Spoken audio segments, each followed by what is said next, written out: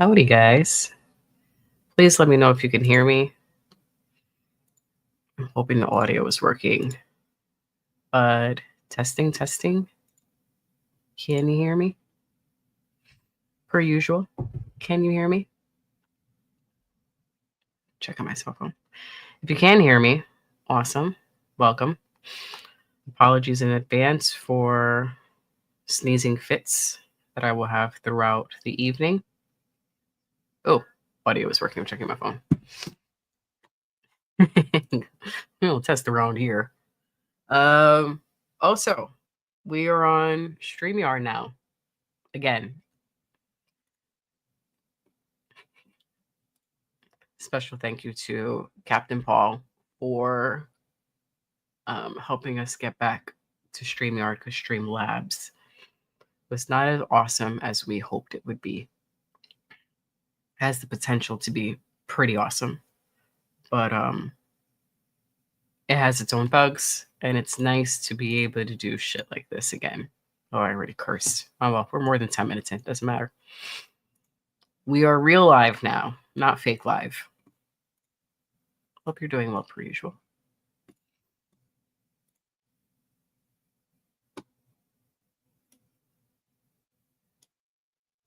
I'm actually thankful that this Mr. Evil getting that pump where he's coming. He did get a bit of a pump yesterday. We went to a gym in Long Island, a bodybuilder's gym together, which was pretty cool. We might even be able to show photos because now we could share screen more easily with StreamYard. He's on his way. No worries. I know you miss him, but he's coming. If anyone has pics as they're trickling in, please let me know. My picks so far, and I know DEG will give his picks as he pops in. Who do I have? I'll go top down. For the main event, I'm going to say I don't have one for the main event. I'm going to go with Valentina for the co-main. Yeah, my nose is killing me. Grasso for her fight. I don't know about the one before that one. The Benoit Saint Denis versus Kyle Apelek. Probably saying that wrong. In the prelims, what am I going to choose? It's better if I could see their photos. It's much easier for me to pick that way. You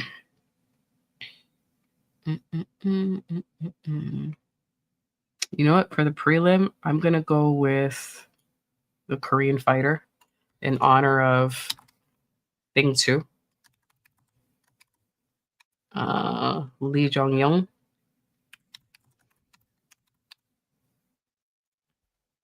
In her honor, I will choose the Korean fighter.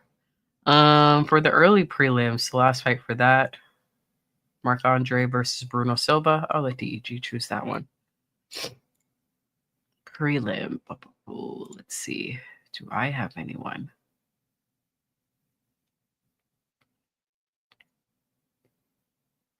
Oh, Andrade is finding. Oh, the jokes tonight are going to be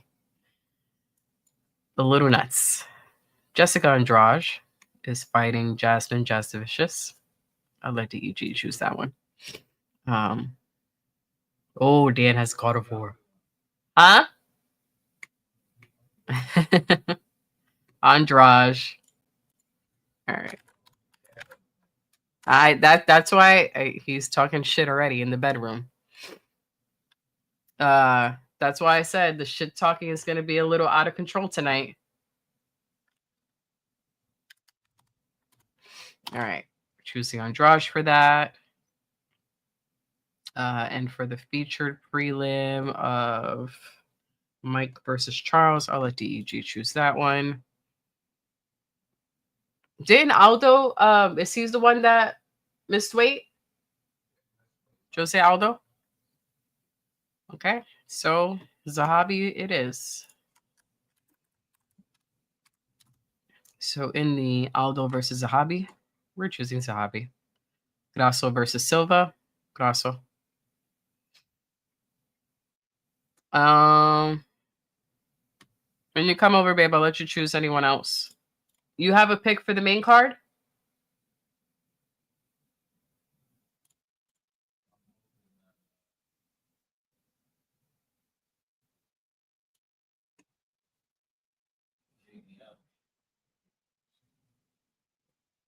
You want JDM to win? All right. Our choice for main fight is Jet. Actually, I forgot the ticker. Put the ticker back on. Where'd you go? Ticker. Yay.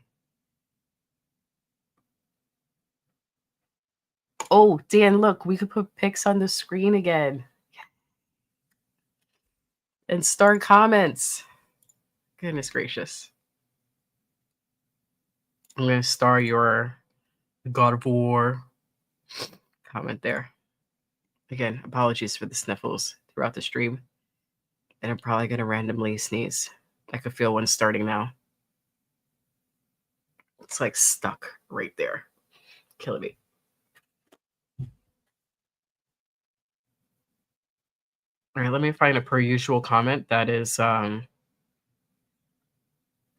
safe to read out loud. I think I found one. Oh, I found a safe one I could put on the screen. Someone asked the question, how you guys doing? Per usual says, I'm all right. I'm glad that I caught a stream. It's been like 3 weeks. I usually get drunk and forget. Sometimes you get drunk during the stream. So I'm glad you're here. Glad you made it. It's Mother's Day in Mexico. So I'm going to party with the mariachi. Free beer and liquor and all. All a man could ask for. Happy Mother's Day to your mama. Enjoy yourself. Maybe not too much.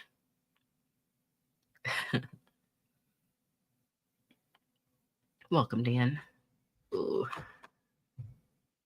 The faucet that is my nose has begun.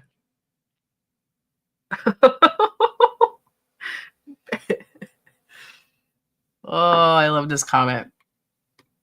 To per usual's question of how do you sleep at night to Dan, I love this response. He sleeps very well. Y'all are already entertaining and we just started. Let me see if the first fight started yet.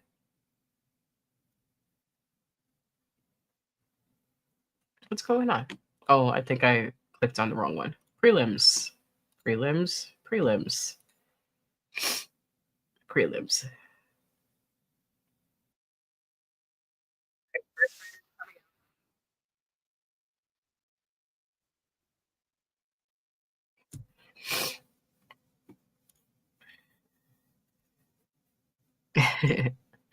Very just it's the simple things in life that brings us happiness. So happy about being able to display comments. This makes me very happy. Very fucking happy.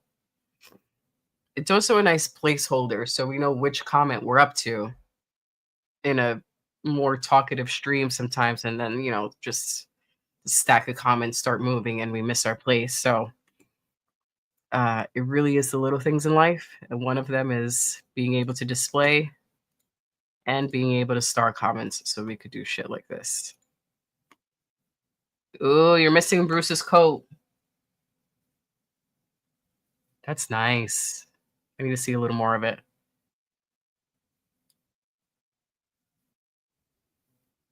I don't want to see the fighter. I want to see Bruce. And to be able to easily put up banners and manage them. It's a little big, but that's okay. Not a big deal.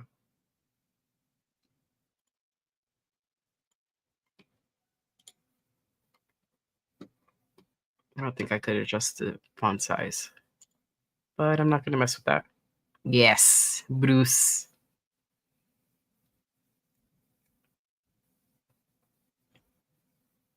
This sneeze is going to come out eventually.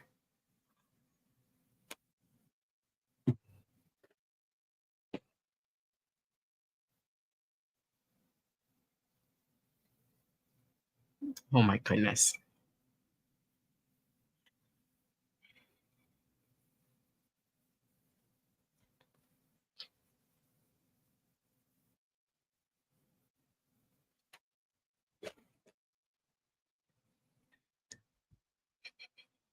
Making the walk. Welcome, sir. Good to see you. Or I should say your full name. Making the walk MMA, not your short name. Hope you and the missus are doing well. DG will be here in a second. We're glad you dropped in. Oh, that's some big hair. Her hair was very pretty. Round one. I need to turn on the AC. Yeah, doing pretty good. I was mentioning earlier, DG and I went to bodybuilder's gym in Long Island. First time we visited. Got some back work done. My back feels okay. I think it'll feel worse tomorrow. I just feel tired from sneezing for the past 24 hours.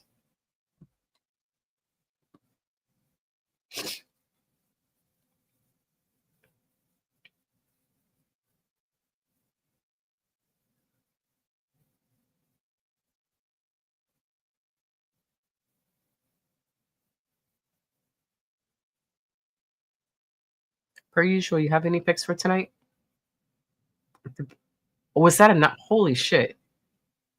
He snuck in that uppercut. It didn't even look like he hit him. Or did he duck into that uppercut? Right? You made a pick as soon as it ended. As soon as it showed up on my screen, the fight was over. I need to see that again. Well, welcome, Ryan. Never mind. Oh, he was coming down.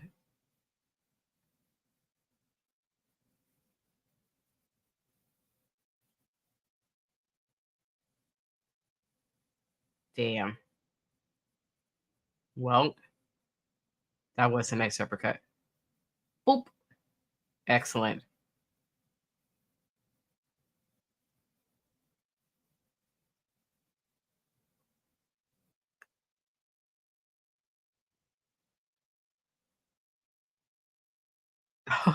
Making the walk says, if it's not Ultimate Fighter, this one is trash. I wanted to see him when he was trying to stand back up. How wobbly was he?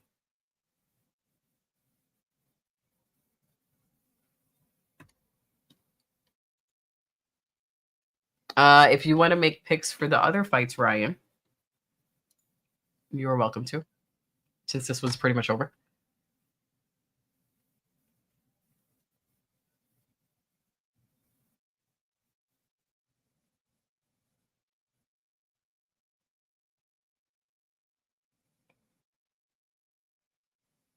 Y'all ready for 12 minutes of fight packs?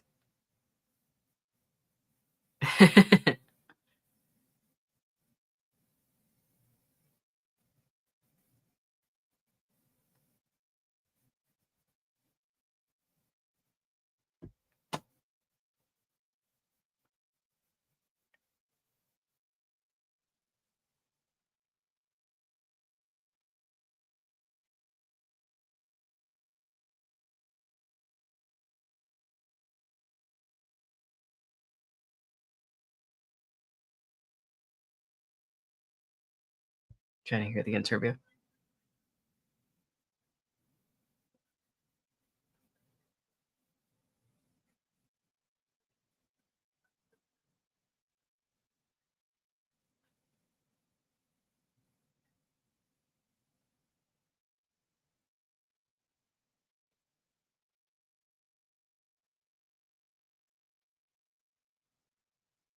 Making the walk. You have any picks tonight?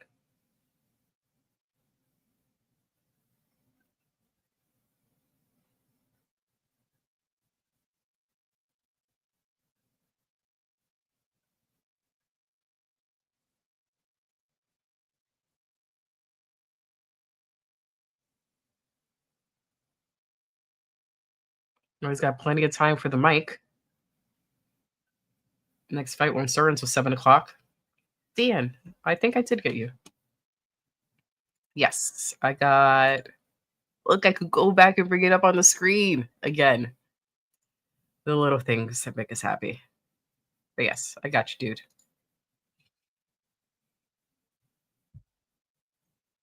I like this one.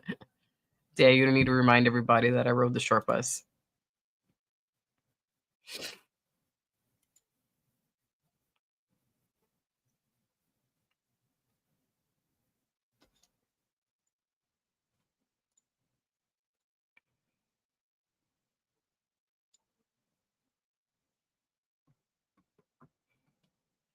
I don't expect the next fight to start till 7. Well, 7 Eastern, 7 my time. 6:50 right now. Yeah, I'm sorry. I didn't mean to give you a heart attack. I didn't mean to give you a heart attack. It's just since that one ended early, we only have 2 more fights until the regular prelims. And the regular prelims don't start till 8 my time. 7 o'clock.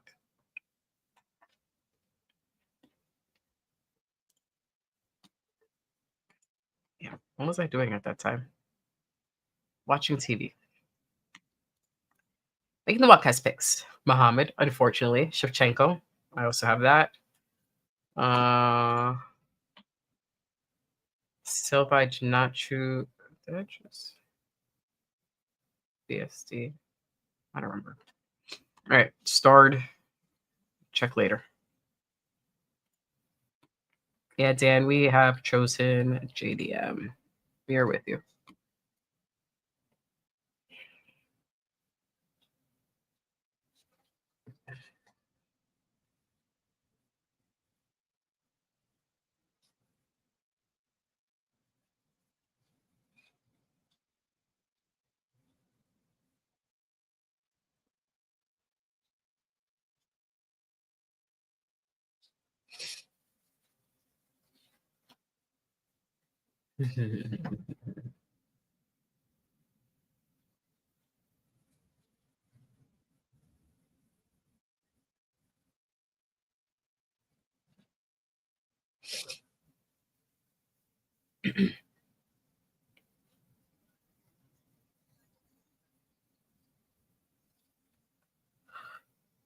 Sorry.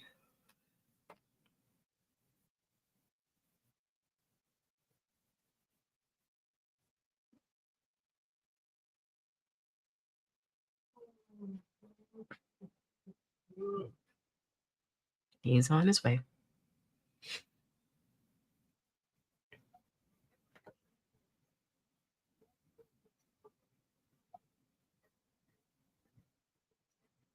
Oh, that's a nice rooftop area. I like stuff like that.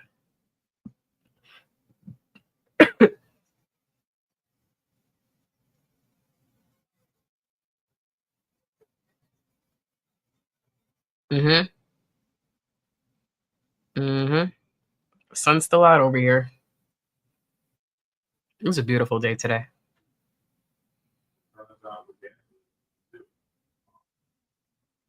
I know, but he's in the dark tomorrow. It does sound like a horror film. Dan in the dark tomorrow. Which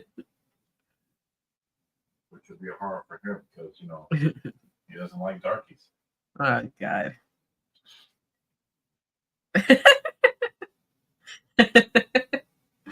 I'll let you read that one. I think I need lunch on a searching. I'll make you some food. We got 5 packs, so I got boogers. Are we up on Twitch as well? Okay, we'll wait for that one. Well, I think it's maxed out on the number of accounts you can Well, it won't be on the next one we do. Yeah, I didn't want to touch what he already has set up. I'd rather Yeah. you guys Yep. do that. You know what I mean? Mm-hmm. But for today, no Twitch.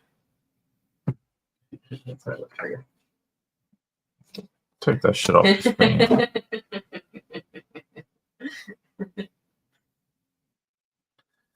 Ridiculousness. I wrote preliminary picks for us here.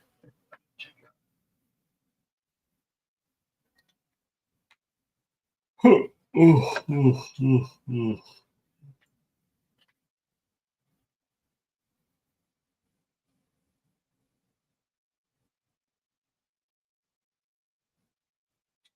right, folks.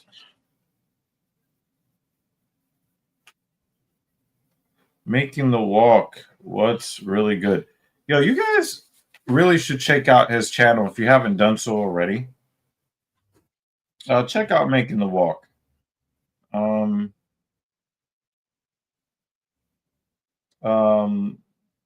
watched him do a live show with I don't even know the dude's real name. I was trying to deduce who he was by his story. But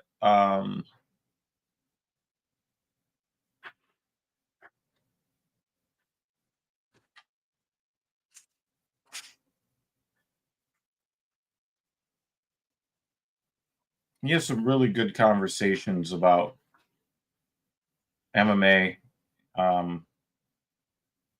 and professional sports. I'm not sure if the dude is like his permanent co-host on the show, but he played professional sports actually within the last 10 years. It has some very unique perspectives on.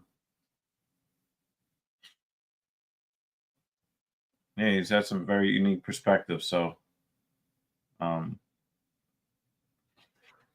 definitely check out Making the Walk MMA's channel.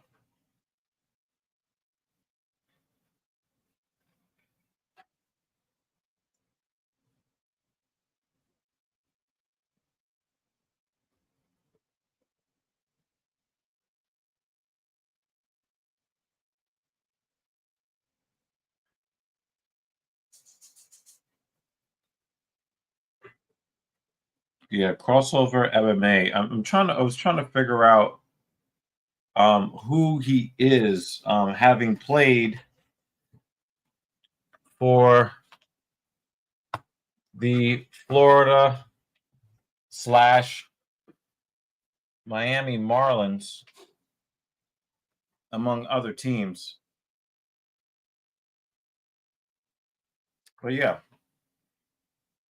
when I watched you guys go live last week, I was very happy to watch you guys do your thing. Normally, I watch television when I train, but that day, I delayed my television watching until after you guys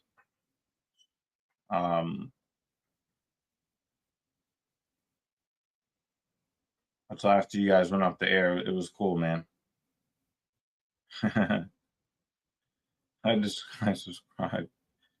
Per usual, it says, I just subscribed to MTW. What do I get? And then says, making the walk is just too long to type. My nigga, you just typed it. All right.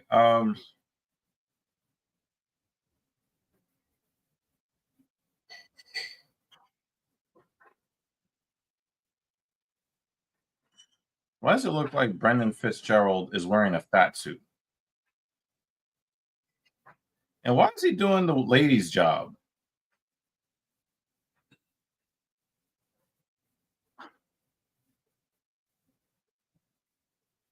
Oh, we don't have the Chirons yet? Oh. Okay. banners.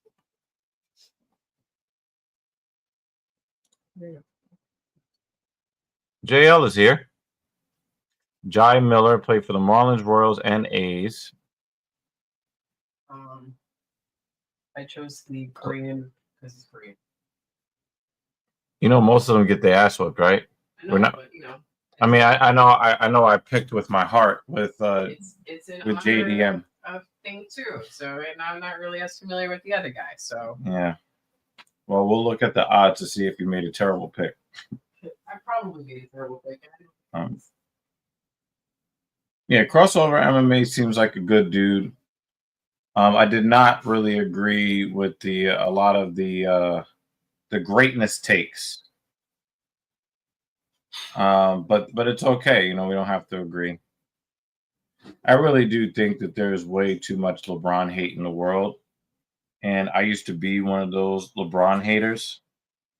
But after a while, when you see him go through his career, you don't have to like him. Like, I'm not a LeBron fan, but a lot of the shit that people say about LeBron James, it just sounds like mental illness at this point. Like, they're just, I don't know. It's really stupid. But LeBron definitely deserves a lot more respect. And I suspect that LeBron James will get more respect long after he retires. And then if he should pass away, you know, before his time, everybody will immediately hop on his recently deceased cock and talk about how much they loved him after they talked so much shit about him. I just think that we really should be just kind of appreciating the greatness that is before us while it is here. And, you know, and it's like, look, you know, LeBron James patterned only part of his game after Michael Jordan. He doesn't want to be Michael Jordan. You know, LeBron James doesn't want to average 40 with 2 assists a game. LeBron James wanted to do whatever it took for the team to win and for the team to be together. You know, I kind of think about when they talked about his high school career. I mean, this dude had games on ESPN when he was in high school. He was like the first one to have nationally televised high school basketball games. LeBron James grew up without a father. So he tried to make sure that he found his family through the guys that he played basketball with on the court. So he always wanted to be together with his teammates like family. And he has gone above and beyond to try to drag decent to mediocre NBA players to greatness without talking shit about them, without dragging them down, without trying to make sure that everybody knows he's better than everybody on the team. No, LeBron will never be MJ. He never wanted to be MJ.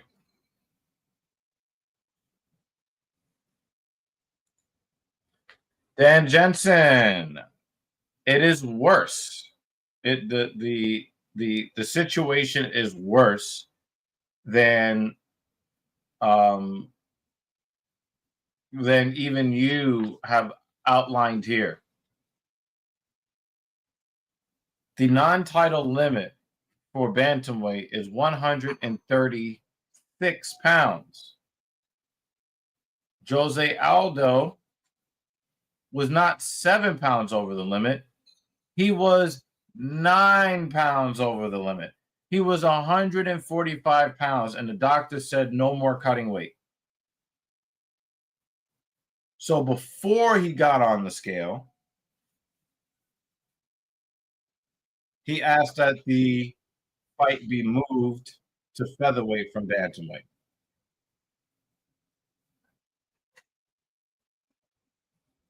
Now, his opponent will get an undisclosed percentage of his purse, which is more substantial than most guys that you see that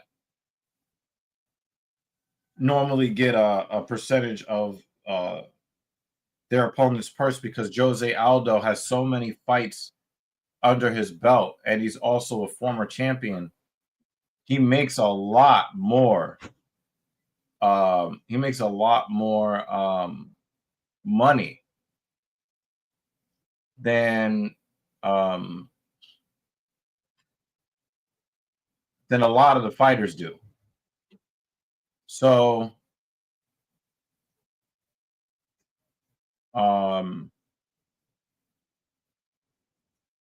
getting that, probably 20 or 30% of the purse, whatever it is going to be way more substantial probably than the show or the win bonus of his opponent. So it is cool, I guess, in a way that Making the Walk just released a new video. Go check it out. UFC Fight Nights, the UFC's traveling circus. Please go check that out. I know that I will be.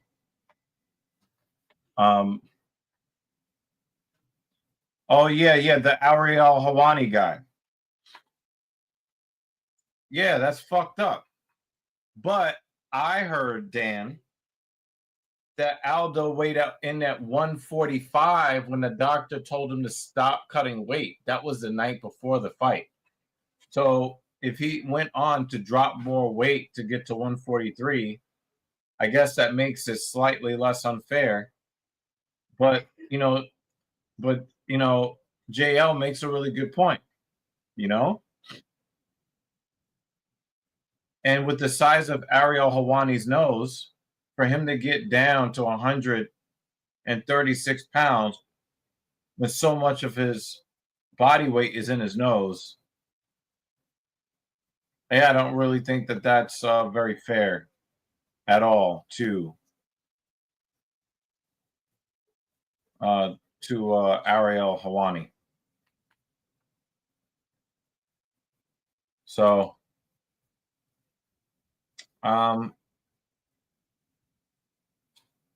yeah, I mean, this is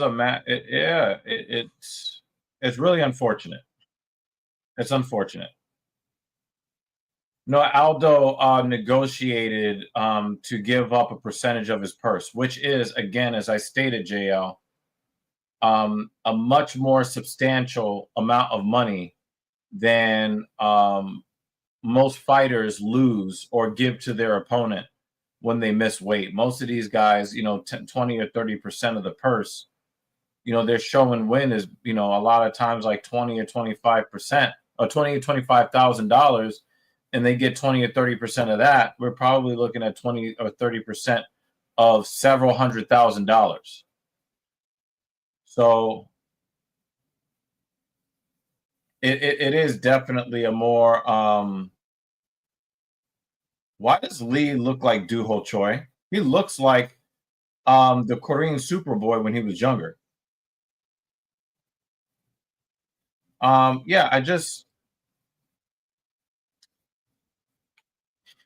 Yeah, yeah, he probably got even more money,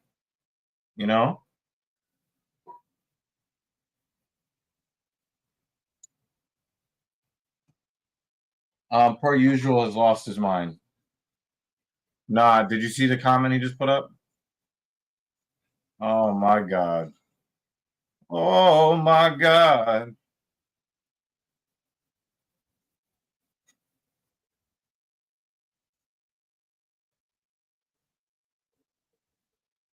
These guys are hooking off. Oh! He threw the knee up and then the short left hand, and Santos basically rebooted right there on his feet.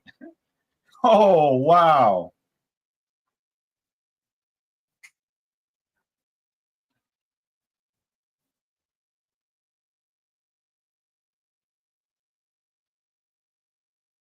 Wow, Lee looks so much like Doo-ho Choi.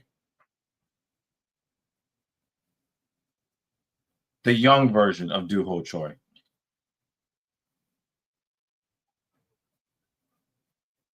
Ooh, dig to the body, left hand for Lee. But Santos is, yeah, it looks like Santos is going to win the fight. I think that there is a distinct power differential between these two fighters. I think Santos just has way too much power for Lee. Lee is fighting a really good fight, but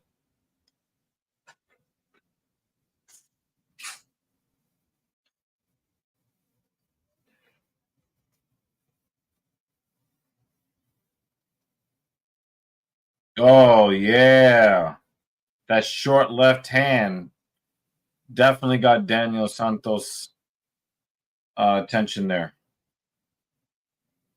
Yeah, these guys are really throwing hard.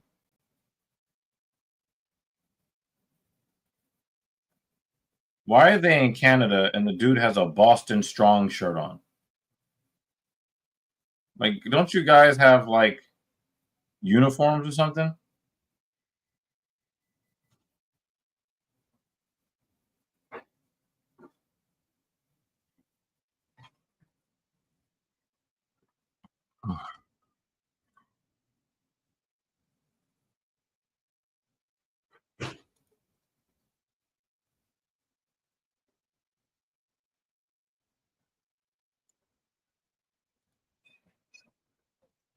I like this a little bit better.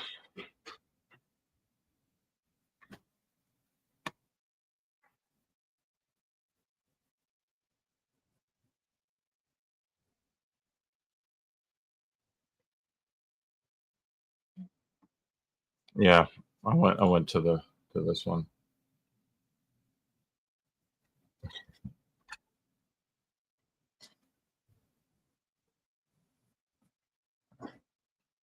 Start here. Oh boy. Yeah.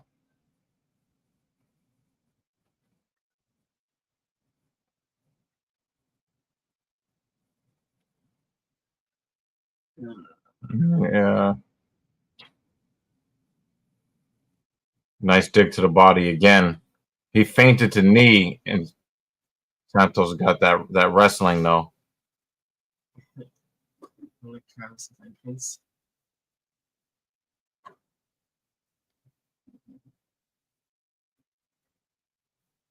Very Travis of him. I guess you can say that.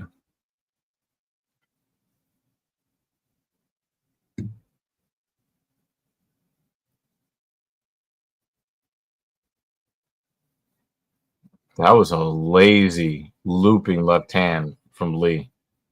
You can't tell me that Lee doesn't look like Doo-ho Choi when he was younger, before his military service.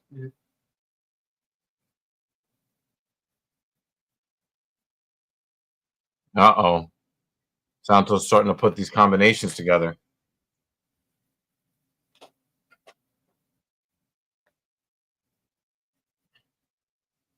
Yeah, he's boxing. That's how I do it, per usual. How else am I supposed to give him his food? It seems like a silly question to me.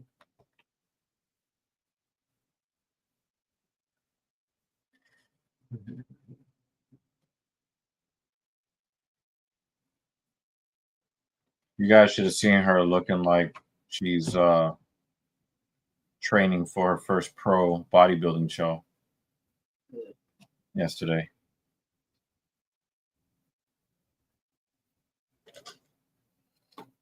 Look at you making deposits. This is the most convenient.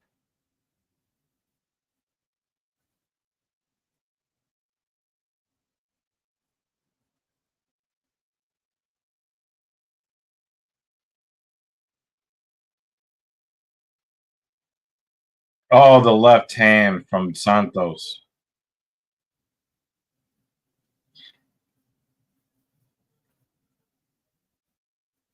Flying knee attempt.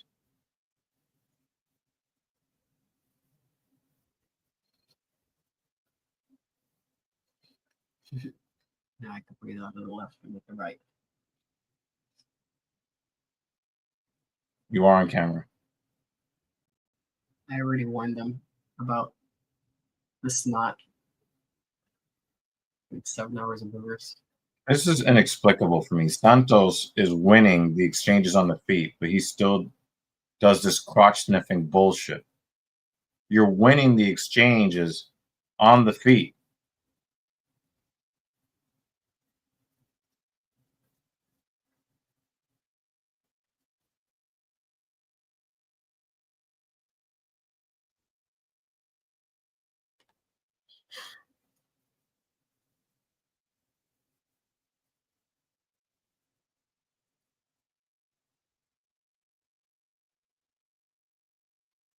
Oh, wow.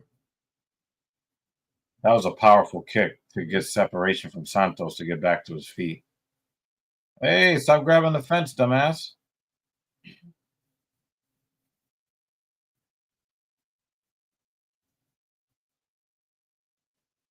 Yeah, nice break of the grip and then the turn. Santos definitely won this round, though.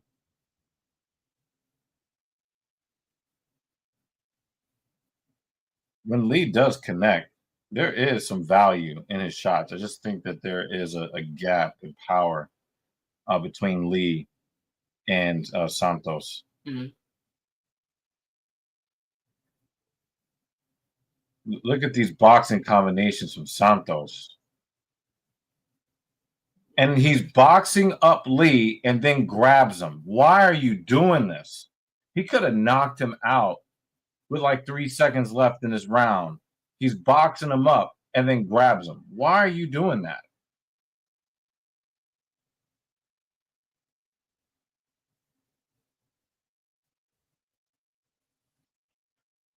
We'll look at it in a second, per usual. The iPad, can you grab it from? Yeah, I think so.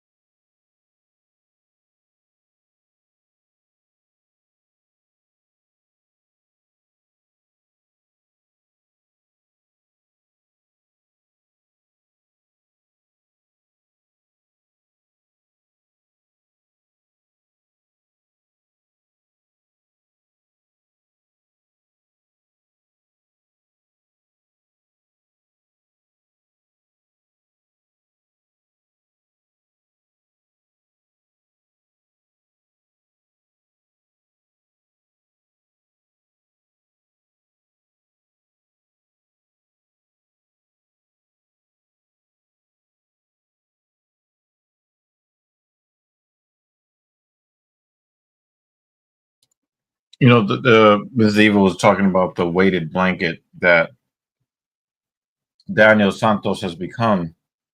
That's all he's doing right now. And it is very there's no attempt to advance this. He's just lying there.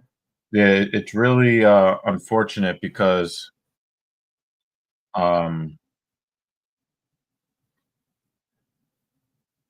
he was winning the exchanges on the feet.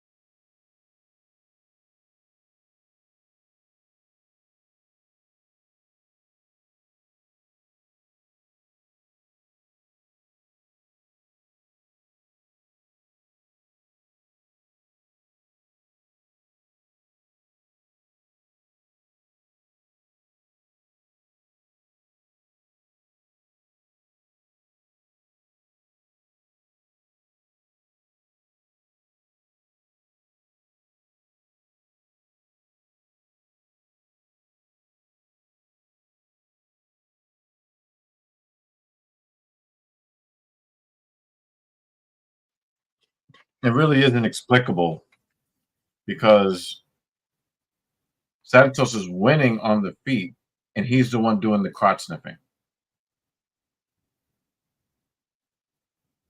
He's going to win the fight, but spam. You want voicemail, Tommy?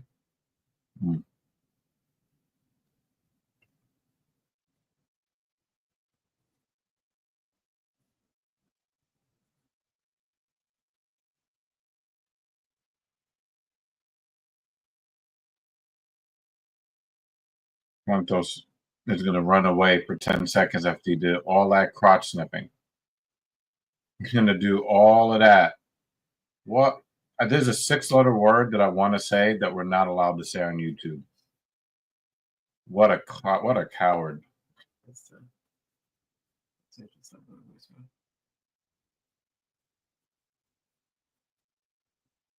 Or the transcript will just say, hello.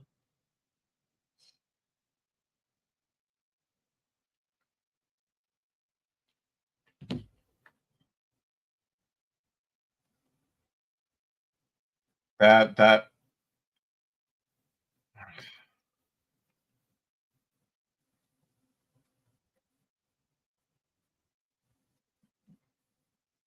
Yeah, he did nothing with the takedowns. That really pissed me off. That really pissed me off. There is another 6-letter word that I can use to describe him. Coward. That I think we are allowed to say on YouTube. For now. For now. Yes, for now.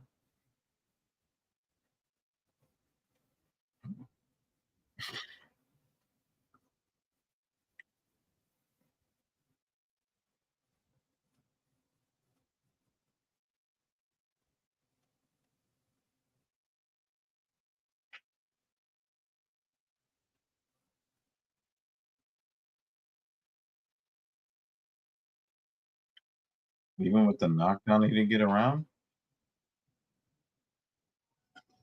Wow, they gave him round 1. I didn't think he won round 1.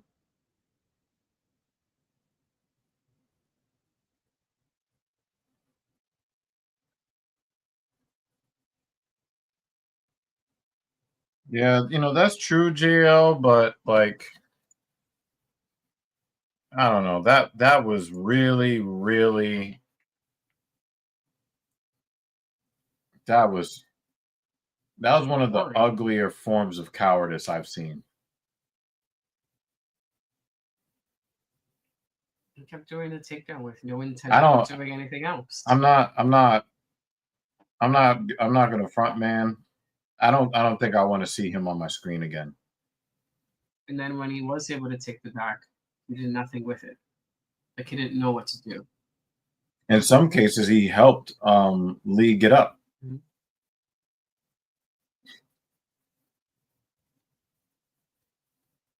I don't want to see him fight again. That was a disgusting display of cowardice. Congratulations. Can't say anything else. I'm only doing this because we have time. Now he's celebrating and pointing in the camera. Please get off the screen.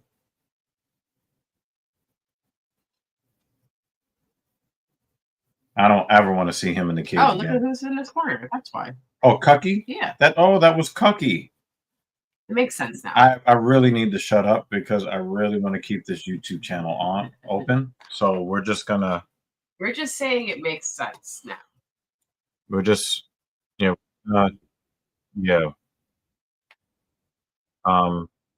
Sometimes it's better to just not talk, even on a talk show. If we mute, just know.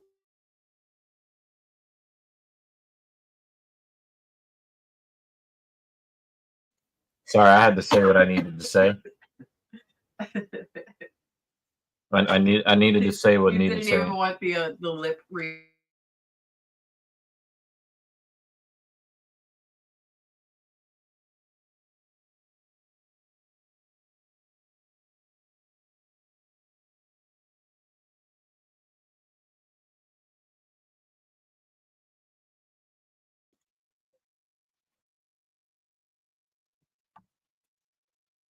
But he's a coward at home.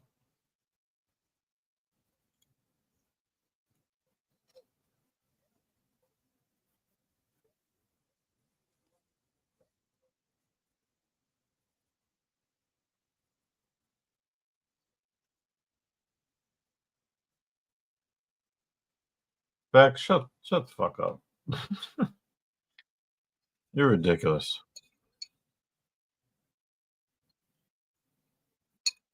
Look at these shiny pearls.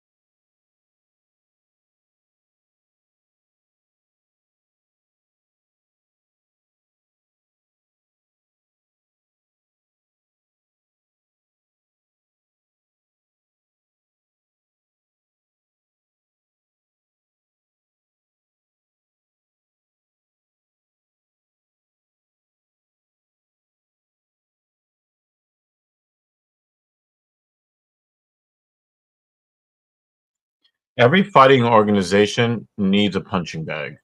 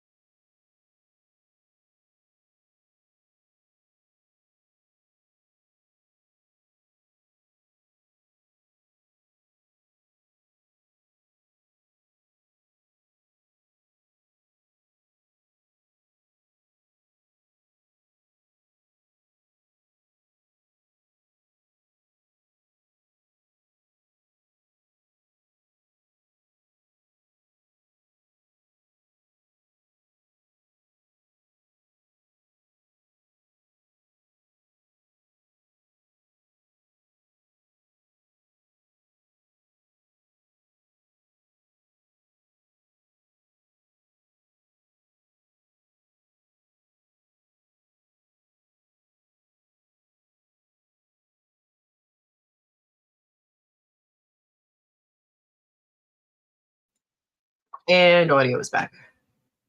We just figured we'd spare you from the dinner eating ASMR, huh? Yeah.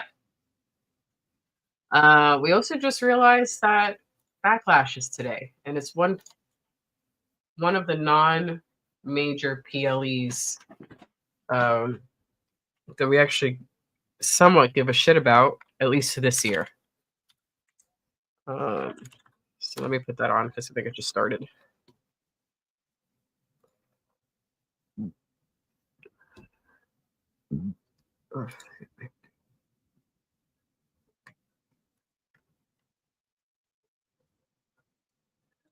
No, it wouldn't be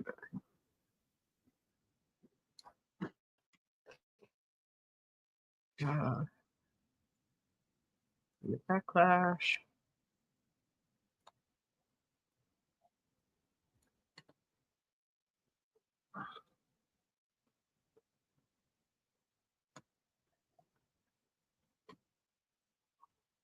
We don't need to be that big on our own screen. As long as we can see. Here we go. That's much better. Is that okay? Looks great. Cool. All right. Dual watch party. WWE.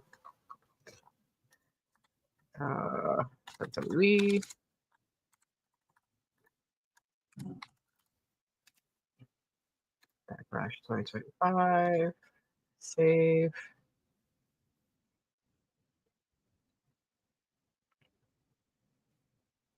I just noticed this. I don't ever want to have to do the Heimlich. There was a time DG had to do the Heimlich on me. So he literally saved my life. Oops, that's not what I wanted. And we will absolutely talk shit needed. Absolutely.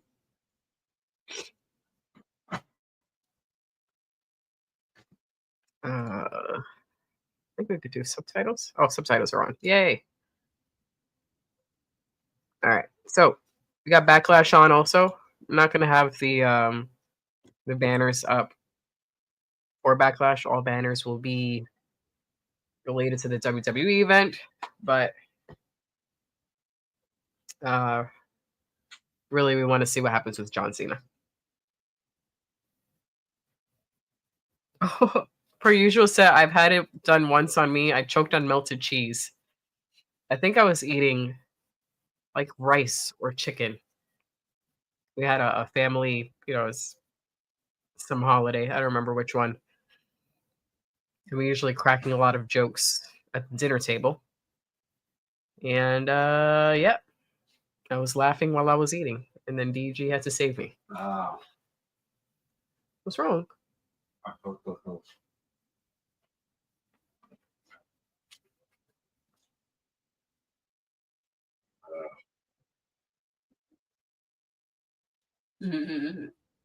Your water?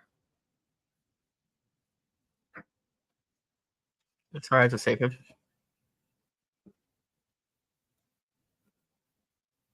I think this is the last one, though. There's no more of them there.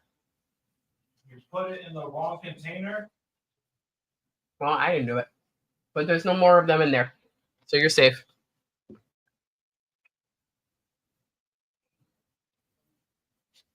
I think I'm going to make pancakes. I know that's really random. It has nothing to do with wrestling or MMA. But I really want pancakes.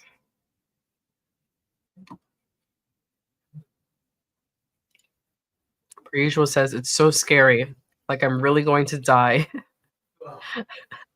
Choking on food is the last thought in my head every time I choke on food. What's the first thought? Yeah. When that happened to me, pancakes are always, I love pancakes. This is it. I'm making pancakes. Pancakes are happening. Like I knew I was choking because I went to inhale, like I'm coughing, and I went to inhale, and all I heard was like that sound, and nothing was really happening. So I started making the choking signal to DEG because I know that he's CPR certified. I think you told me you thought that I was upset at you, and you were like, "What'd I do wrong now?" And I'm like, "No, it just I wasn't saying anything, but I was pointing to my neck, like I help me." So the pancakes we're having tonight are purple pancakes. They're ube mochi pancakes. Yeah. Plus, we got time in between matches. When he comes back, I'll make the pancakes. For now, I'll have coffee ice cream. Making the walk. Let's continue this pancake conversation. What kind of pancakes do you like?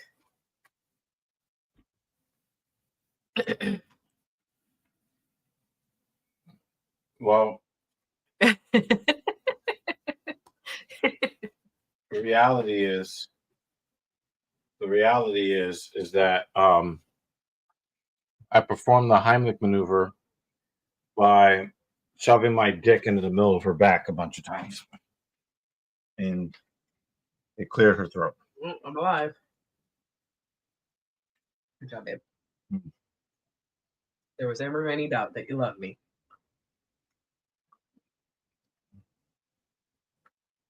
Oh, that I don't even wanna. Actually, you'll feel like you're dying. I don't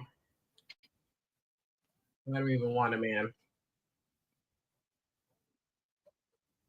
If I hear someone coughing, I'm like, don't make me have to do the Heimlich. But no, I don't even want to imagine that. It's terrifying.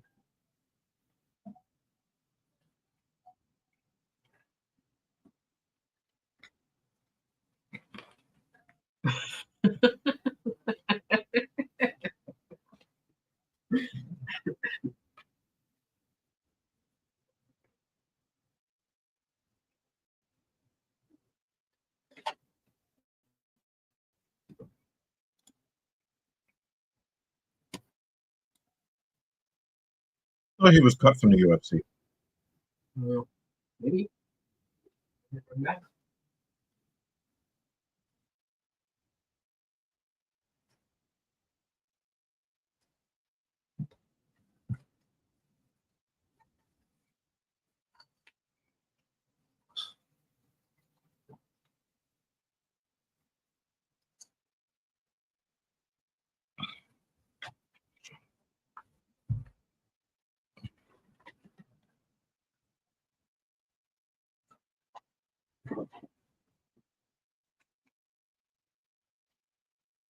Making the walk like buttermilk pancakes. Appropriate amount of syrup.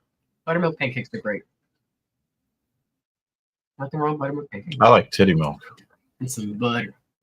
I don't remember.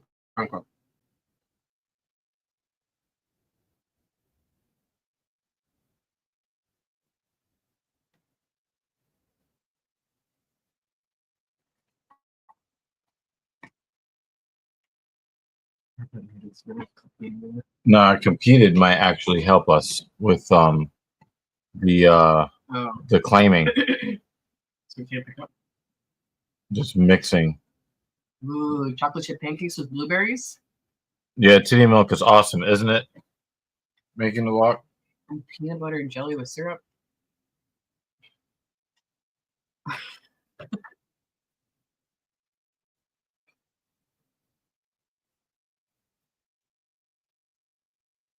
Making the walk. Joy walking. Making She the walks walk. in at the Making the walk. The doctor is a nasty ass nigga. Joy walking. Be careful when reading the comments. Yeah, per usual is it. As per usual. And that's it. The punching bag was a punching bag. And that was a complete waste of everybody's time. I could have swore that Power Bar was released from the UFC. Let me check Google.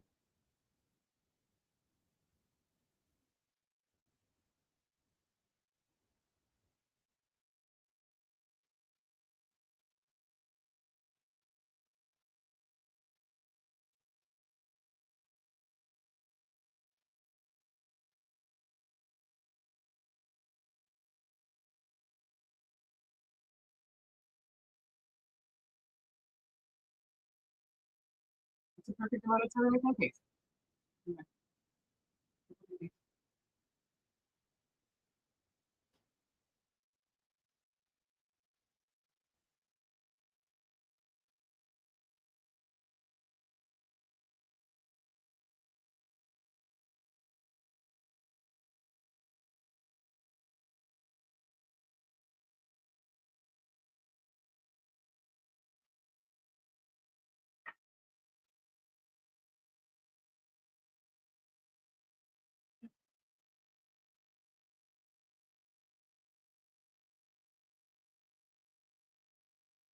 I guess I was wrong.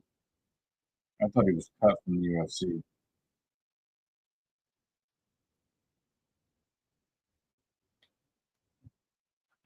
I don't know.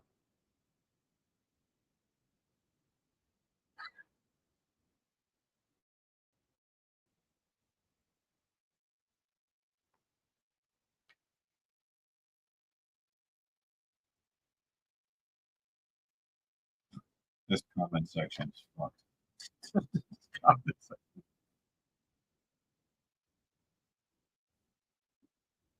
Yeah, Joy Walker, definitely read the comments at your own risk, at your own peril.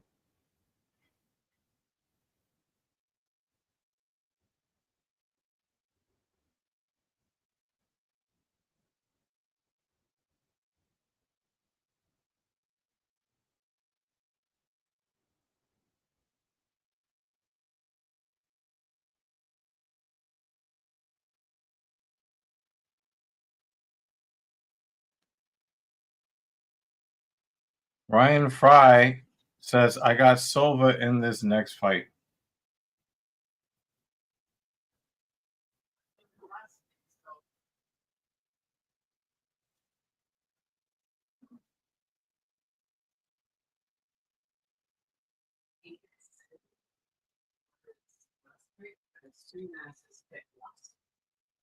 At the same time, they enter and I knocked out.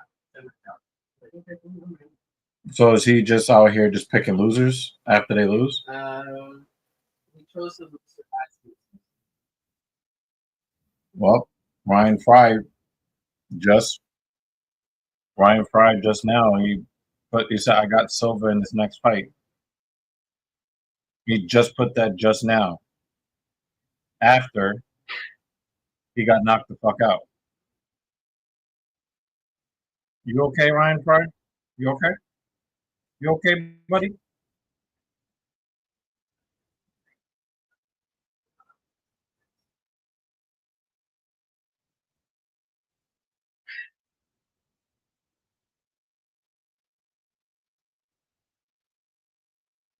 Making a walk says I can appreciate the consistency. I'm finished.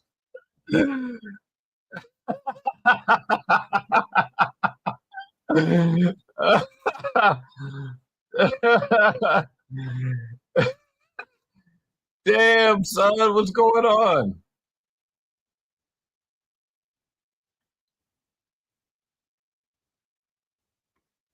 This is a strange ass stream.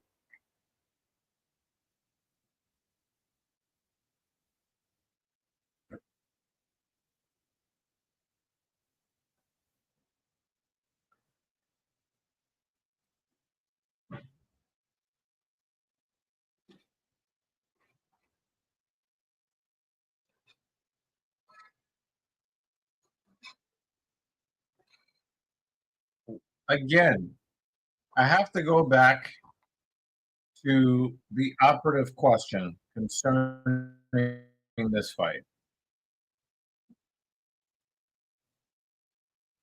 This is the press. This question needs answers.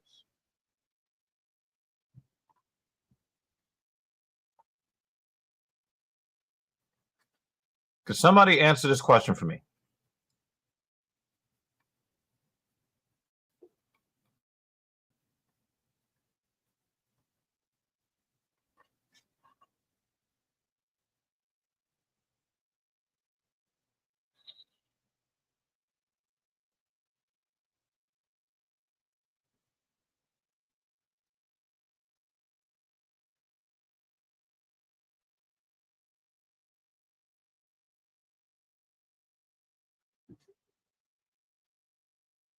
I still think even with that, he should still get cut.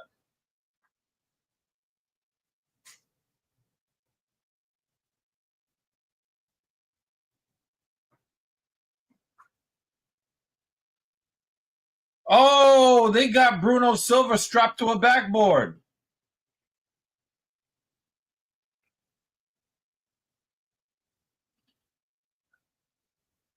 Yo.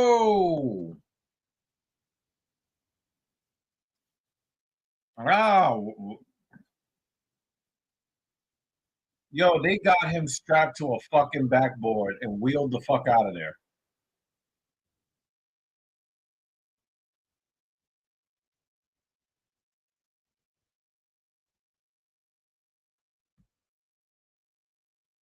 I read this comment as saying, I hope he doesn't sign his name on any more contracts to fight in the UFC.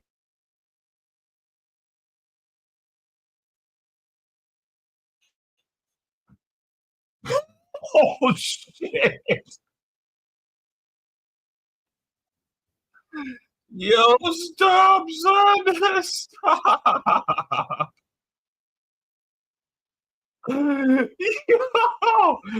Yo, this is our comment of the stream. That's nasty. That's nasty.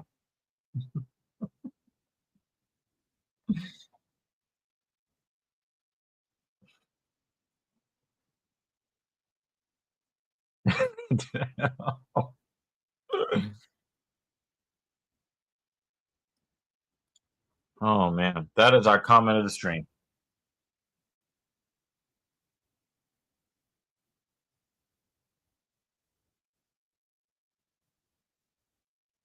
I didn't know you had it in you making the walk until you announced your love of titty milk.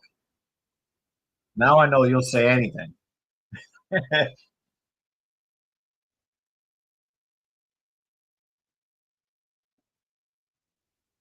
That's great.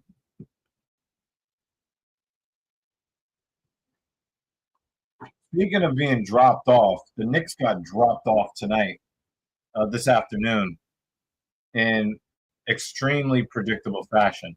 You know, a lot of people around New York they're like wearing like Knicks sweaters and hats, and they're all proud. But I never had a doubt in my mind in Boston coming back and just taking a shit on the Knicks. You know, I've been a Knicks fan for a long time. I've watched the way the Knicks basically lost to the Boston Celtics in embarrassing fashion all regular season long. And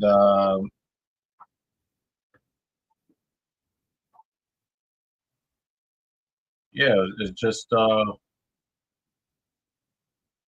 uh, embarrassing. Absolutely embarrassing.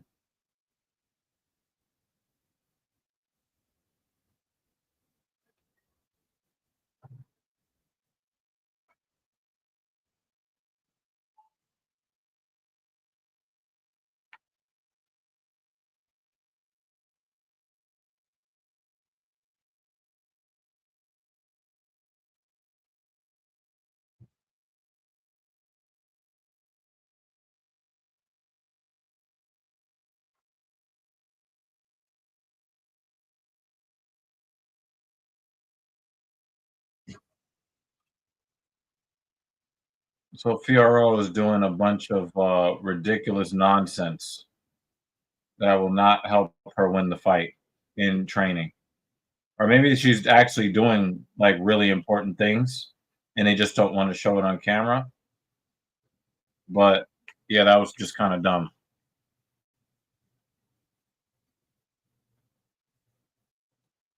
I find it interesting how none of the media are condemning Aldo for the weight change. I think that's a problem.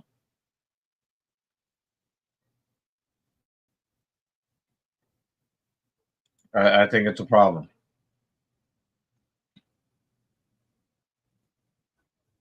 Yeah, he missed by a whole weight class.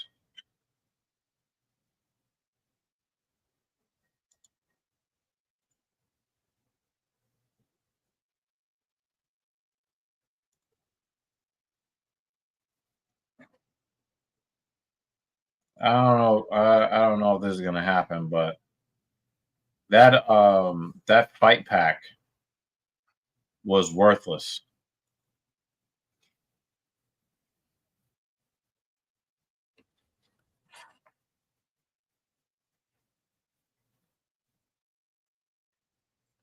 You know, let me go back to this for a second.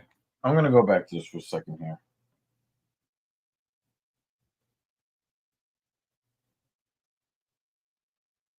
I tried to play devil's advocate in my mind, JL, and say that, maybe something, bad happened during fight week. But how often do we accept the excuses of any other fighter who fails to make weight? How often do we do that? Do we look for reasons why it's okay for them to have missed weight? We don't. Jose Aldo should be held to the same standard as every other fighter. And he's got a massive, massive advantage because he waited until his opponent had already cut down to make the actual weight to then ask for a change. I think that's really nasty business.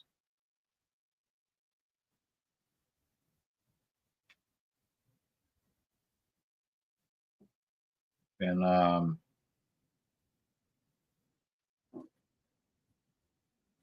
yeah, I'm not good with it.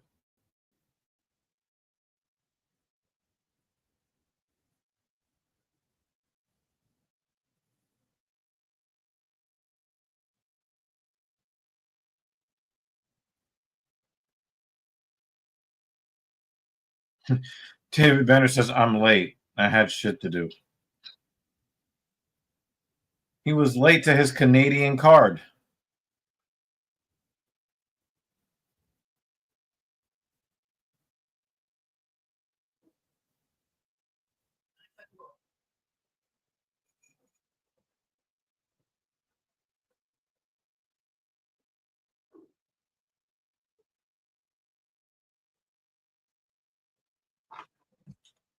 I do. How many people in the chat agree with this comment right here?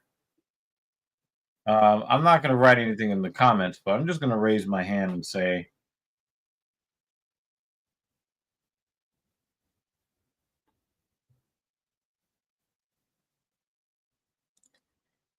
the commissioner in Canada said that they will not let Zahabi fight Aldo when he was 5 pounds over the limit. Dan answered 3 times.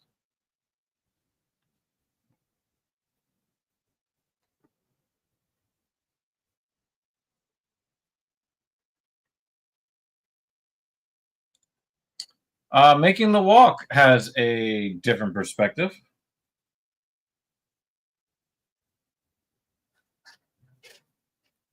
It's not good at all. I give him a little grace. 22 fights in the UFC, and he's only missed in his 23rd.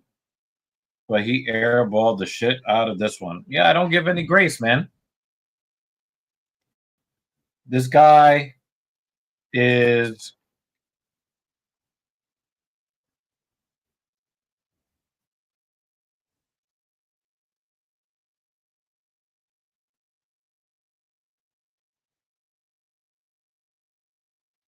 oh, he got elbowed into oblivion. Look at this finish. Look at this finish. Look how he. Oh, Ooh, it looked like was the elbow around the ear. It's like it was around here. yeah. I just if he missed weight by the customary amount of weight, I could see giving him a little bit of grace. But then again, if he is a 22 fight veteran in the game, expect him to know better. You know better. And it wasn't a last minute matchup, right? It was not a lot. No, and that's really the only grace that we would be like, all right, well, you just found out about it. And the way that he announced it so late, he waited until Ariel Hawani had already cut down to 136 to ask for the weight change. Mm-hmm. So you're no matter what happens, even if your opponent agrees, It's not cool. It's unprofessional. they're already fucked. They already made the weight, and you didn't. Has this women's match just been Lyra or whatever the fuck her name just getting fucked up? No. Okay. Has she's actually done shit? Yeah. Oh, okay, cool. That's nice. So yeah, I think it's you know, the timing of it seems really dirty, and you know how to make weight, but then it really sounds like he didn't even try to make weight. That's what it looks like. Mm-hmm. The dude missed by 9 pounds. Yeah. And when I say missed by 9 pounds, I'm not talking about what he stepped on the scales at. He was 145 pounds when he called to say, "Hey, I'm not going to be able to make the weight." Mm-hmm. And by then, his opponent was already down to 136. It's fucked up. Yep. So you got a guy that knows better. He knows all the tricks. He knows everything about everything there is to know about MMA, and he doesn't even bother to try to make weight at all. And he could have said 3 or 4 days ago, "Hey, I'm not feeling that good," so that his opponent would not have had to deplete himself. Mm-hmm. But you waited until he made weight to then announce that you didn't even try. Mm-hmm. Man, listen. And that's a stupid ass jacket from this retired bald fuck.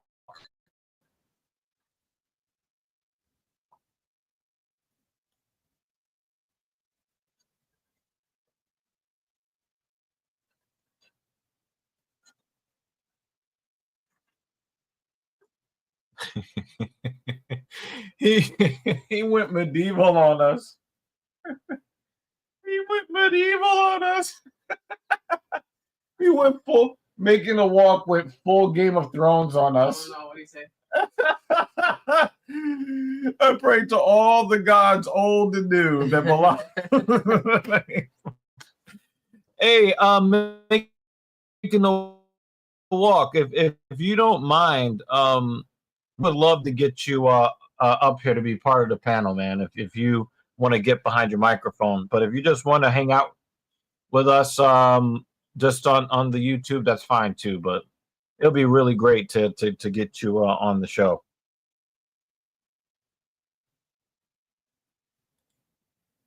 There's really not a whole lot of bloodline interference anymore.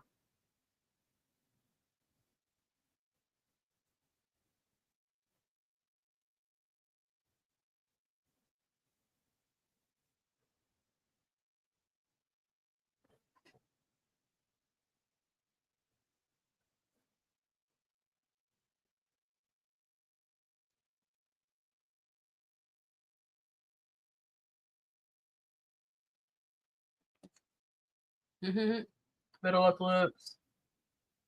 Good to see you, Ryan.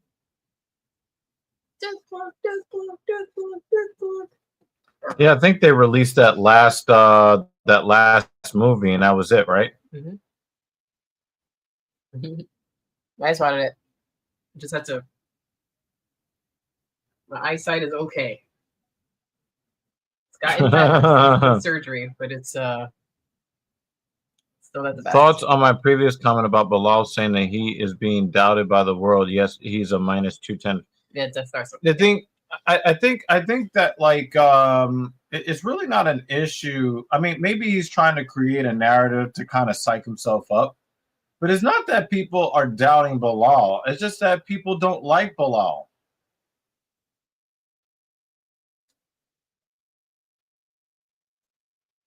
You know, people. You know.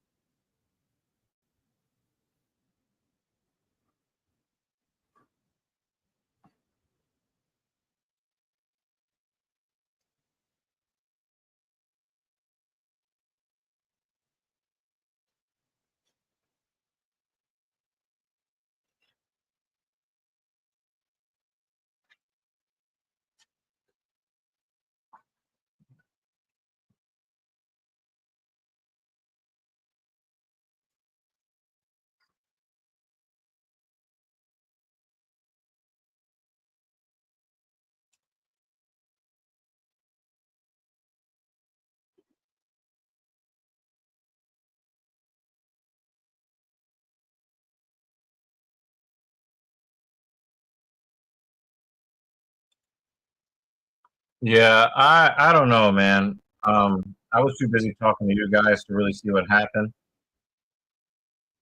Um, but yeah, I don't know. Are you making a walk? Are you I guess I know what I can do.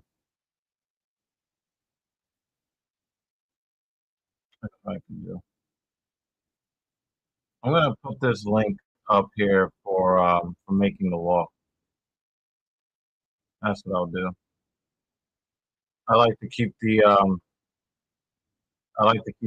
invite usually the invite link private, but we're gonna see what's what with we're making the walk today.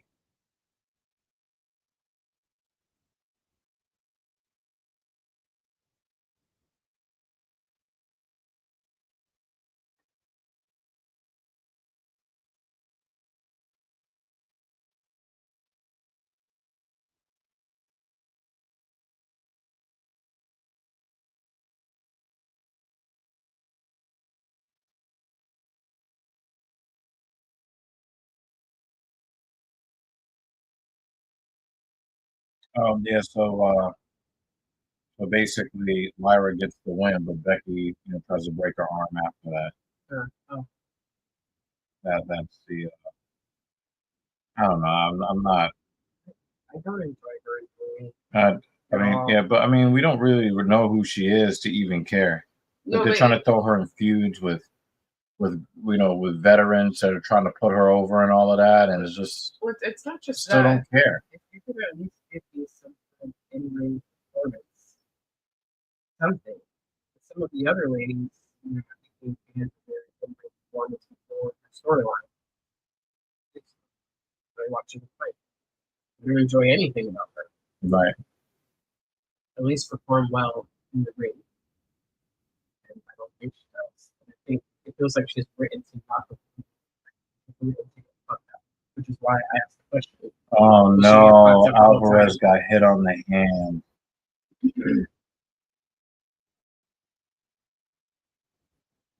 That's bad. He just came back from a broken hand. You just see her Yeah, he just came back from a broken hand.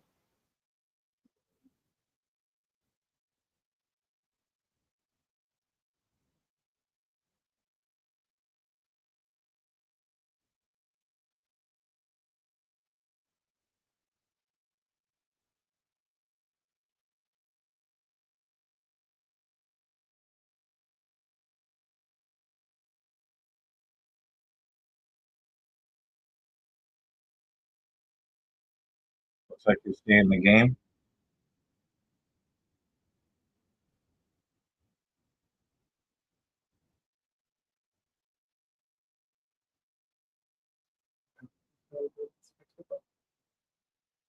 I thought you did. No, David popped in. Oh, I thought Dan's name popped up in my head when you thought about that.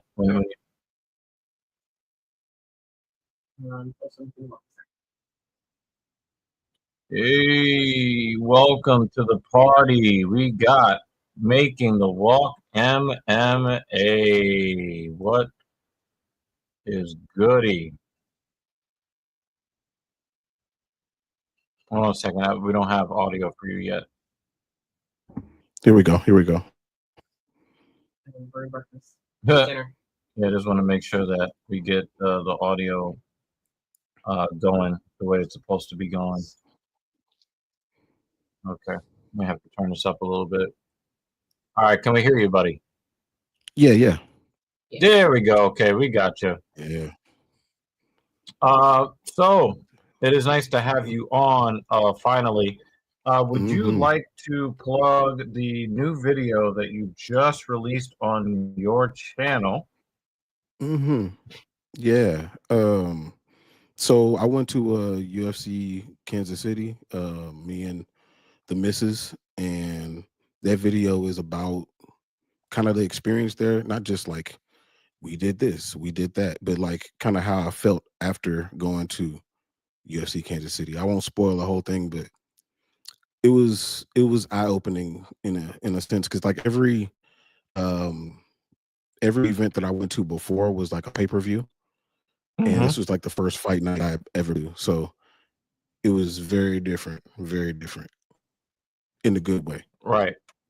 I think you said you were still editing the video when you did the live stream with Crossover MMA.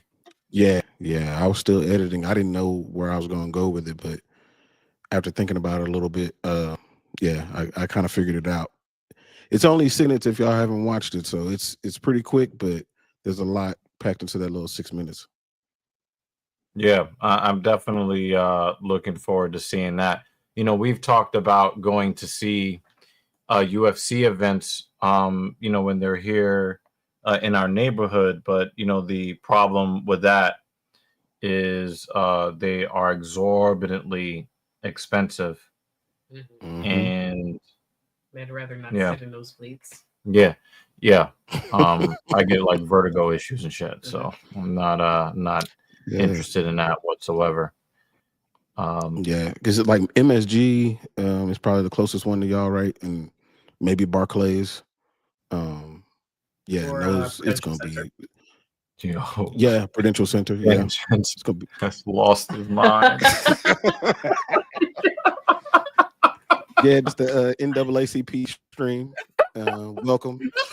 And you know, Paul has this shit as part of the banner. Oh yeah, the so ticker. There, one of the tickers. Yeah, so this is the ticker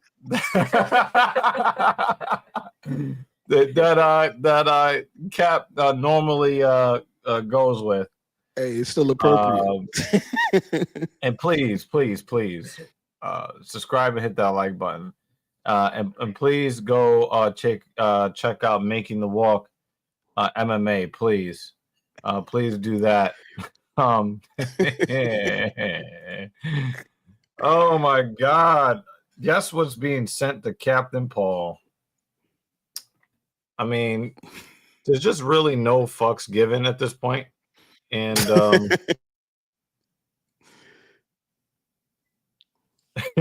yo, this is so savage. Holy crap. I would say, what is this podcast coming to? But it's a wrap. It's standard. It's it is what it is. Man, you look real cut, man. Like you took some super serum recently. It's really funny. I have a friend who's a very famous YouTuber. Could you link the video? Yeah, the quality of this podcast, you know, that ship sailed a long time ago. Do we have you? I don't know if we have you as a mod on our channel. You really should be. I don't think I am. No, you definitely. I don't know. Do you have those privileges over there, Miss Evil? But yeah. Can you? I'm gonna send you a link. Can you post his link in the comments for now? Yeah. We definitely, you know, I do think that this is going to be a really great video, and I want to make sure that at least our people get to see it. So please. Captain Paul's crazy. It just saw Paul's comment.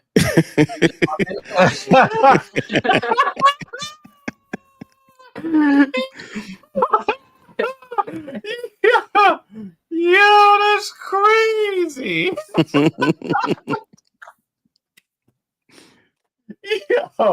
Yo, we are wilding tonight. Tell the wife unit. I said that we over here at TSP send our love to her over there. I will. So you were talking about like the fitness side of things, right? Yeah. I have a friend who's very famous on YouTube.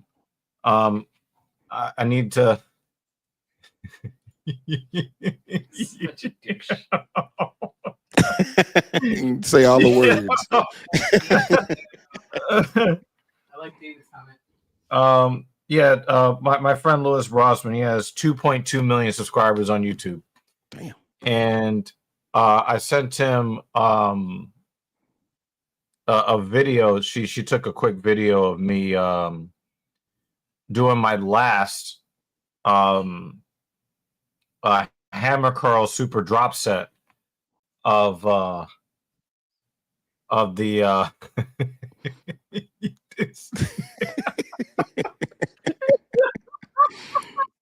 My end pass has arrived. It might not be valid if it came on time, bro.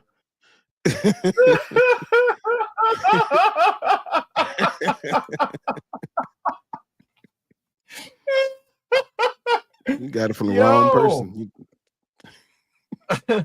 So Lewis had a problem. I actually met Lewis.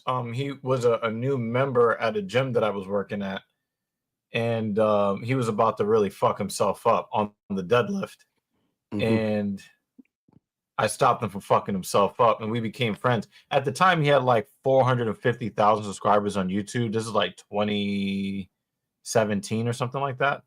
2017 or 2018.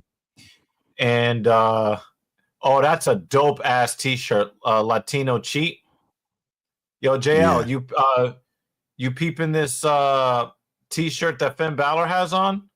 I do think he's gonna screw Dominic Mysterio though in his t-shirt too. Yeah. So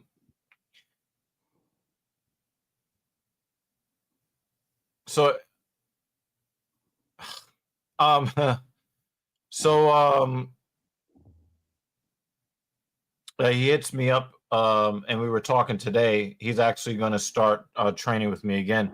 But I showed him the video from last night, and he was like, "I could swear you're on something." From the time that I met you. When I met him, I was probably like 175 pounds at the time. Damn. I think. And that was like the heaviest that I had ever been at that point when I met him.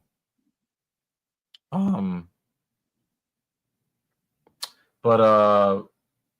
was down to like 160 something around 2 years ago. And, the depression was there, wasn't eating, wasn't training. I had some pretty bad back discomfort. And, I learned a couple of things from the guys over at Renaissance Periodization. Foremost among them, Dr. Mike Israetel.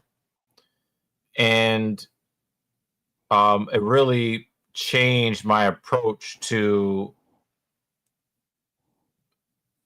it changed the principles that I was employing when it came to hypertrophy. Like I know how to strength train. That was my big thing, was getting strong. Yeah. But oh shit. Yo, these fucking the fight packs are so long that I still had the last banner up. Sorry about that, people.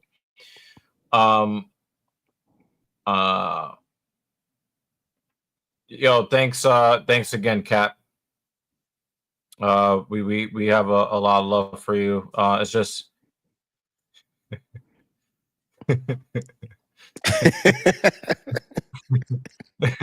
so guys, remember to subscribe, hit that like button and notification bell, and support Black-owned businesses of all kinds, including trans Black businesses out there. What does that in the even world? mean? Ask Rachel Dolezal what that means. Yeah, she knows. You probably can't ask her nothing because she's on OnlyFans right now, like busting it wide open. So I changed the way that I approach hypertrophy, and then I used a lot of the same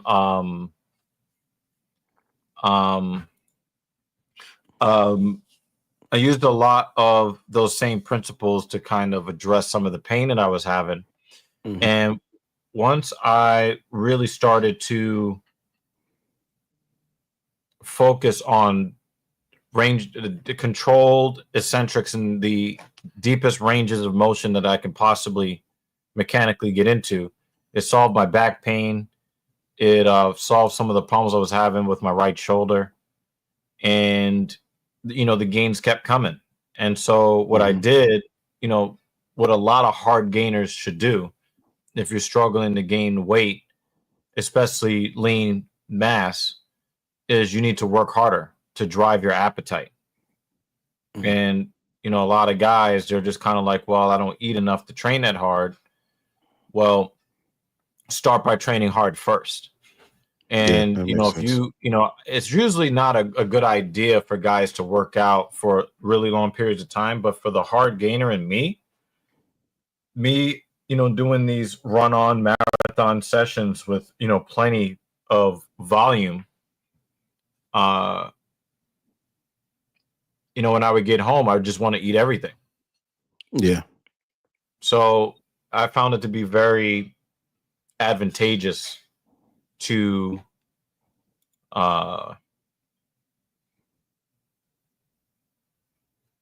just, I could be at home watching YouTube, or I can watch YouTube in the gym and train hard. So that's, I started to choose. Way smarter. Yeah, like I started to choose. Hold on, we got a Bruno Silva medical update.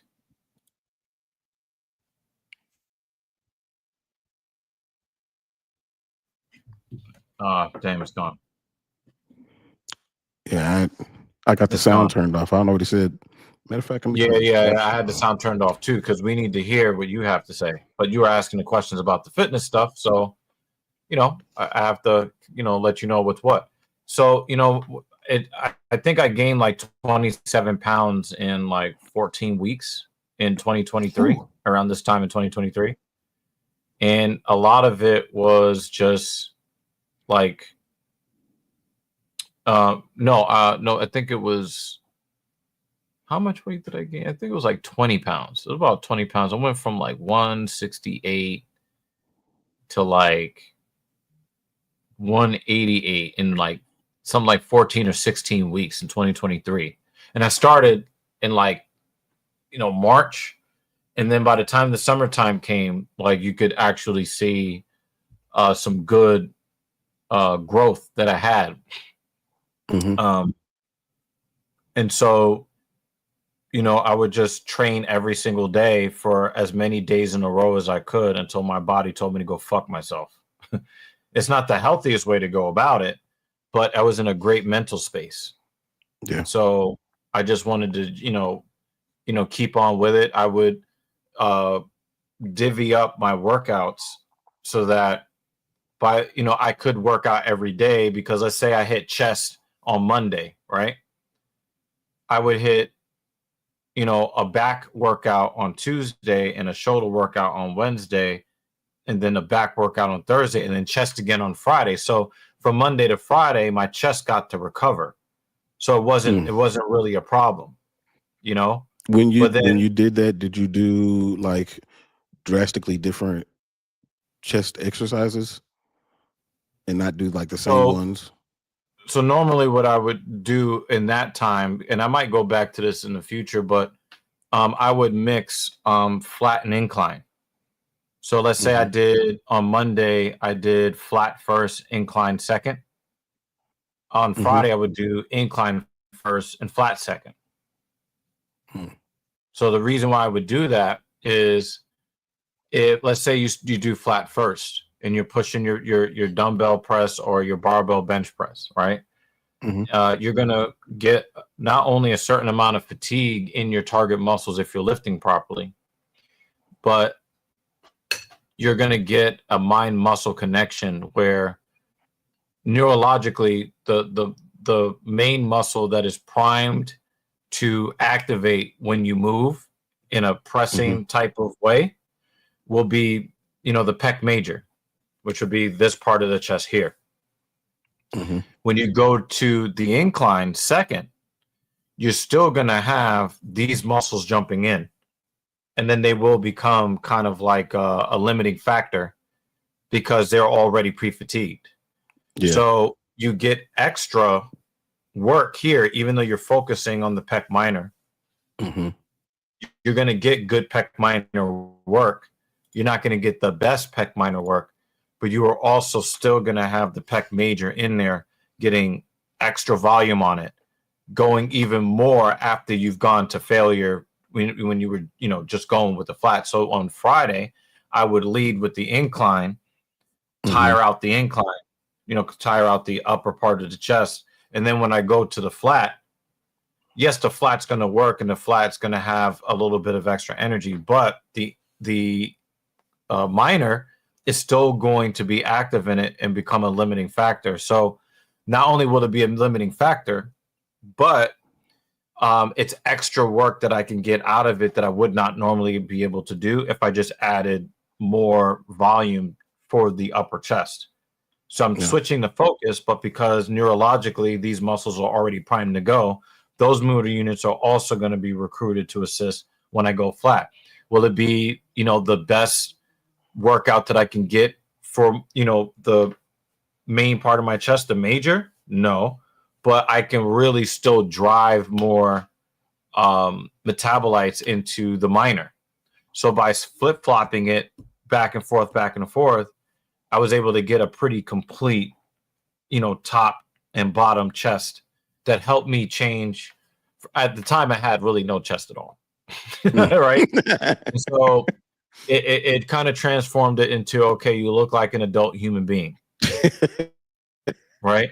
Now the program that I'm on now is I completely separate the flat from the incline. So I have an incline day and I have a flat day. And, I might finish it off with the titty clapper, aka the pec deck. And, I'll do some, triceps after that. But now my program is 100% torture. Like, this is really funny. I scheduled a date night with this young lady right here. I also uploaded the video to Drive if you wanted to. Oh, from last night. Last night. Oh, I'm talking about Wednesday. Oh, I just letting you know. Wait, how did you get the video? Because I took over your phone and I uploaded it to Google Drive. Oh, well. I mean, one day this is gonna be a picture of my fucking dick. Whoops. Reverse incline. I think you're talking about decline. Yeah. The decline. It's not currently in my program, but occasionally I will throw it in there with a decline cable fly. I find that most places don't have a proper setup for a decline barbell situation, but the gym that we went to last night had all kinds of shit. So I'm a few of them for decline. Yeah, I'm looking at Finn Balor right now. I was looking to see if he was if he showed any kind of jealousy toward Dominic Mysterio. I think that's yeah. So you're talking about the decline bench. Like I said, most of the setups in most gyms, because they have a limited amount of space, they're trying to maximize profits and maximize space. A lot of them will have, several like regular bench, because that's what most guys do. Most guys don't hit the intercostal head here like that. So mainly in a specialty gym. Or if they do that, they're going to, use the cables from the top to the bottom and fly or decline press with the cables. So there's ways that you can do it without the bench.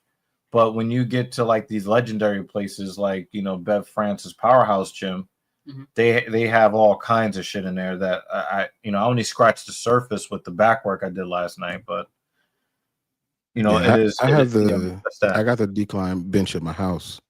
So I love. Do you use dumbbells for it? Yeah, I'll do dumbbells or I'll do the bar. Yeah, it's really not safe to do the bar So they say by yeah. yourself. I don't do as much. Especially in a like decline, because the angle of the bar, when it goes straight down, it will hit you in the throat and you will be erased from the census. This is true. So this is true. like when I go to a decline bench, if I can't get a spotter, I'm using dumbbells. You know, Yeah, way I put safer. up a video. I don't know if I put that video up on this channel, but I certainly put that video up Oh, on the one where you almost TEG. Huh? you talking about the where you almost died at Yeah. the gym? Yeah. Yeah, I saw that one. Exactly. Yeah, like, you know, and it happened on a warm-up. You know what I'm saying? Yeah. Like you assume that everything. Oh shit, Ursulon just got fucking duffed. He got duffed. Dang. He's in on the single leg. He's hanging off for dear life. That shot was there for Sterling the whole fight too. Ursulon's Well, there's a lot of shots that are there for him way now. better. Ursulon, what are you doing that What was for? that? You almost got knocked out. You're asking for him to knock you out. What are you doing? It makes him happy. Concussions. Oh, he hit him in the back of the head by accident, and he dropped him. Oops. Oh. Ref didn't see it. It don't count. Oh, no, but the thing is, he threw the punch from the front. Pause. Hey, yo.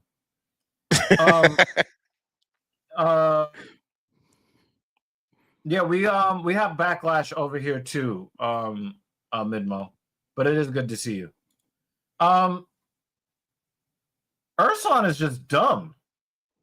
Yeah, that was. I hope he loses. That was dumb. F level fight IQ. Hit me again, dumbass. That was not smart. That was really dumb. Oh my god. Now he's getting his ass whooped. Yeah, he's getting that. Those gorilla punches. It was a closer fight until all this happened.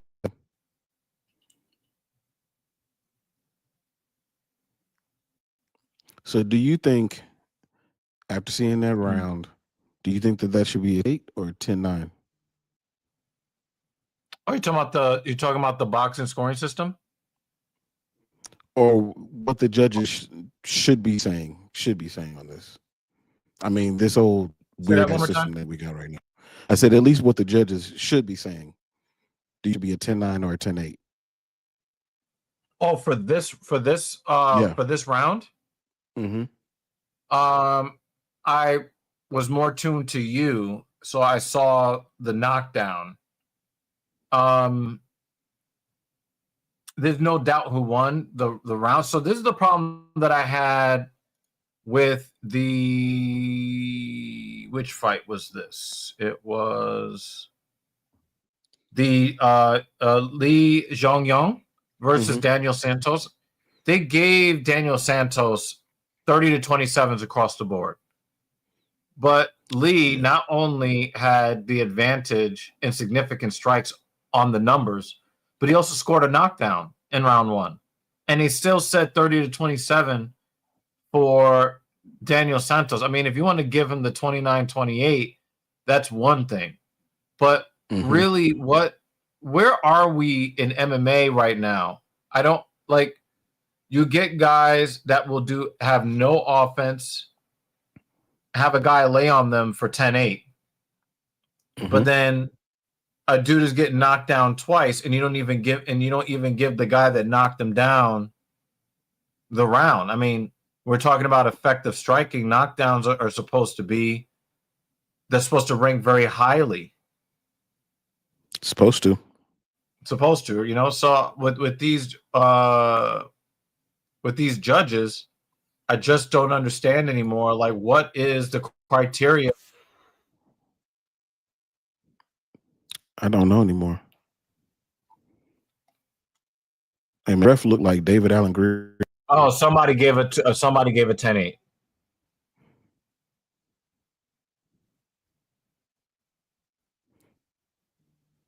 Oh, you don't recognize your name, motherfucker?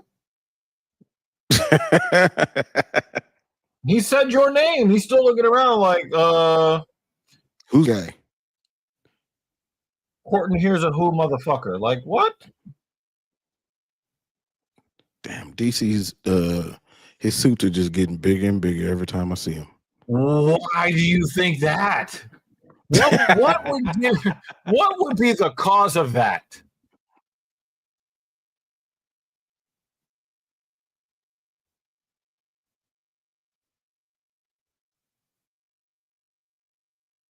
Oh, wow, he knocked the slobber out of his mouth.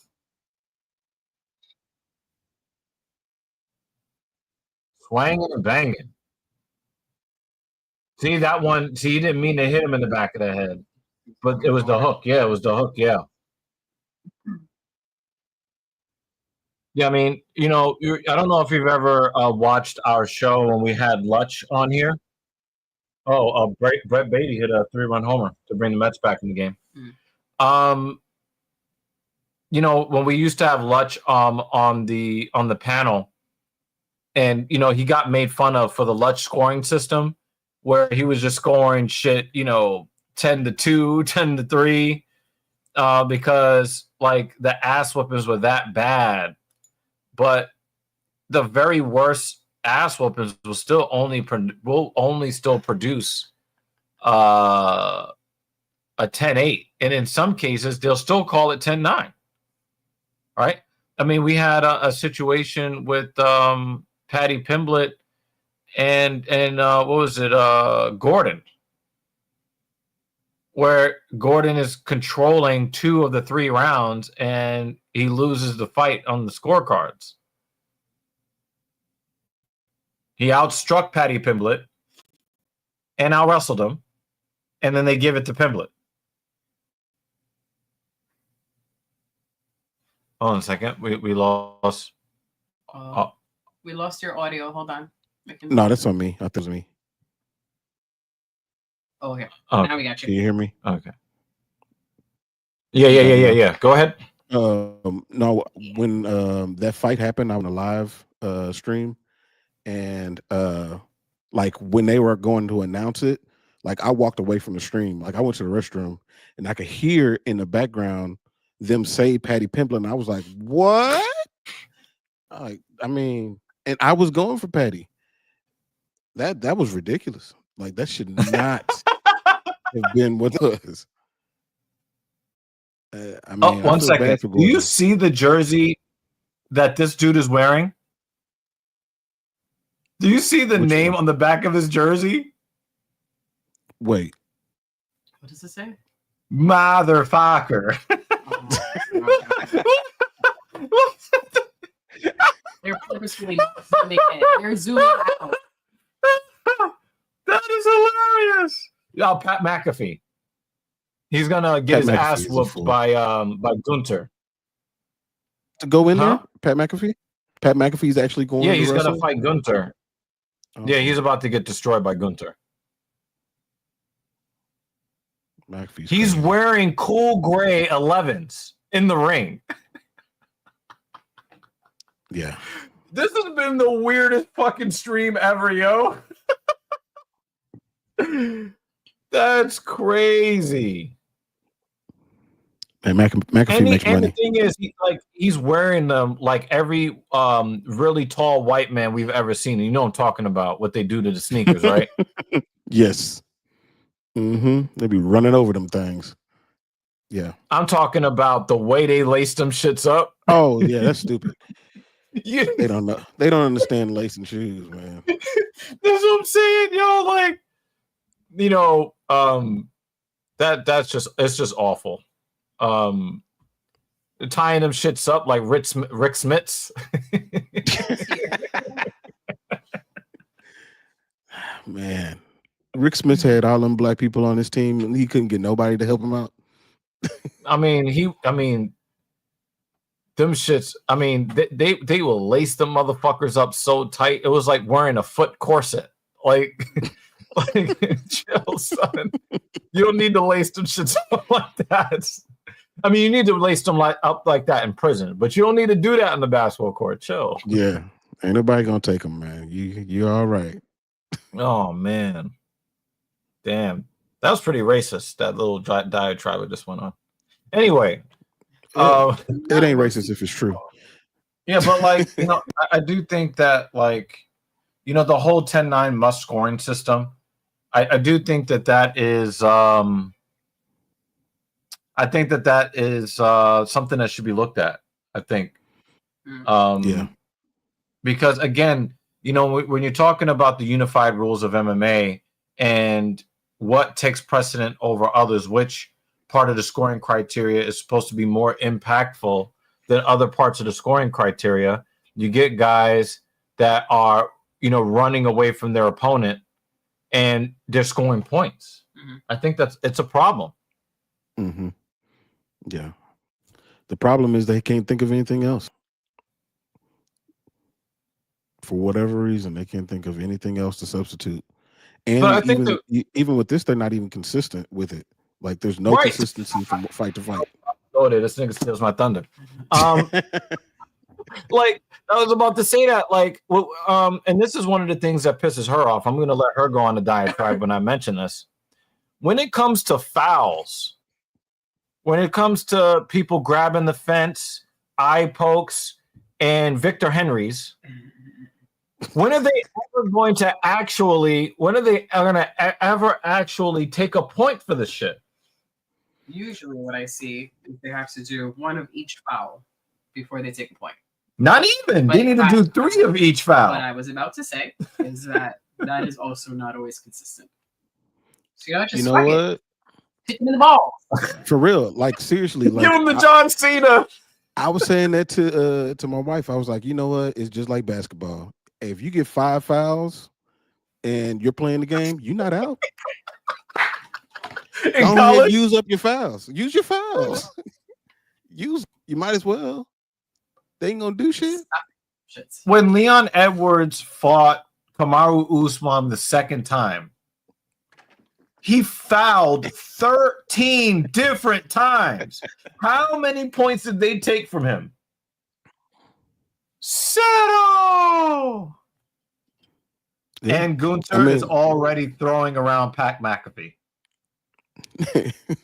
When it comes down to it, Pat McAfee is a punter. So he's a big man. Well, what would be really crazy if they put Pat McAfee in the ring with Randy Orton and Pat McAfee, the punter, gets head punted. That would be crazy. They're gonna wait for his vacation time. Yeah. He is ruining these Air Jordan 11s. He can afford it. No, I can't afford it. Chill. That's disrespectful. It's disrespectful. All right. I need Modestus Bukauskas. All right, he didn't choke him. He didn't choke. He didn't lace choke him. Oh, look at him rolling. Yeah. Oh, the kip up. This dude is actually training.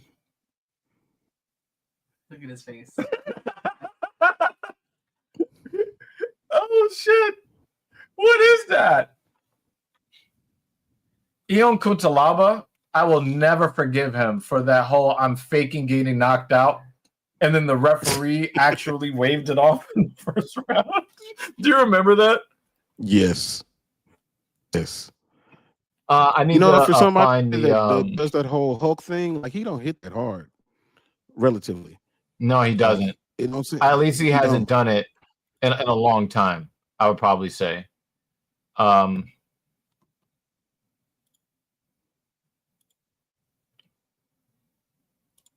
Yeah, my wallet needs Bukauskas to win.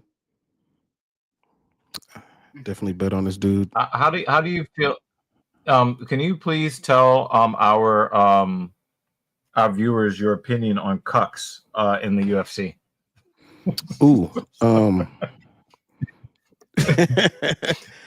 I'm firmly against it. I'm sorry. Well, I have to be who I am. Man, and it's I'll never root for Ian Gary ever.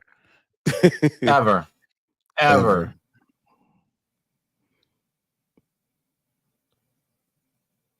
It was ankles.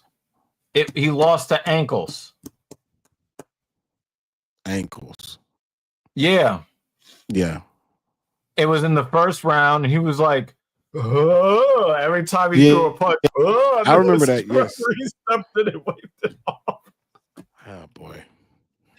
Talk about an artificially inflated resume.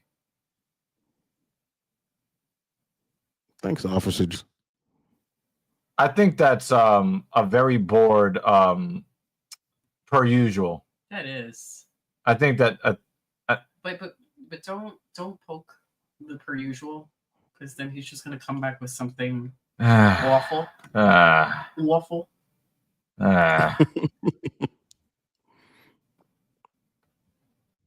Didn't Bukauskas get his knee absolutely just like destroyed? Yeah, who was that did that? I think it was Bukauskas that got his knee against what's his name, the one that just got his nose skin fucking torn off his face.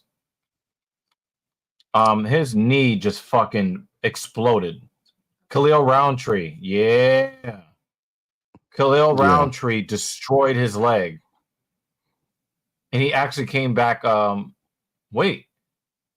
So Bukauskas, I guess, was. Check this out. I didn't know this happened. I thought he wasn't able to fight after this. But a year later, after Bukauskas' knee just got destroyed by Khalil Roundtree, he went to go fight for Cage Warriors and won the vacant Cage Warriors light heavyweight championship. Yeah. In his second fight back there, and then went back to the UFC and then beat Tyson Pedro, which I think might have been his last fight with the UFC, and then beat Zach Pauga, lost to Vitor Petrino, and then beat Marcin Prachnio and Rafael Sakura. So Sakura, yeah. Right, that's crazy. Like, and this is after his knee got turned into overly cooked linguine. Yeah, I've met Bukauskas, super nice dude too. But yeah, he's unbelievably tough. I mean, in a sport full of tough dudes, like he's next level tough. Yeah. I mean, when you look at him, it looks like he has full confidence in his knee joint. I don't think I ever could again. But this is also something, maybe we should ask you your opinion on this. People have been talking about this for a long time.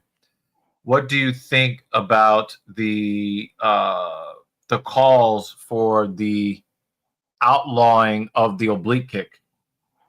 Oh,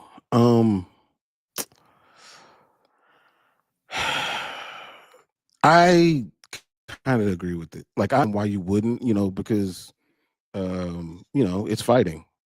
Everything's supposed to hurt, but like that is like career ending, and it's directly to a hinge joint. Like that's, I think that there's certain types of shoulder locks that you shouldn't be able to do because you could, mess up somebody's career. Like there's certain things like then that. You have knee bars, you have heel hooks. It's true. Right. Like what happened last week, Corey, Davison Figueiredo, like that could have tore his knee up. But that was really more of, and I don't completely disagree. This nigga, man, I can't with you, man. The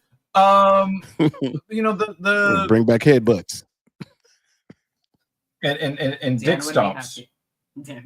I think one dude just got like his whole I think he got his Victor completely henried in UFC 1 where the dude was just stomping on his dick to stop the fight. I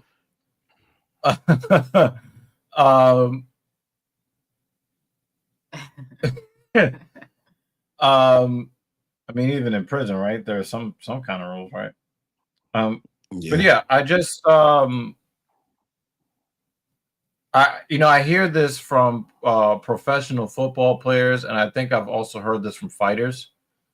They would much rather take a bad concussion than a knee joint injury that requires knee reconstruction. Yeah. Because they're like, Yeah. listen, I can come back from a concussion, even though we know that now not to be true. But even with after the CTE, this you just kicked in the back. With the CTE. Yeah, like even after the CTE, the report came out. I think a lot of these guys still would rather take a head injury than a knee injury, a hip injury, that kind of thing. Yeah, it's the injury that they can see. Like Pat the head injury, they McAfee's feel trying like to do titty slaps. Sorry. They feel like it's an injury that they can come back from because they can see it. They can see themselves getting better. So that a head injury, just they're don't like, care. well, I can think, I'm good. Yeah, I mean, but you can think according to whatever mental faculties you have left. Yeah. They're not thinking right. Pat McAfee is not the world's worst wrestler. He's a lot better than I thought that he would be. Dan's comment to rules. Do we really? Actually, I heard that in Lutch's voice. Yeah. And I think it's been a while, and it just kind of like faded from my mind. You didn't need to put it back. But Dan, as he heard me say that, he realized it. He's probably going to type it right now. Oh, shit. Yeah, you're right. That is something that he would say. Yeah, my bad. I just watched Pat McAfee try to do some titty slaps against the titty slap master. Like, Gunter is the titty slapper. Man, my boy Bukowski's not good. Not good. I mean, I would definitely say, like, if, again, some people are more knowledgeable about MMA than myself, but I would say on the whole, Bukauskas is the more talented MMA practitioner. I think that Kutalaba relies a lot on physical strength and power.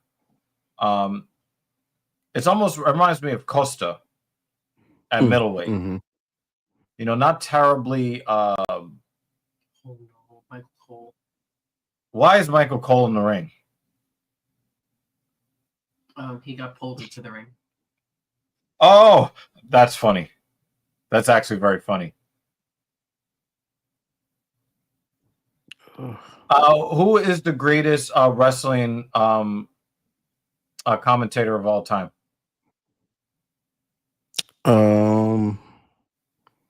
Dang. And why is it anybody but Michael Cole? I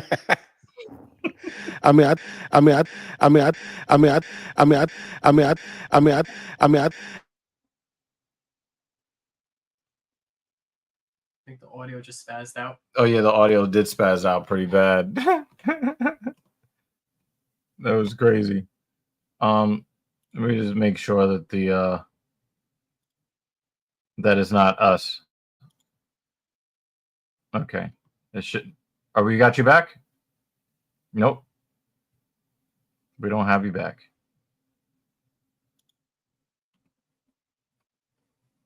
I'm gonna make sure that because what if it's us? What if it's us? And it's not him.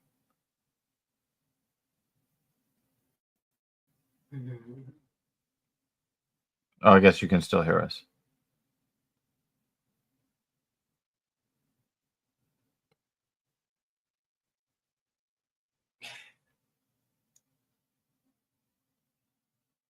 Yeah, hey, that's cool. You're doing some old school stuff. That's nice. Gunther's helping him up. Hopefully we get making the walk back. I think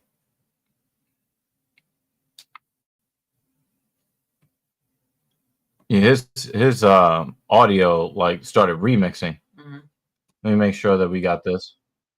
Yeah, we got that.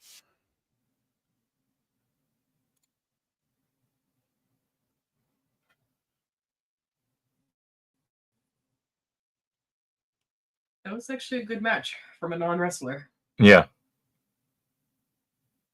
They both did really good. Gunther did a good job of making sure that it played out well and it didn't seem too one-sided, you know? Yep. It was a good fight. All right, he's back. Okay, let's see. Yeah, can you hear me now? Yes, this is like the old style Verizon commercials. Yeah, I don't know what happened. But you were saying greatest commentators of all time, or greatest wrestling.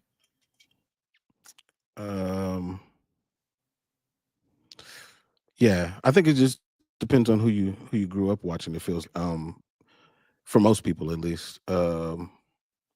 I like Jerry the King Lawler when he was doing his thing, commentating. He would just say outlandish stuff from time to time. Some shit that just didn't even make sense. It's like the puppies. What? I still got JR Jim Ross is the greatest of all time. Yeah.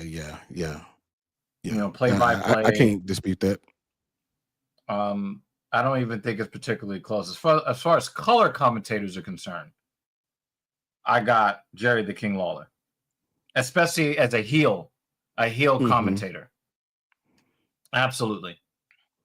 Yeah, like almost like from. I mean, I think I'm maybe a couple years older than you, but damn, you're mid-40s. I remember. Yeah. Damn. Mm-hmm. You look even younger than me.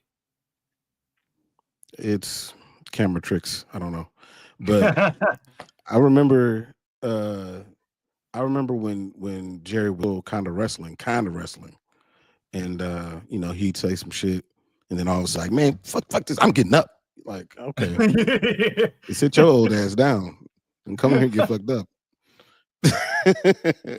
Anytime Tori Wilson comes out? Yes. that was very entertaining. Yeah. And it wasn't because I cared about, you know, Stacy Keibler or Tori Wilson. I just wanted to hear Lawler's reaction to them coming out. Yeah. But also his reaction to Mae Young was pretty legendary. Yeah, true. Yeah, I just like when he kind of, or at least it felt like he was an off script. Like, yeah, is legendary when he does really that stuff like that. I don't believe. I don't really believe it was. I think it was like, you know, the PG era was when they really started to script stuff. Mm-hmm. You know, back in those days before WWE PG, you were part of your job description was to come up with compelling lines when you had camera time, and I mean that made or broke your career, as you know, if you were not either in Vince's doghouse or one of his golden boys. If you were somewhere like not in either one of those camps, your ability to work the mic and come up with your own stuff, your own gimmick, your own finisher, the way that you were able to move the crowd, that was primarily how you got over, even, you know, and you could actually get Vince to buy into you by how much effort you put on that and how much the crowd bought into you. Yeah. Like Al Snow. Like, I feel like Al Snow was going the opposite direction until he came up with the gimmick with the little head and all that stuff. And Vince was like, okay, I think you might got something here.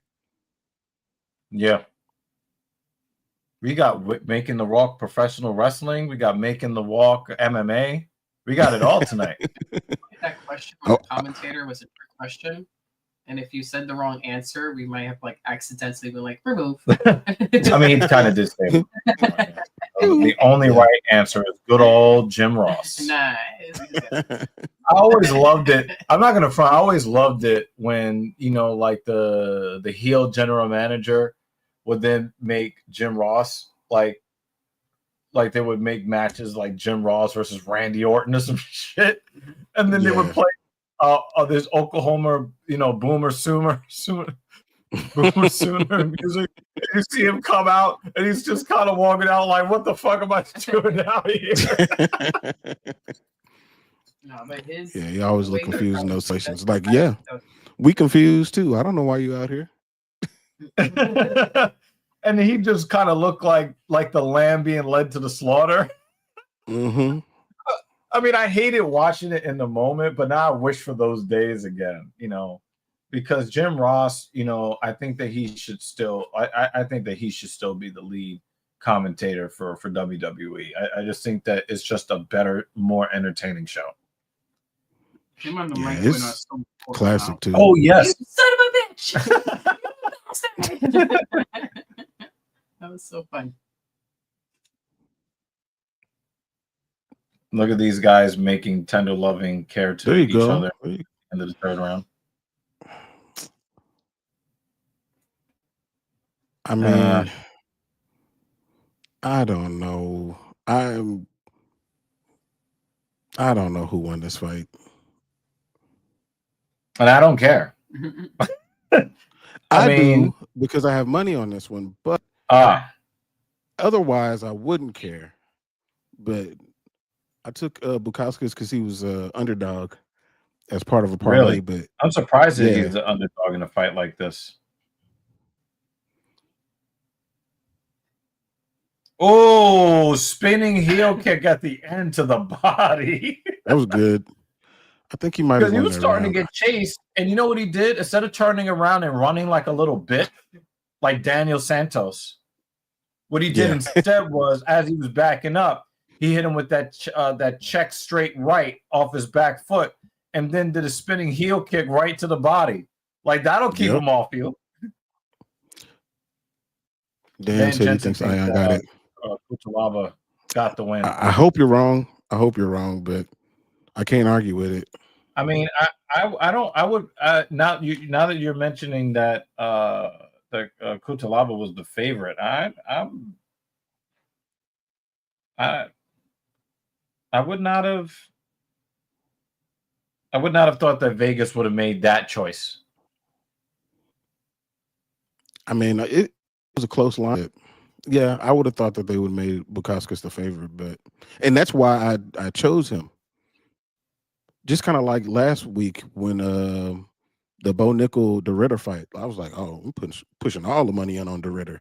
I was like, Bo Nickel can't be good. But if I understand correctly, right? If too many people pick the underdog, it changes the line. Yeah, it does.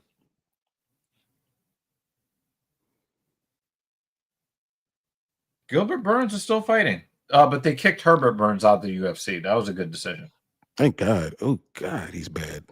But I think Gilbert Burns, I think he saved his career with basically the draw that he fought to with Hamzat Chimaev. I think that saved his career, where even if he goes on a losing streak, I think that he'll still be able to get more fights, to get the UFC to continue to renew his deal, because he wasn't looking like he had much time left in the UFC, especially when he got knocked out by jabs from Kamaru Usman. I mean, you got knocked out by a jab, get out of here, right? Hey, to be fair, it was a very stiff. It was a very stiff. Hey, yo, pause. And he was for real. He was winning the fight too. Up to a certain point, he was doing really well. Hold on a second. Oh, Bukauskas got to. Hey, you got it. Thank you. David called him Bumkauskas. That's crazy. Bumauskas. That's crazy. Oh man. And the Rangers just won too. Ooh, okay, good. You mean the Texas Rangers? Yeah, not the New York Rangers. I never root for them. Yeah, we don't really have a New York Rangers team that's playing hockey. No, right now. They're watching hockey, I'm sure. I very much doubt it. I mean, as much as I love the sport, man, I'm so disgusted that I can't even watch the playoffs. I mean, I'm watching because I don't watch it intently, but I'm watching because the Stars are still in it, even though they just got the ass whooped yesterday. But did they? You know, the Jets. I think they beat them 4-0. Yeah, Winnipeg barely got out of the first round when they were like all year long one of the best teams in the NHL. Ryan Fry thinks that a robbery just occurred. I'll take it. I mean, I'll take it. But there was a 30-27 on the card, and that is something that I'm like, that definitely seems a little that was weird. Like 30-27 in both directions. Oh, guess who we got back? Mr. This Card Blows. Who is that, Mrs. Evil? Mrs. Evil wants to know where you have been.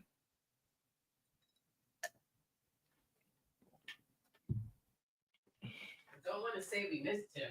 Oh shit, that is savage. We were a little concerned. Yeah, Rick Allen is the original per usual. The original guy who changed his name. He's the original name changer. Rick, he's been in UFC has literally no good cards coming up. Even 317 blows. You need to stop putting little midgets like our friends at the top of cards. They don't even have a good main event for International Fight Week. It's just a bunch of little midgets. You have anything to say to that? It's 317. They haven't even put the full card together yet, have they? I can't judge it yet. I really think that, and I think that I really do think that why is this match so early? I'll say that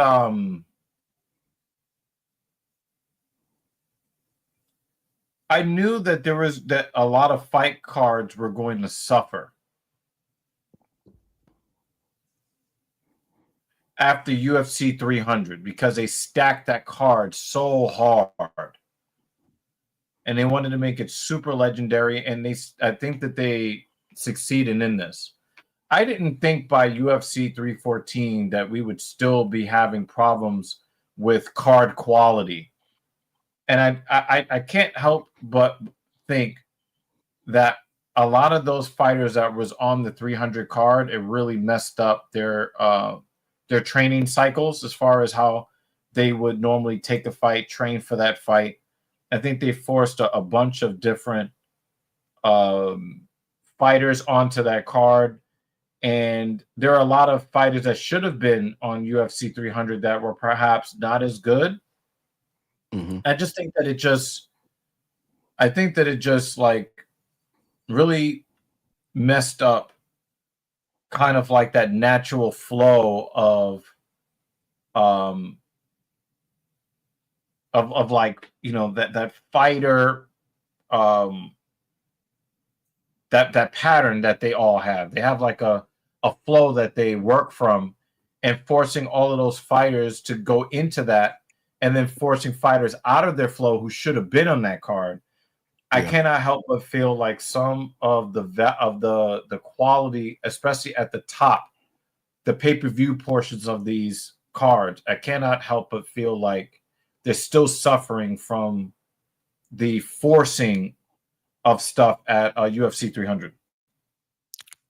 Yeah, I mean, it's hard to disagree, except I would say that UFC 301 was a solid card.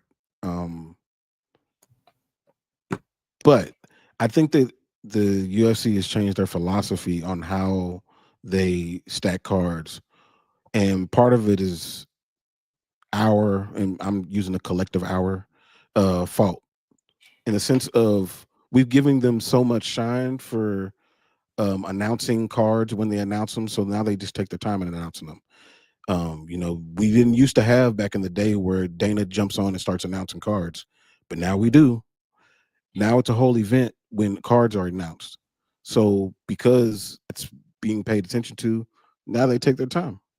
And then when, you know, when somebody's up in the top 5 and the top 10, they're going to get fight less frequently. It's just the nature of how it is. They can't fight all the time.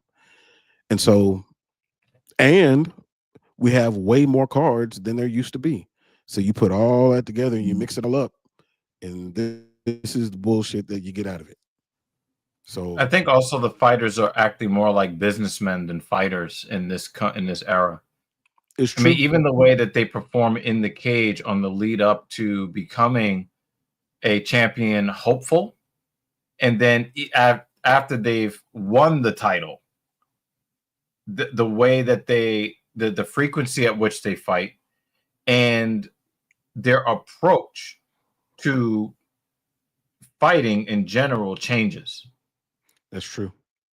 That's true. And after the whole Grasso thing with Valentina, you know, again, people keep forgetting that Valentina won the first 4 rounds of that fight. And she kept making stupid mistakes and putting herself in bad positions. And then I've never seen somebody jump on a rear naked choke that fast from that position ever before that or since. Yeah. Like Grasso was just like, fuck it. I'm going to lose this fight. I'm just going to go balls to the wall. And Valentina just played right into it.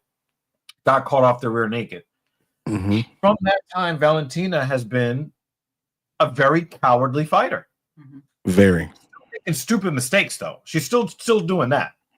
Mm-hmm. But now she is a crotch sniffer. And she wasn't that before. Dude, not at all. Not at all. Like she's such a reluctant striker now. Like it's like she don't even want to do it. She'll do it if she has to. Only and to why get to the should she? grappling. She does the same 1-2 low kick, 1-2 low kick, 1-2 low kick. She does the same combinations. We've been doing the same combination for like the last 7 years. Yeah. Yeah. All the variety is gone. Everything's gone. But to be fair, she's 37. And once you reach a certain age, you're like, I'm just going to stick with the stuff that works. That's it. I'm going to stick with these 1-2s. Because when I do that other stuff, it's a little bit, you know, I don't do the proper stretches for that shit. So I'm just going to do 1-2s, and I'll grab her, and we'll both fall down together, and I'll grab this round. That's it. Yep.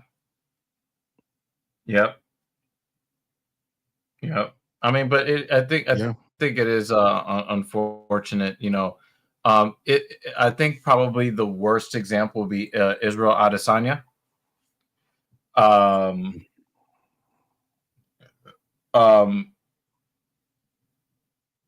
That fight that he had with Fat Nasrat was legendary. I mean, it ended up in the UFC Hall of Fame. Yeah. When was the last time you saw him go toe to toe with somebody like that since then? Who did he do that with?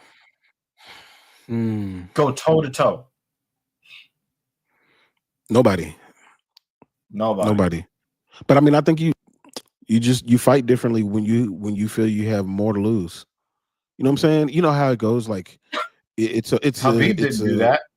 Habib went at things the same way as a champion as he did when he didn't have the belt. His That's approach was true. always the same, and it was very aggressive. It's true. And he called the shot on you. Yeah, you knew what was coming, and you couldn't stop it. Right. And I mean, and as much as I'm not a fan of John Jones, let's give him some credit here.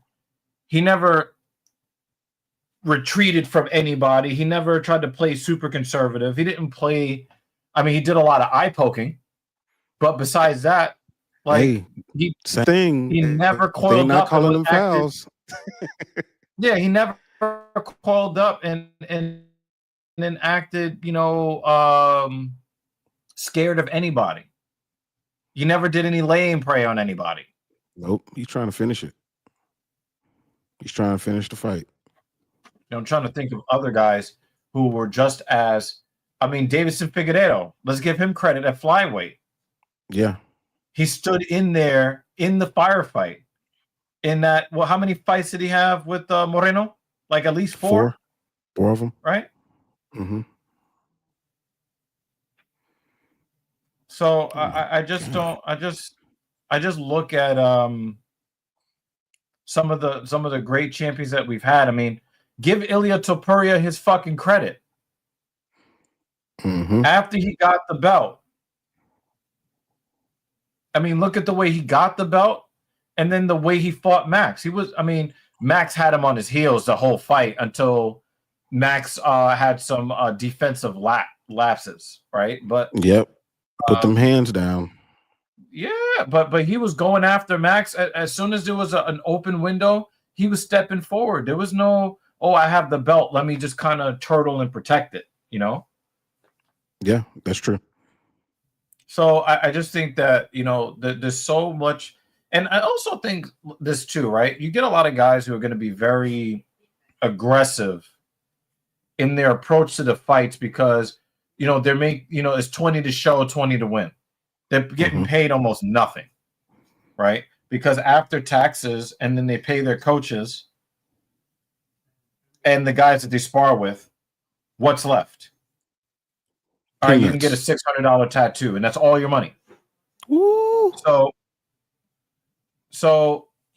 I just wait. What?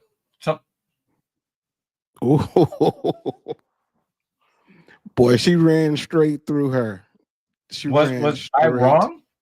So I always pick the ugly chick to win. That's normally good. That's normally the right way to go. Right. Jasmine is cute and she can fight.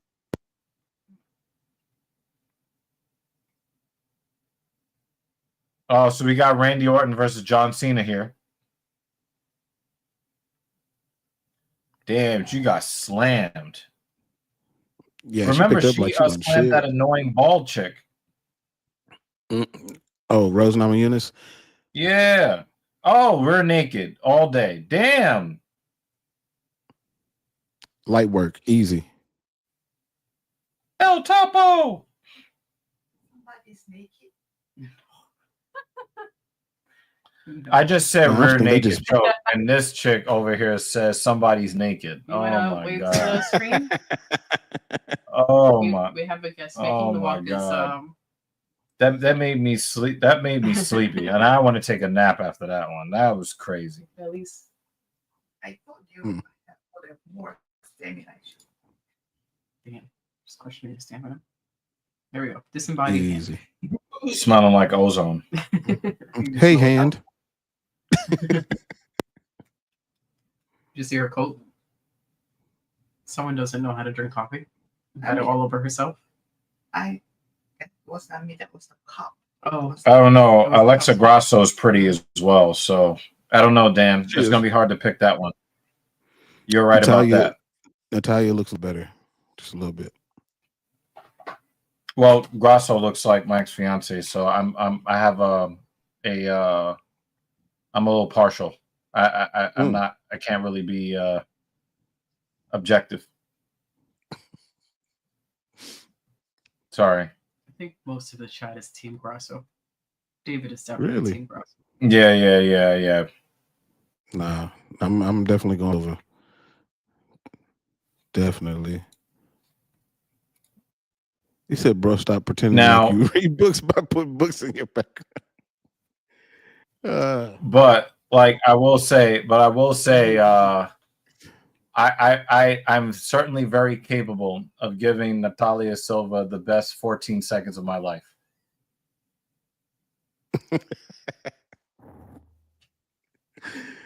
Oh man, Jessica should just go ahead and get out of here. Just Bruce Bob Trotter is so bored right now. Yes.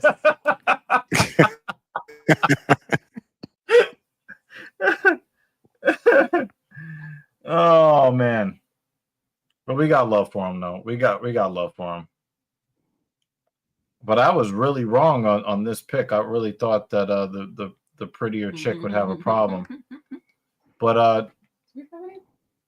Oh, there are books back there. Rick Allen is in the comments saying that I don't read. don't Despite mind all him. these, That's Bruce despite Bob all these Trotter. books. Oh, is that who that is? Yeah. Our resident troll. Yeah. Oh, okay. But he shows up now like 7 times a year. Yeah, now I've seen him around these MMA YouTube streets. Oh, okay, that's what it He is. doesn't only troll. I kind of feel. I mean, that's fucked up. You troll other people. We're not the only channel you troll. That's. I thought we were your one and only. I'm not going to argue with you about reading books, bro. Come on, man. Do Oh, better. man. Do better. Trade now. It's fucked up. Basically, what she's saying, if you're going to treat us like shit, then you should only treat us like shit. You shouldn't be treating anybody else any kind of way. Yeah, it's a good try though. Good try. Wait, he was just looking like, Turner is on the Cubs? I didn't know that Turner was on the Cubs. Okay. All right. Keep that career going, buddy. Dang. I want to know what kind of dirty shit John Cena is going to do to retain this title. That's what I want to know. So he's full heel now, huh? I actually did not watch WrestleMania. Not because I was protesting against it. I just didn't watch it that day. It was not good. I heard everything about it. The first night was definitely very, very bad. Like really bad. What was bad about it? The presentation, the matches that they put on the card had no story, or they had rush stories, or the stories didn't make any sense, or even if the story did make sense, they didn't tell any of that story in the match. The outcomes sometimes didn't make any sense. The quality of the wrestling was not good. It was an advertisement fest. It was, logos everywhere, and they made mascot costumes for every fucking company that they were hawking a product for, and had the mascot in the crowd, hawking all kinds of like it was just bad. And when they did do something good, the outcome was stupid. That didn't make any sense. They had a good match with they put 2 very over faces. Well, one is a tweener. I would say that the werewolf.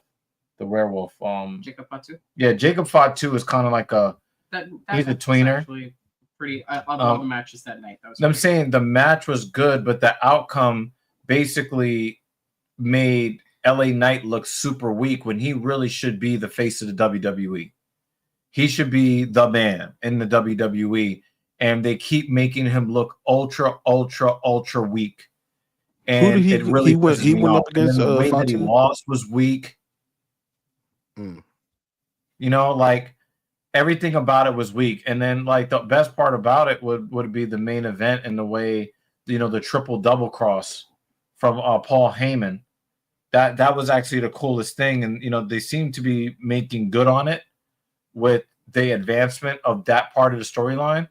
But then, like in the main event of WrestleMania Night 2, obviously the right move was to have John Cena go over the boring jar of mayonnaise. But the way they did that was super fucking weak too. Do you think Night 2 is better than Night Triple 1? H? You think it's Triple H's story writing that's the problem, and the over advertising? I can't tell who actually is making the decisions, because I think that I'm hearing a lot about representatives above Triple H with TKO. They're sometimes they're making the decisions. The Rock interjected himself into the WrestleMania storyline and then did not show up to WrestleMania. So John Cena was supposedly had sold his soul to The Rock, and then you don't see The Rock ever again, and he doesn't talk about The Rock anymore. Like, what the fuck happened to that? He did an interview about it too. The Rock did an interview about that on Pat McAfee show. And he made it sound dumber. He made it sound worse. Yeah. His explanation made no sense. It's just dumb. Yeah.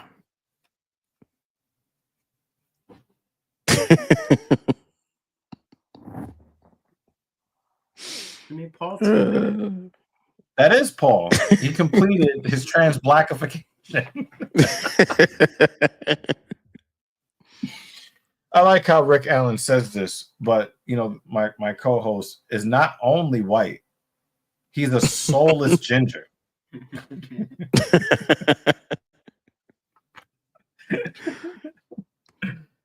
I knew I knew he was going to say something about Mike his kids. He says it every single time. Every time.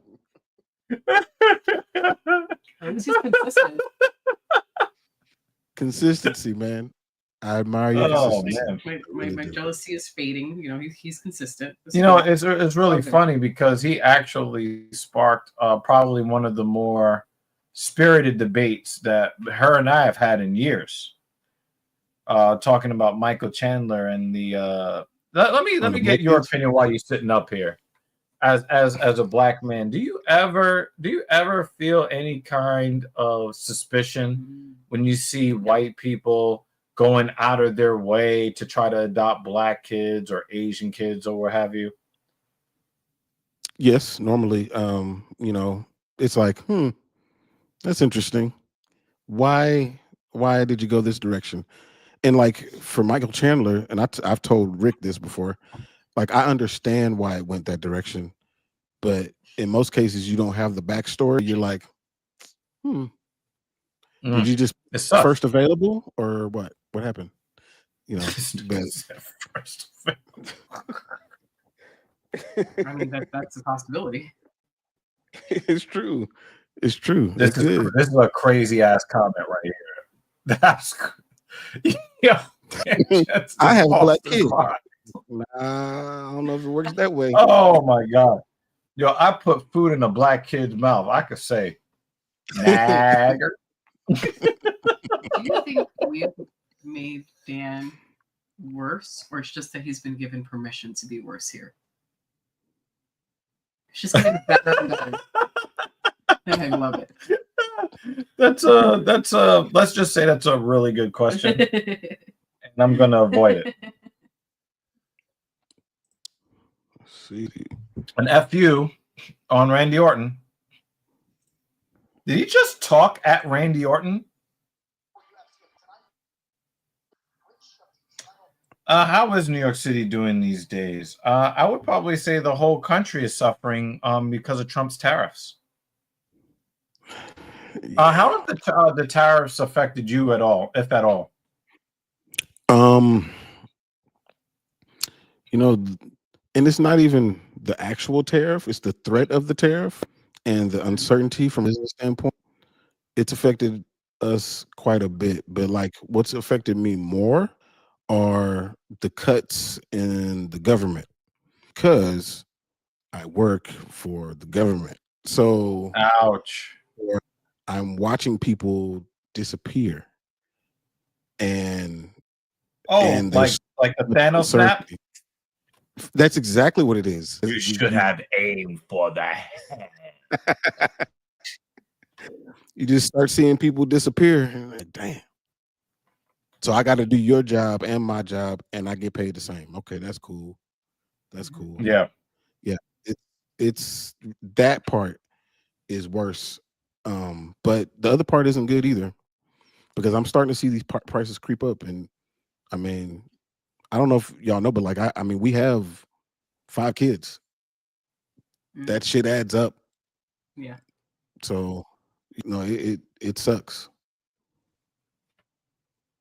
And it's scary from all the dysfunction that they have throughout the government, especially the Pentagon with Party Boy Rick Hexeth.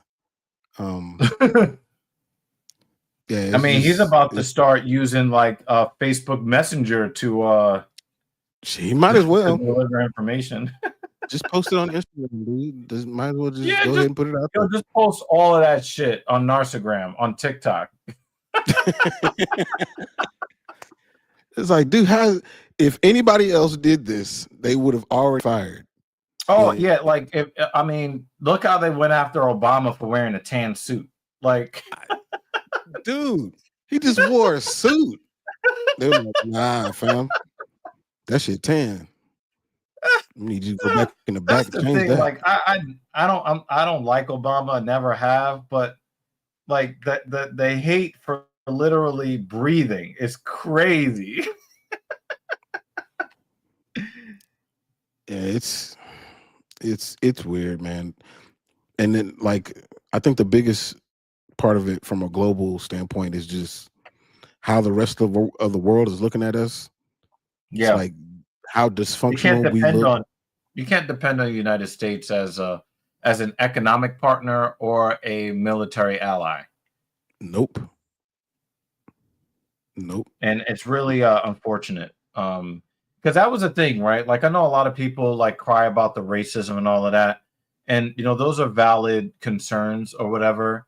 But that's my thing is we've already been through 4 years of Trump, you know, saying all kinds of really messed up things, right? Yeah. We can live with the stupid words. You know what I mean? It's a problem when you're getting rid of our military and economic allies. That's where I start to have the problem, because that damage is much harder to repair and to recover from. Yeah. 100%. Ooh, Rick said something I agree with. There you go. He's talking about the third term limit. Well, he's now trying to downplay that and trying to push like his, you know, cronies and the guys that wear the knee pads in front of him in the morning. You know, he's trying to, he's trying to like downplay it, but I think that he is going to try to make that move. Yep, I think he's 100% going to try it. Yeah, I think but the thing is, he's never been shy. He's never been shy about the ref took the bump. He's never been shy about wanting to get rid of due process, take away the power of the courts. And I mean, that part is the stuff that scares me when you're talking about getting rid of the checks and balances in the government. You know, the guy has been kissing up to dictators for so long. And then people like, no, you know, this is America. This is a free country. He would never do that. And then when he's like, oh, yeah, I would like to do that. And then people are like changing their tune. They're like, well, it's okay if he does it. Yeah. You know, when we had Bidenomics and we had high inflation because of laws that were put into play in the spring of 2020 when Biden wasn't the president, right? We're going to blame Biden for the inflation that was started by policies that were written into law before he was president, right? We're going to do that. And then when Trump actually goes and destroys the economy, it's actually okay that we're broke and we can't afford to feed our families because my favorite politician is the reason why. Yeah. It's hypocritical. I cannot respect. I can't respect takes like that. The tariffs have actually started to affect us. Oh, this is foul. Don't live in the Bronx, bro. Yeah. That was savage. I think you're in Texas. Yeah, I'm in Texas. Yeah. So we were looking to get out of a lease from one of our vehicles, but we're stuck in that lease until September. We wanted to get rid of this car so we can get the next car while we still get the EV tax credit, right? Mm-hmm. And guess what? Can't get out of the contract, and the tariffs are going to raise the price of the vehicle to the point where we can't get the tax credit. So it's jacking up the price of the car by about 35%. So it's going to make it pretty much untenable for us to try to get that vehicle. And I was really excited for it too. But thanks to Trump. And the thing is, like, when you look at all the car companies, you know, the Fords, you're like, yeah, ha ha ha, we got this advantage. But most of the parts that they use to build the cars are foreign, so you're going to get hit with that tariff too. Yep. So it doesn't matter what car you buy. Trump is just jacking up the prices considerably for pretty much all the goods and services in the country. Yeah, it's just backwards. I don't see how he, or you know what, maybe he does see it, he doesn't really give a shit, but like anybody that is reasonable can see that this is affecting us way more than it's affecting other people. And by us, I'm talking about the US people. Like, how can I don't understand how anybody can be okay with this. Because remember, the company, when they put in tariffs, they are not, the companies are not just going to pay it and just say, oh, well, we're just going to make a little bit less profit. No, they're going to jack up the price on the people. Yeah, why would they ever say that? But you know what you know who Trump does not support tariffs against? Rolls-Royce. What's the price? Yeah. We're all buying those. Yeah. Yeah, you know, they could never build that car in the United States, and I would never ask them to. I wonder why. Yeah. Yeah. What's also interesting, did you hear about the whole Amazon? It wasn't Jeff Bezos, but it was somebody at Amazon. I heard it was a rumor that was false. Yeah. It was a rumor. Now I'm hearing that it was going to happen, but it was walked back. Yeah. I don't know who to believe on that. I don't know. But I immediately went to Amazon, like, are they going to do that? But I know, who is it? Sheen started to do that. Temu. They're showing. I mean, Temu is the one that's really hurting anyway, you know. Mm-hmm.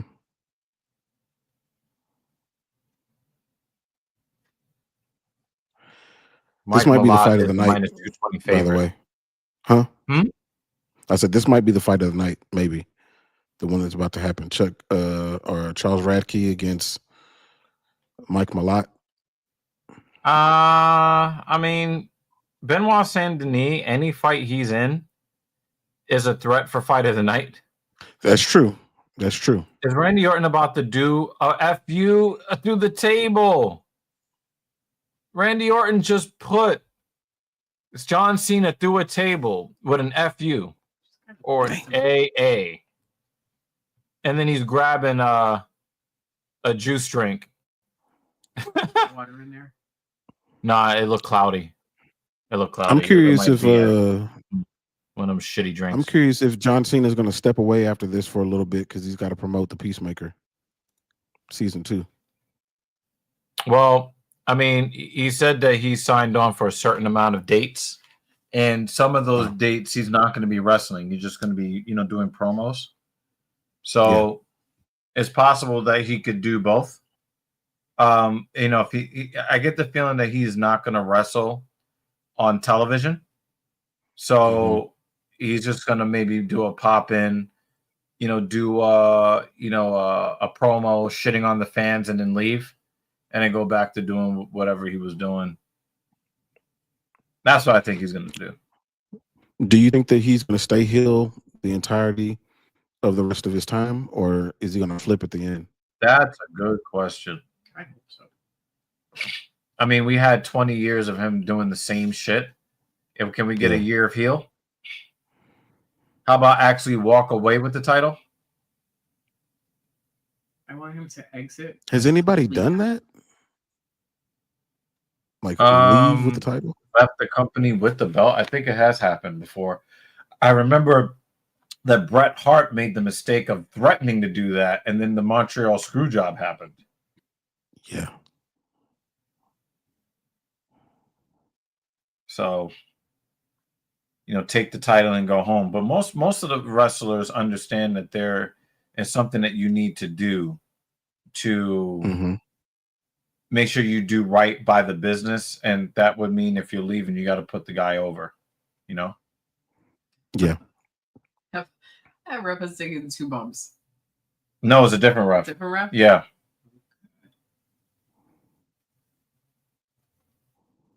Yeah, I like this. I like this series of fuck finishes. I like this. So you do the Nick Aldis. Nick Aldis is trying to wake up the ref. They're bringing in security. I'm pretty sure Damien Noble is in there to look stupid.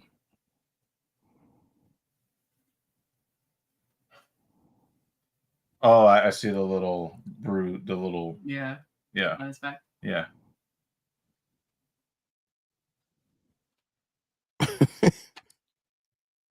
Oh wow, Malat is throwing really sharp strikes.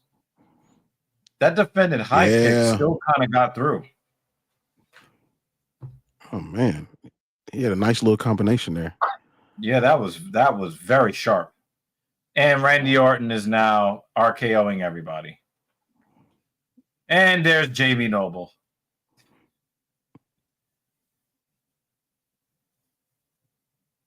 God.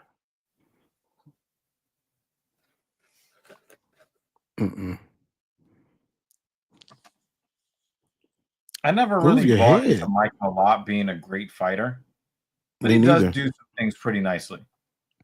Yeah, he does. I think that Neil Magny thing just really took some steam off of his ride. Yep. He sure can't get knocked out here, though. If he does, if I were him, I would never fight in Canada again. Yeah, he's supposed to be like Captain Canada. Yep, he's the new Captain Canada. Ass. Pause. Nice knee to the body. R-Truth is out. R-Truth is out there? What is up?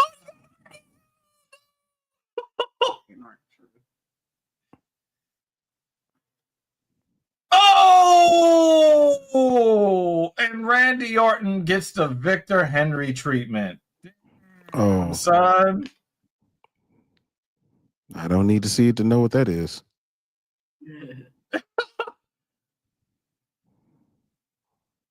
Boom! And the belt over the head.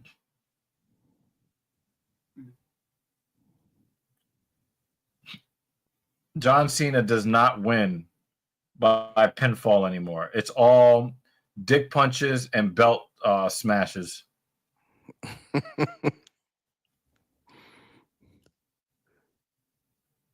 John Cena has a disgusted look on his face, like he's disgusted with himself. Like they used to call it 5 moves of doom, and now it's just dick punch.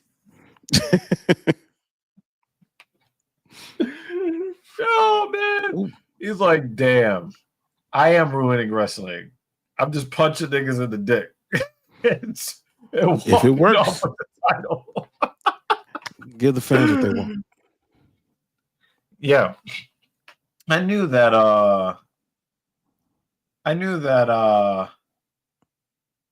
John Cena was going to go over here. What was his well, you got the sound off. I was trying to see what the response was to him. Like, is he getting a ton of boos?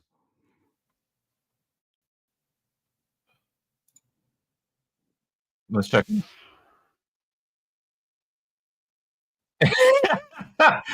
Hey yo.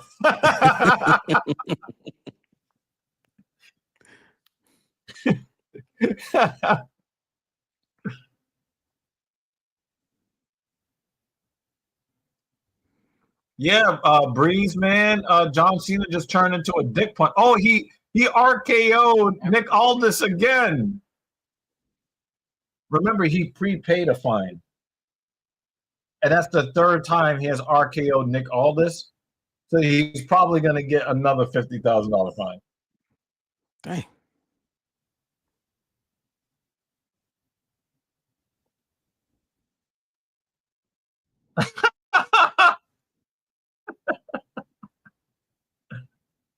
Oh, man.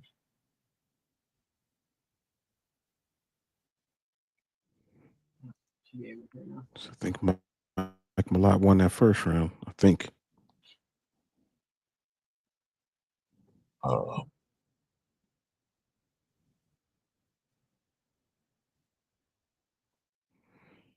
Yo, people are actually not happy. You saw like a lot of people like bury their hands and bury their face in their hands. Cut the damn music. Oh, I guess Charles Racky got his eye snapshot. Ooh. Dang. All right, Mike. My bad. He said, I don't need music. I guess I wasn't familiar with your game.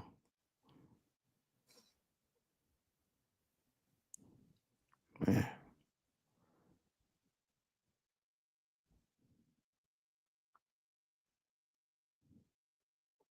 Man, he put And the left hook on his jaw. And the gorilla punches, GMP. He really put his whole torso and hip into that left hook. Yeah. Oh! Oh! Oh! Damn! Yo, he got the mouthpiece punched out of his mouth. Yeah, Damn! That was really bad. Ugh. Mm. Damn, son. Well, Mike Malott got a little heat now. A little heat now. Good for him. But there was a lot of heat behind that left hand. Sure was. Why is he promoting Skilled Trades College?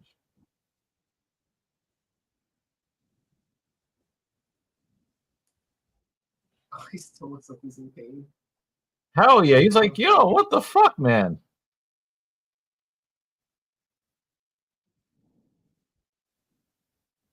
I'm looking at this John Cena reaction. Mm-hmm. Like, cut the music. I don't. And the thing is, I was calling for this last week when they went to the black screen, just putting his name up on the screen. I really like that intro. I'm like, yo, no music, no music. I've been saying this for a couple of weeks now, and I hope that that's what they do going forward. When he comes out, he just comes out to nothing. That's what I'm hoping for. Mike Tyson thing. Yeah, yeah. Yep. Hold on, y'all. I'll be right back.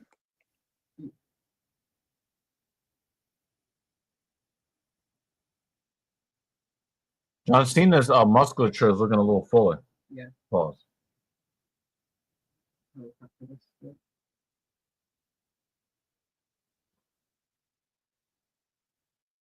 Is that a 4-way match happening? Or is that a different pay-per-view? With, That happened already. Remember, Dominic Mysterio won it when he had Finn Balor in that match with him. So I'm waiting for Finn Balor to fuck him over. No, I'm talking about the one with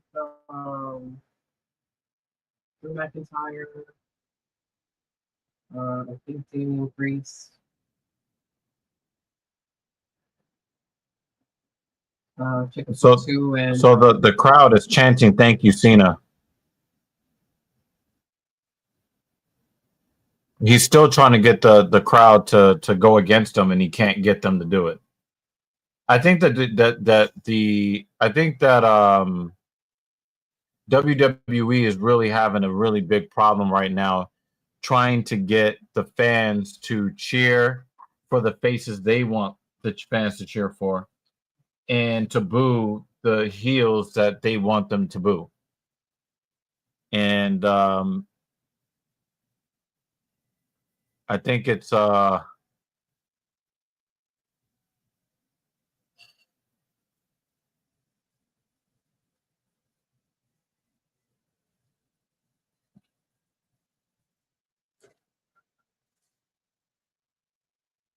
and you're still cheering Cena.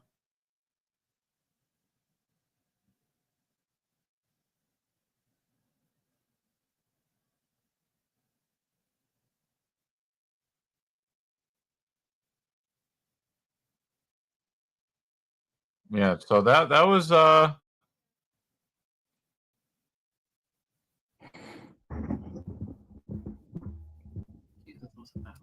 yeah, that was something else. I'm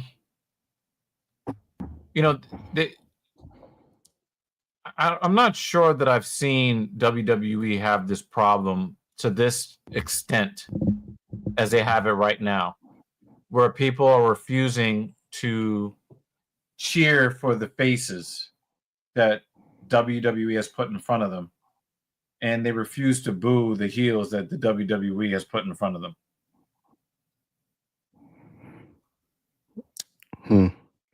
Do you think it's because they kind of see him as anti-heroes almost, like some of really both of them? Because the it's really heels hard aren't like 100% heel, and I just think that the guys who are the most compelling personalities are always going to get over, no matter what. I think the faces are just boring. Well, then I mean, like your heels are way more entertaining than the faces right now. Yeah, I have to agree. I have to agree with that. I mean, they chose a jar of mayonnaise to lead the company.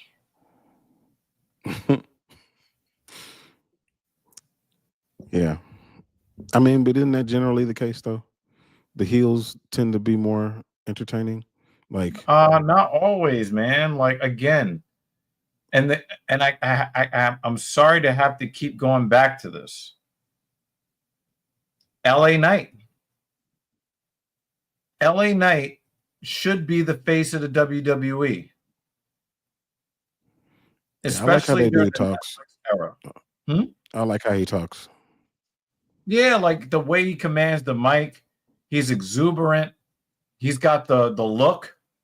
I know they want to get away from the Vince McMahon algorithm, but it works. It definitely He's got works. the look. He's got the control of the mic. He gets the crowd to buy in. Right? I mean, they've listened to somewhat because they, brought Jey Uso and they brought him up to main event status, even though he may not actually have the skills for that, but he is getting better on the mic.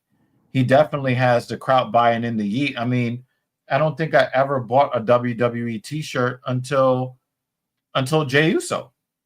And even though I didn't go to that event, I made sure somebody bought a t-shirt for me. Like I've bought into yeah. You know what I'm saying? Yeah. So I'm glad that they listened to the crowd on that. But I really do believe that we needed to get far away from, boring corporate nonsense. And I think that we need to fully get out of the PG era. I know that they're claiming that it's the post WWE PG. They're claiming that they're at, this is the next era after that. But I think that we need to go a little bit closer to the Attitude Era. I'm sorry. They tried it with some blood. They allowed blood on TV a bit. Some cursing. Just like bits of it. I think they're just dipping their toe back in to see how people react.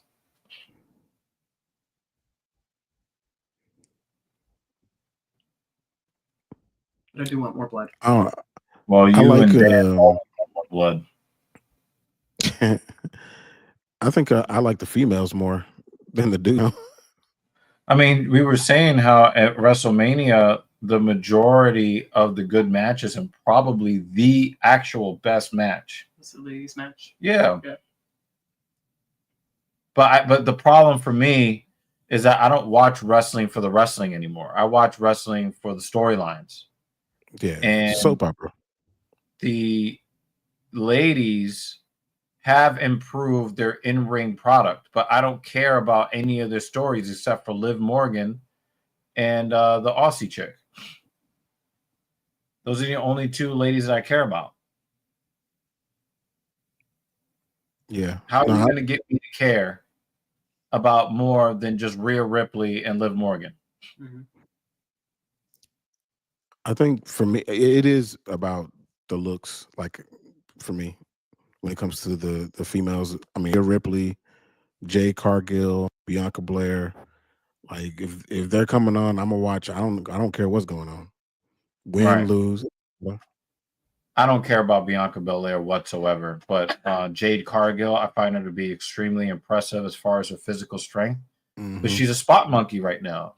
She just moves spot to spot to spot, and they all look super impressive, but she cannot tell a story. She cannot work the match. She can't work the crowd. Mm-hmm. I mean, she looks super, a black Amazonian. She looks spectacular. And she does really great feats of strength, and that's it. Yeah, that's true. That is true. She's a thin Braun Strowman. Think about it. Yeah, that's true. I never thought about it that way, but that's true. Which makes it even more impressive. I'm pretty sure that she's probably eating some Tremboloni sandwiches on the side, but a little bit of Anavar because she is like ultra ripped too. She is to a level that is really not healthy for women's physiology, right? Yeah, I don't know how she looks like she's got some help. I wouldn't doubt it. Beatty just hit another home run. Get the fuck out of here. Beatty is like, I want to stay in the major leagues, please. Who the man? Please don't send me to AAA again. I'll hit home runs. Mets are back within one. Beatty has 5 RBIs in this game. The Mets are losing 6-5. Trying to ball himself. Yeah, he's put the team on his back. I mean, doesn't look like Soto is going to do it, so somebody else has to do it.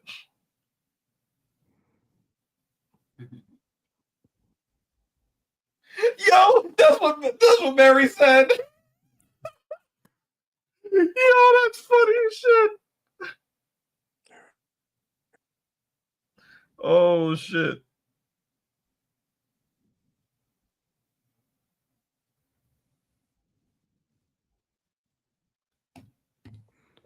Oh man. Benoit Saint-Denis is a 13.5-1 favorite. Yeah. Yeah, Natalia Silva is delicious. But Alexa Grasso being a 2-1 underdog after all the problems she gave the champion, I think that's a little disrespectful. It is. It is. But It we'll must be see a very Styles soon if make it's right. fights type of situation.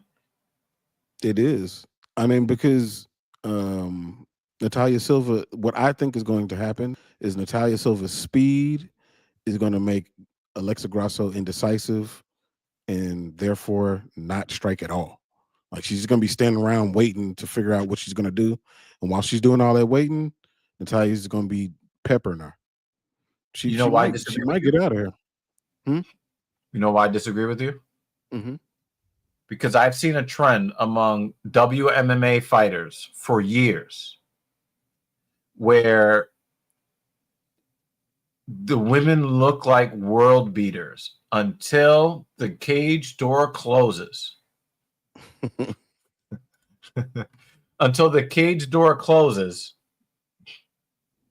And then they forget how to fight when they're in there with the champion. Now, when they're in there with anybody except the champion, they are the world beaters. The difference when you're talking about Alexa Grasso is that Alexa Grasso, even when she was losing the fight, wow, Shevchenko was the underdog. Even when she was losing the fight, she still fought like Grasso. She never changed her approach. She didn't, tense up. She didn't go to her back foot when she's normally used to going, moving forward. She did that against the actual champion and actually took the belt and was still, she kind of got dominated because Shevchenko turned into a crotch sniffer. But if she did not fear Shevchenko, she's certainly not going to fear anybody below her. I don't think she's going to fear. I don't think that she's going to hesitate.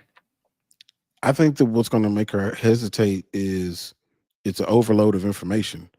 Once she starts to get going, and this is going forward or backwards, Natalia Silva's speed and her ability to strike from any sort of direction, any angle, is just going to confuse Grasso.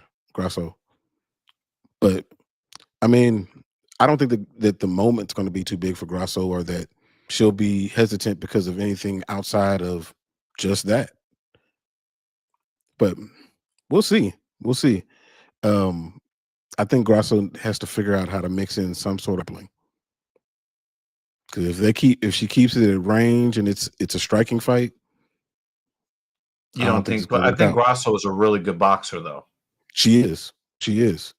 She may not be the best kickboxer. Natalia Silva might be a better kickboxer, but I think Grasso's got those hands.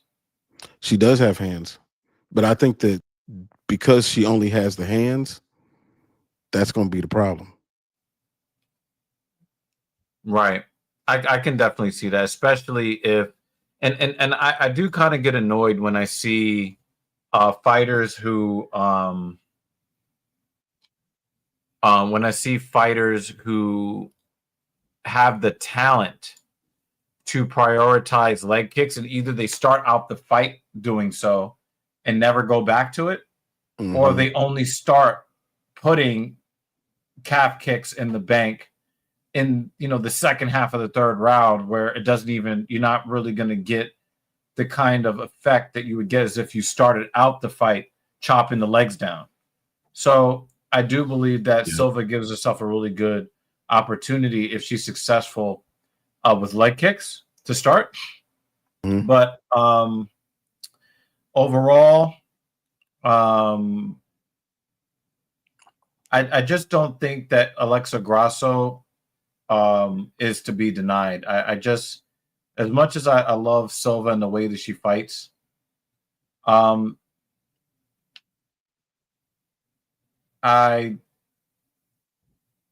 that's a weird ass commercial. I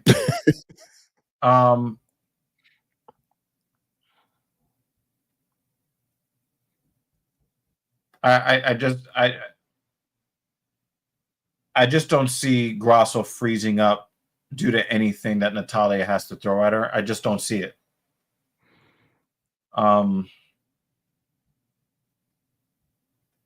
It's also kind of funny because you were talking about the wrestling portion of it. Mm-hmm. I think it's a little weird that Grasso has such great BJJ but no wrestling.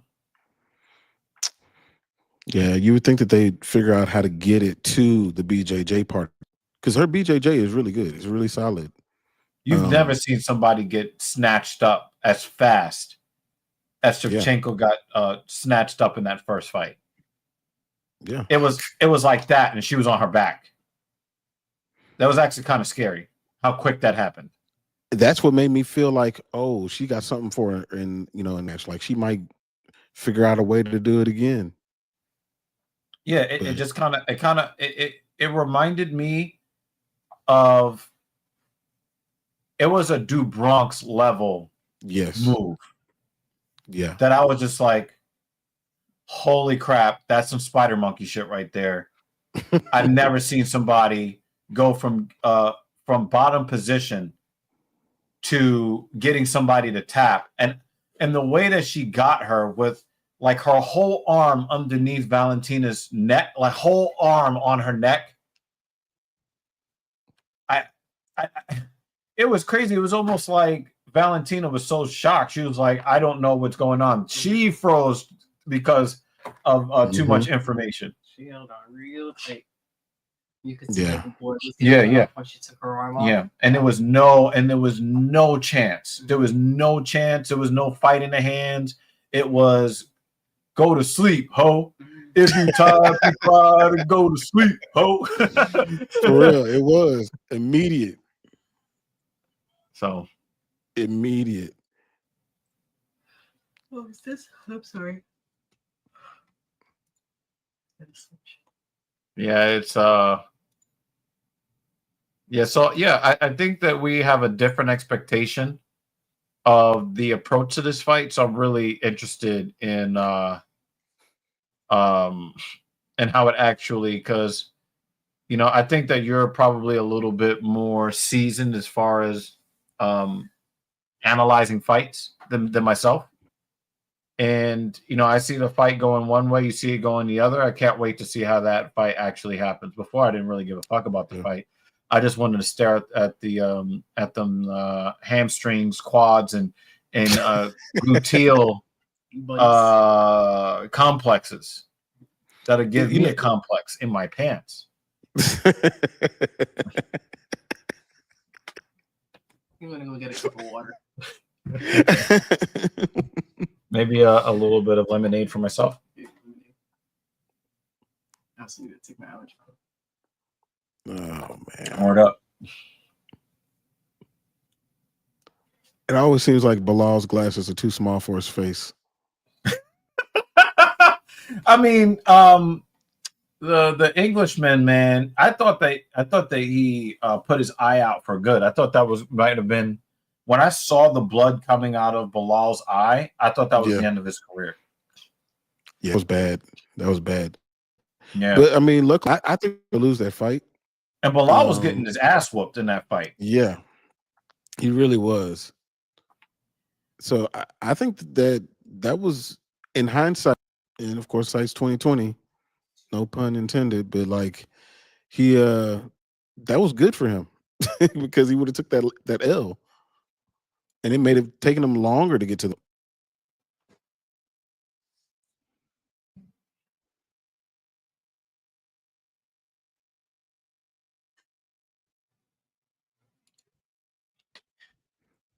Yeah, Grasso and Silva, they're extremely beautiful women. Yeah, and I appreciate them very, very much. But them darn cheeks, man. 2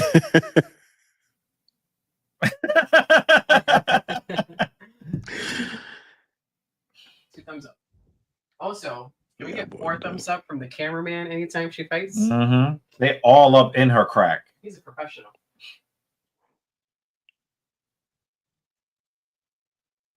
That reminds me of I wish I had 4 hands So I can give those titties 4 thumbs down.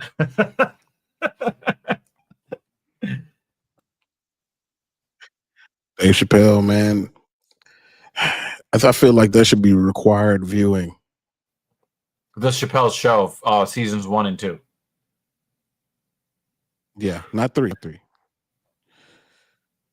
You watch 3 if you're a hard. The thing is called a foul ball. McNeil was going for a double in the corner. I don't think that Dan Jensen has had the opportunity to bend the chick over with Dern cheeks and then like feel that fat. He's never had the opportunity to feel the buns on his hot dog. Yeah, once you feel that I mean, there is no turning back after that. You can't. Nah. There's barely a chance to pull out. That's probably why Dan Jensen doesn't like Mackenzie Dern, because then he end up paying for another kid this stage in his life. Yeah, and yeah, you're not with Mackenzie Dern. You're not pulling out. Not gonna happen. Yeah, but Dan Jensen, he only does the Lord's missionary. So, He to have less stress in his life. Doctor's orders. Yeah, he actually can end up with a myocardial infarction. He said, "I bought them in all sizes." Yeah.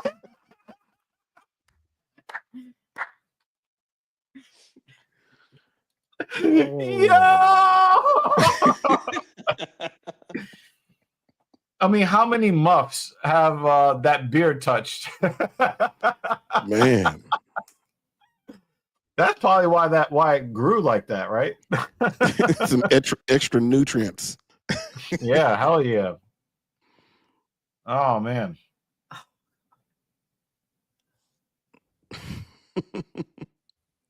Yeah.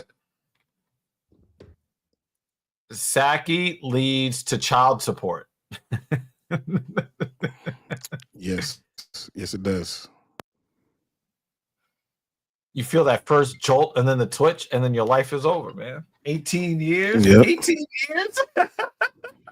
Mm-hmm. One mistake, 18 years.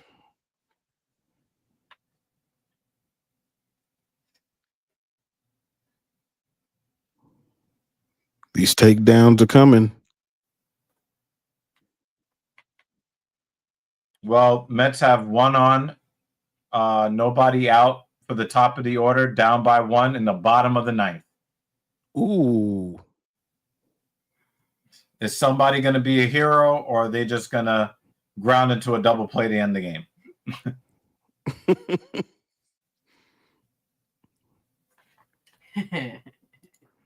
David's been quiet.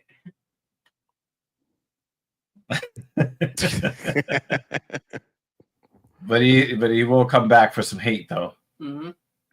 Damn, 99 low and in, and he couldn't catch up. That's nasty. UFC Montreal facts. 35th event in Canada, 7th event in Montreal, all pay-per-views, 7 title fights. The last was Demetrius Johnson versus Horiguchi. That's a long time ago. Yeah, Horiguchi about to come back.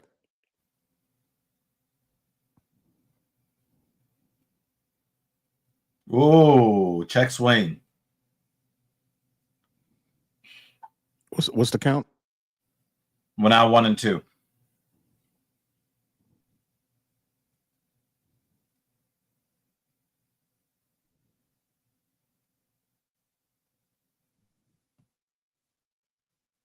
Oh no, he grounded into the double play. I knew he was gonna do that. You called me. I called it. Yep. Oh no. Yeah, that's some bullshit that would happen here in Texas with the Rangers. I say that like we didn't just win the World Series like 2 years ago, but we're greedy. That's what I'm saying. Like, the Mets won the last time they won. I was 3, and I got to hear motherfuckers that got recent championships fucking complaining. Shut the fuck up. With all due disrespect, I don't want to hear your fucking bitching and whining about your team that just won the World Series in 2023. It's true. It's true. And you did it without the pitchers. Yeah. Yep. You took DeGrom from us. Oh, they're not going to pitch to Soto. They're just pitching around them, throwing pitches in the dirt. May not even pitch to Pete Alonso either. Might pitch to whoever's sitting behind him, which might be Vientos. Juan Denis has staph infection on his face. Wait, what? Right now? So they're cutting the little fight package. In the little fight package. Well, no, it was like in him talking before the fight. You know, the little interviews that they do. He's got staph infection on his face.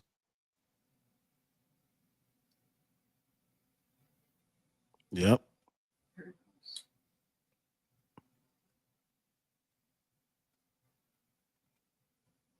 I don't understand. How does he have staph infection all the time? He just wakes up with staph infection. Killing motherfuckers, man.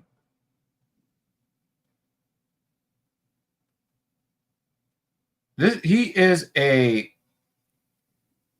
what is it? A 7.5 to 1 underdog. I think they have him down like a plus 750 or some shit like that. Mm-hmm.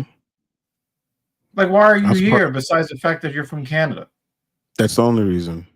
Yeah. No Canadian has had more fights in Canada than him. And why would Saint Denis take this fight when it doesn't get him anywhere? He needs a win. Money. They offered him a Gamrot, and he was like, "Nah, I'm good." Really? I think I saw something about Gamrot roasting him for ducking him because of the I think he's a late notice replacement. Mm-hmm. If I'm not mistaken, this guy is a late notice replacement. Yeah, because he was supposed to fight Joel Alvarez. Right, that makes more sense. Yeah. Joel, he was having issues with getting his weight. Well, he did what Jose Aldo should have done. He was having issues getting his weight under control, and he was like, I can't do this. And he pulled out, what was it, like a week and a half ago, maybe a week ago? You know why he was able to pull out? He wasn't clapping the tins and Jones' cheek. That's why he was able to pull out. Yeah.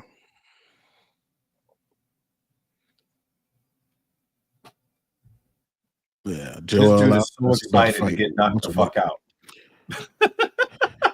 Maybe, but what if he wins? What if he wins? I think we're probably cut off the stream at that point. I'm going to that. Hey, Benoit Saint-Denis is, and it looks like his hittable. chest has been caved in several times. Yeah. Oh man. Bro's it looks like either he's got an unhealed shiner from training right under the left eye. Yeah, I see it. Well, that's all right. BSD has unhealed infection, so BDSM.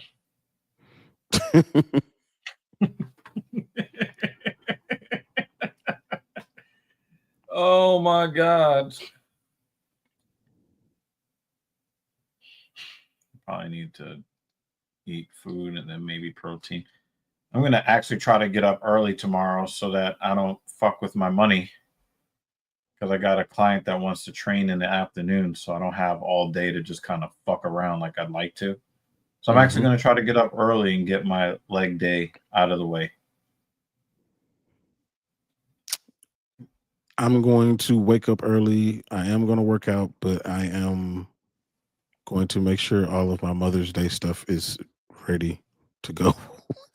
Yeah, I'm going to be going up in volume on my 245 squat.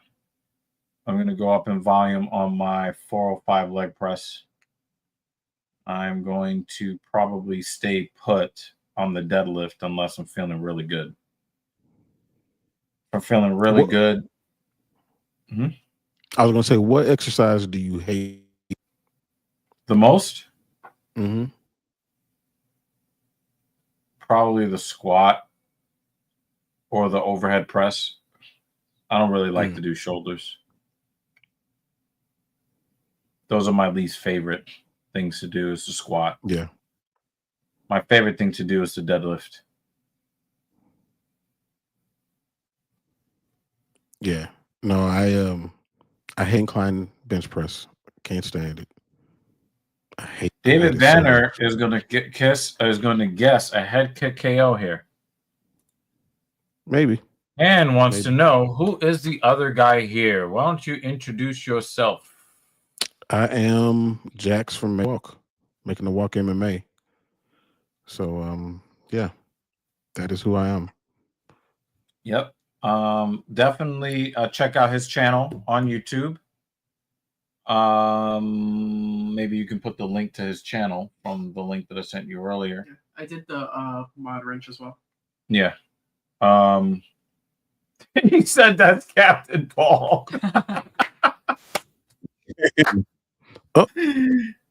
Oh man. He went to the last UFC event, I think last weekend or the weekend before. I did. Mm-hmm. And he's got a video up about it. So he's at the black version of Paul. Hold on, man. My wife is calling me. He got his skin surgery. You know how they say, "Oh, I got my bottom surgery." I think David said he did soy sauce. Yeah. We watched a lot of Backlash, but we also had the fights going on. We weren't able to pay as much attention to some of the matches. Yeah. It was on. We did watch the Becky Lynch and the Lyra Valkyrie, I think her name is. Yeah. I really, I mean, it was not a bad match. I just didn't care. I just don't care about Becky Lynch. I don't care about Lyra Valkyrie. The most interesting part of the match was after the match.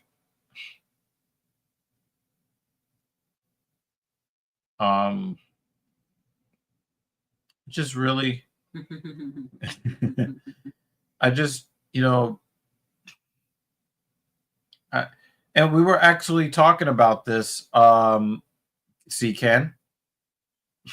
In a lot of these situations, the women's wrestling is better than the men's wrestling, but I don't care. I only care about the stories. Like the men's wrestling is not as good as it used to be. Men's wrestling used to be way, way, way, way better, right? But the problem is that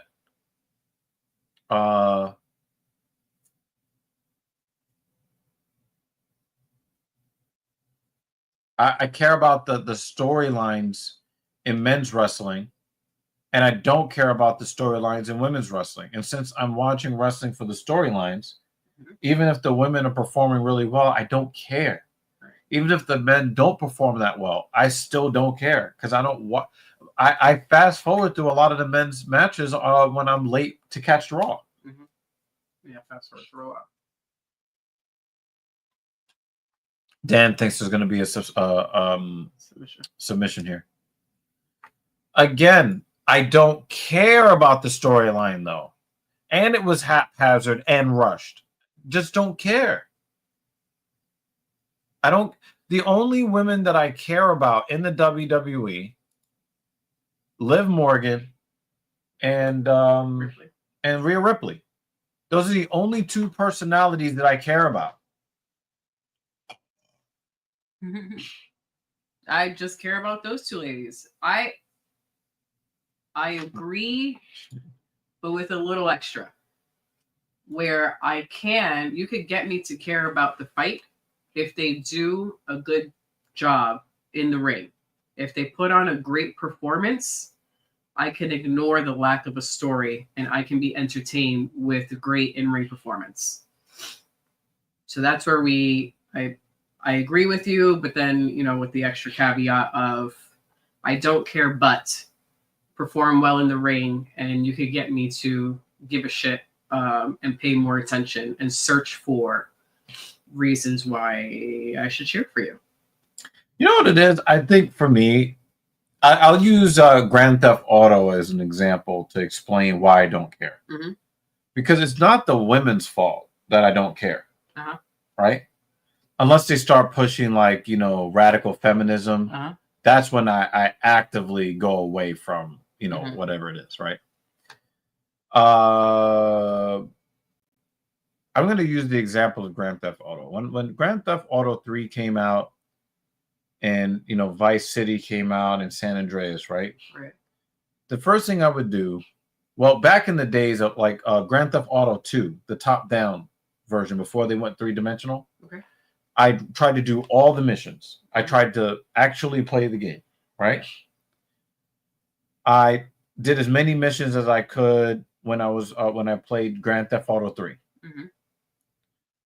Then at sometimes, you know, you just kind of don't like the pressure of trying to get these super hard missions done. So I found out about the tank cheat code, and I would do the cheat code, right? And then the tank would drop down out of the sky, boom. And then I would get in the tank, blow everybody up, go to 6 stars, and then the military would come out. And then, you know, I'm shooting down the military, and I would go, you know, 25, 30 minutes, even an hour in the tank, just, you know. But once you do that, the game no longer holds the same appeal that it had because you've already gone off the deep end. Yeah. Right? So for me, it's very similar with wrestling for me, where like I've seen all the moves. You know, I've seen some of the greatest matches of all time, right? And it's like, okay, now you got wrestlers who didn't actually create their own finishers. They basically are either modifying some other legend's finisher, or they are just straight up ripping off the legend's finisher. And it's like, okay, I've seen all of this, so I'm not going to see anything special. Nothing is going to be like super great. So why should I care? Right?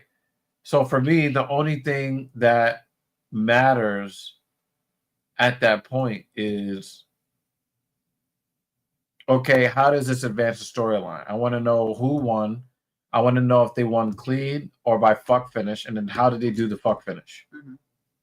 And then out of the ashes of that, I want to see what comes next. So, like, the greatest thing to me about WrestleMania was actually the triple double cross, right? Like, I wanted to know, okay, Paul Heyman screwed over Roman Reigns and screwed over CM Punk. Okay, now he's aligning with a guy that he can't trust. I want to see how that relationship either develops or devolves, right? Now they've got Braun Breaker on the squad. I want to know who's going to be the next person to join the faction. I want to know what they're going to do with it. I want to know how they're going to approach the wrestling part of it, because we're seeing that Seth Rollins is now really, he's a heel, right? But he's still presenting himself as a messiah to the fans. And the fans still chant the song and all that other stuff, right? Now he's, you know, they tried to introduce him as a heel by having him threaten the biggest baby face in the entire company. Yeah, Sami Zayn. And Sami Zayn. Like nobody is more cuddly than him. Right? So he's the lovable loser of the WE. Yeah. Okay. So we had an eye poke here. Yeah, and he knew he did it immediately. Yeah. He's probably just trying to get him away from him. Yeah. Yep. And as soon as it happened, he was like, "My bad." Yeah. I don't care about Seth Rollins or Breaker, Sami Zayn, Logan Paul. To be honest, I just skipped their segments. Yeah, I don't blame you. But the thing is that Seth Rollins went over CM Punk and Roman Reigns. I care about CM Punk. So now that they're creating this faction, I want to know if Seth Rollins is actually going to become an interesting character, because I don't really find him to be very interesting, right? I don't find Sami Zayn to be very interesting, but in the grand scheme of things, they're important because they're at the top of the card, or at the very least, they're at the top of the mid card, right? Yeah. So everything that they do affects the wrestlers that I care about, which is why I end up caring about them, right? Well, I think Sami Zayn. It's a long story, so you can cover it another time. From what I've seen, I like his in-ring performance. I think his character, Sami Zayn. Oh, like he's had the fights where, like, I know he's the type where he needs to get fucked up, similar to that chick who holds the belt. Oh man, this guy's getting abused. But there are some matches where he and his opponent have put on an excellent show together. So I'm not excited to see all of his matches, but I know that there's potential there where I might actually enjoy it. Versus the other chick, who I think is like a female Sami Zayn, and all of her stuff is just awful because she's just supposed to get beat up, stand up, and pin her opponent. Yeah. Oh, we got a head and arm. And yep, that's the end of the fight right there. Yeah. Good night. I don't think that guy should have gotten out of the first round with Benoit Saint Denis. So it's a good win if it was a quality opponent. I don't know. You said who is the female Sami Zayn? Who's the women's champion? That little itty bitty chick with the wings. She was just fighting today against Vega? Zelina Vega? No, she was fighting in today's event with Becky Lynch. Lyra Valkyrie. Yeah, her. We got picks. Yeah, I already started Dan's picks. Well, he just put his picks up just now, so I just started anyway. Okay. Yeah, Lyra. Lyra, from what I have seen, and I'm going to keep saying that because I know you have more history with watching WWE Can. From what I have seen with her, just her job is to go in there, get fucked up a lot, and then she does a couple of moves and she wins. And it seems like Sami Zayn's formula is similar. However, depending on who he's in the ring with, he could put on a great performance depending on who his opponent is. With Lyra, I don't have any confidence that she's going to put on a good performance with anyone she's in the ring with. Because she's just supposed to get fucked up. Yeah, I don't think she should win, though. I don't think she does enough to win. But I guess that's the point with her character. Lyra wins, Sammy doesn't. Yeah. But their positioning as the way that they're sold to the fans is, I guess, what she's saying is the similar part.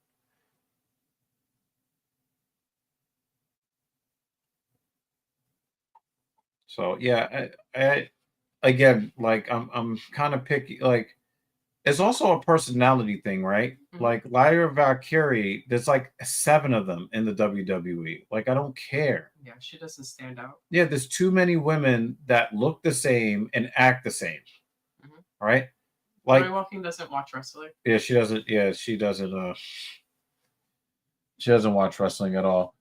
What was I gonna say? About some of these why the chicks are not really compelling. It goes not true at all. Like, no, I was about to say Tiffany Stratton and Chelsea Green are the same person. Mm-hmm. Two annoying, bubbly, Karen types that it's like scratching. It's like scratching. It's like scratching chalkboard. Mm-hmm. I hate their characters with a passion. So is either do I like your character, or I don't care about your character, or I hate your character. When it comes to Tiffany Stratton and Chelsea Green and the Charlotte Flair, Mm-hmm. those are the Nia Jax and Piper Niven. I hate these characters. Mm-hmm. And the rest of them are all the same character. I am beginning to hate Lyra's Why? character, not like character. whining. Yeah, but yeah. There's really no depth there. Yeah, and it's because she's the champion. If she was not the champion, I would be indifferent and I would just skip her stuff. But she's supposed to hold a very high place, a very important spot. And we don't even know who the fuck she is. WWE, it's like why. And there's no her? depth to her character either. So I am beginning to go on the side of I hate her character. Please, somebody. You're tired of Rhea Ripley. Not me. I'm not tired of Rhea Ripley whatsoever. Oh, ditto. Give me Rhea all day. Yeah, because she's her character is just, she's got a compelling character. Like a lot of these girls seem to just be happy to be seen on TV. Mm-hmm. And she has a passion for professional wrestling. Mm-hmm. It's different,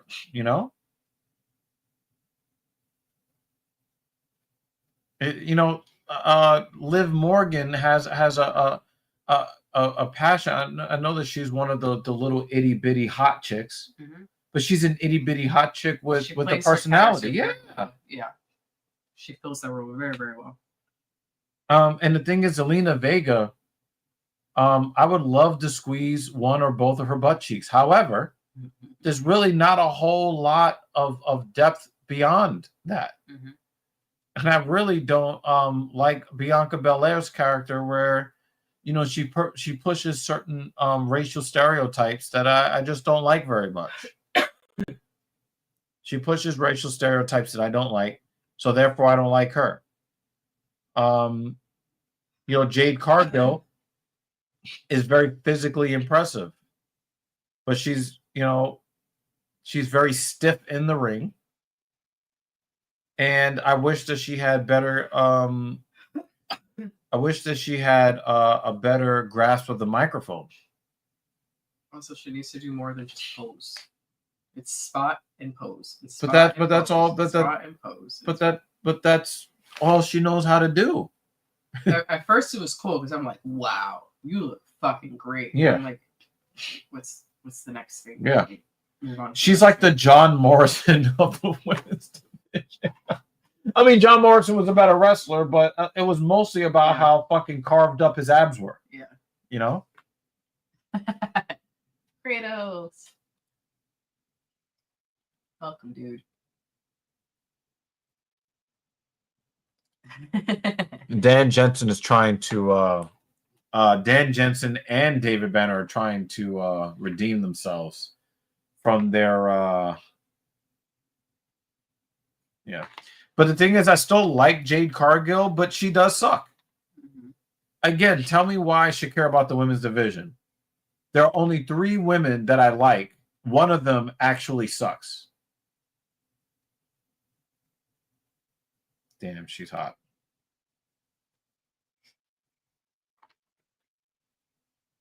I set my alarm for early just in case I got to call out because there is a 2-hour rule. Rhea just comes, beat people up, and never struggles. Oh, you think that she's a Mary Sue character? I think there I don't think that's true. Like for her, because she's a larger opponent, I see that they'll try to attack the leg. That's their way of saying the smaller woman can beat her. I see them do that often. Banner, this is a crime. This is a crime. Banner. Continue what you were saying. we don't condone that kind of behavior here, Mr. Banner. One of those intrusive thoughts moments. Intrusive thoughts of my babies. You said we are going to go half on a kid. She just doesn't know it yet. She's going to find out after she misses 3 periods in a row.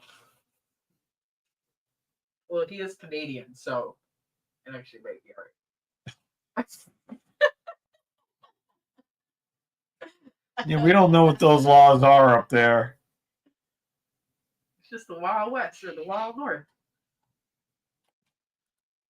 When it's a segment, Rhea always gets the upper hand. Segments, I'm okay. I mean,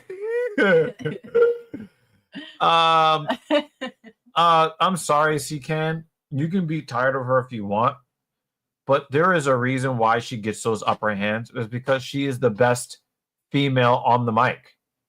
There's no female on the mic that's better than her. And she's going to get one-ups because she's earned that, and she continues to earn it. The other women just got to do better. And the other, thank you. It's not her fault that she's the most compelling character in the women's division. That's not her fault.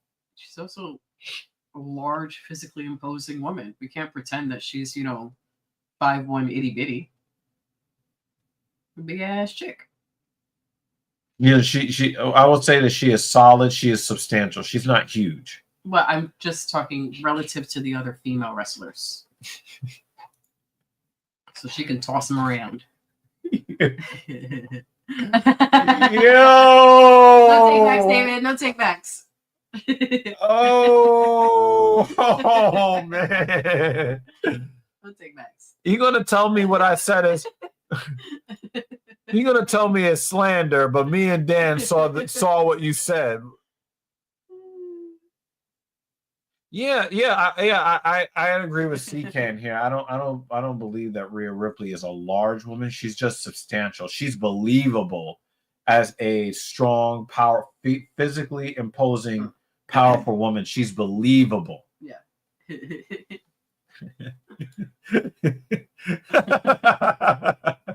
He's been waiting for this day. Now it's a joke. Grasso is here. Now it's a joke, say. It's a joke, say. He said, I'm gonna stand on my words, and I'm gonna open the door when the detectives come knocking.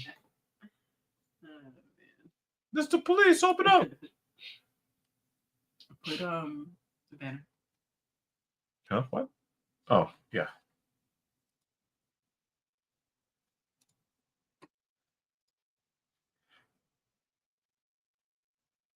Make sure she reads that again. I don't know. You know why I know why they say she's so big. Because the athletic women of the WWE, they're all 5'2" or shorter. So she looks massive. But that's why I said what I said. She is large relative to the ladies that she fights. Yeah, that's true. That's what I said. And that's probably why Raquel is running with Liv Morgan to protect her, because she actually is that size. Mm-hmm. That's her probably character is supposed to be the larger, more imposing person in the ring. And she does not do well on the microphone whatsoever, so she needs to be with a faction like the Judgment Day. Yeah. So that she can actually get time on TV. Now, if we're just gonna say, is she a large woman? She has high yes or no, then that's a different conversation. Yeah. But compared to the ladies that she usually fights, she is a large woman. Yeah. Yeah. That's what I'm saying. Yeah, that's true. Yeah. Well, it's not that they're dumb asses, right? Is that if the girl that you're fighting is 4'11", 5'7" looks like 6'5", you know? But I don't think that's true when you got. I mean, how tall is Zelina Vega? She seems to be like I see her almost like the modern China. I think that would be Jade Cargill, honestly. Well, until Jade Cargill gets better, but this like goth-like, muscular, tall woman, right, who is larger than her opponents. I right now see her like a China. Who's that lead? People are asking. Oh yeah, yeah, she's 5'1". Alexa Bliss, 5'1". Liv Morgan, 5'3". Io Sky, 5'1". Roxanne Perez, 5'1". you're itty bitty. Yeah, compared to a 5'7" woman. If I stand next to her, I'm looking up. Yeah, she is large. Yeah. WE women's heights.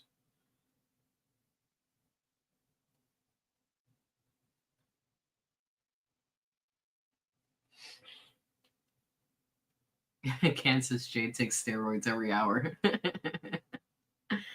He's not a Jade fan.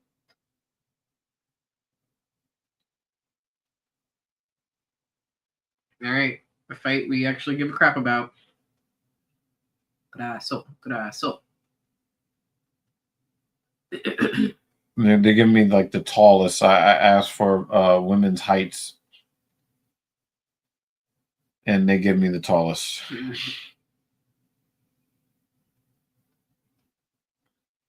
AI's overview says the shortest women's WWE women's wrestler is generally considered to be Alexa Bliss build at 5'1". Some discussions online suggest she might be slightly shorter in reality, perhaps closer to 4'10". Other women wrestlers like Zelina Vega and Nikki Bella are also mentioned as being relatively short, with Zelina Vega possibly being closer to 4'10" in reality. Vega looks like she is. Yeah, definitely below 5 feet. Yeah. So when you have a woman who's 5'7", she's a fucking giant. The average woman is 5'3". So 4 inches taller, yes, that's a big woman. Now, when if you want to compare a woman's height to a man's height, obviously she's going to be shorter, but 5'7" is not short for a woman. Mm-hmm. And then you put her in there with women that are 6 feet, 6 inches or greater in difference, and that's what you end up with, So I think we lost Making the Walk. Hopefully he comes back. Oh, we did lose him. Yeah, I think we did lose him. Well, I'm glad he was here for a good amount of time. That was nice. Yeah. So Grasso's got the face, but not necessarily like the really, really great body. But yeah, Natalia. She's got buttons. Yeah. I love the look of her legs, though. Yeah, I was just looking at her hands. Great legs. Oh, that left hook.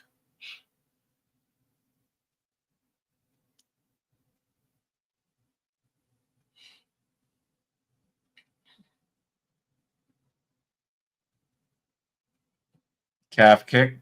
I did kind of call on that one. It would be great to see if what Making a Walk MMA comes back, because he thought that Grasso would be very gun shy in this fight because of Silva's volume striking attack. It looks a little bit more even here.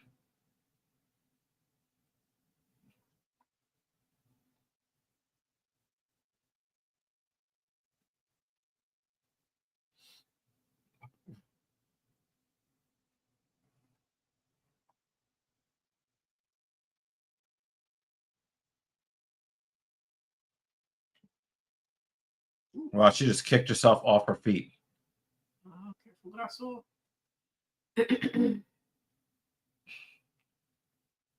Grasso she's a fighter that's very, very, very quick to capitalize on mistakes. Mm. It's almost like she's waiting for you to make a mistake. I'm glad she does that, because some fighters, I don't know if their reaction time is just too slow, or they don't think to capitalize. Or they're thinking about too many things and they're not actually doing anything physically. Usually the we'll thing sit here is- like, you had the chance. But then you also have like these fights where a fighter that is waiting for mistakes, they never fight because they're waiting for a mistake that's never made. Yeah, You know, true. like what's his name? Jake is here. Marlon Vera. Mm. Silva has great hip movement as a fighter and to watch for other reasons. I think that many of us would agree. Many of us would agree. Yeah, I think Nikki Cross is pretty short as well. I don't remember who Nikki Cross is. She's another one of these female wrestlers that have all the same personality. Nikki Cross. Yeah. She's also billed at 5'1". So imagine you have all of these women who are the same height, with the same body, with the same personality, and I'm supposed to care? There's nothing that separates them.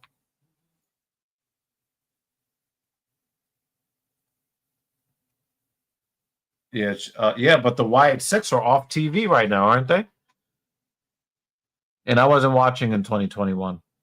Nikki thick now. I also wasn't watching in 2021. Oh, wow. Spinning heel kick that basically landed her calf.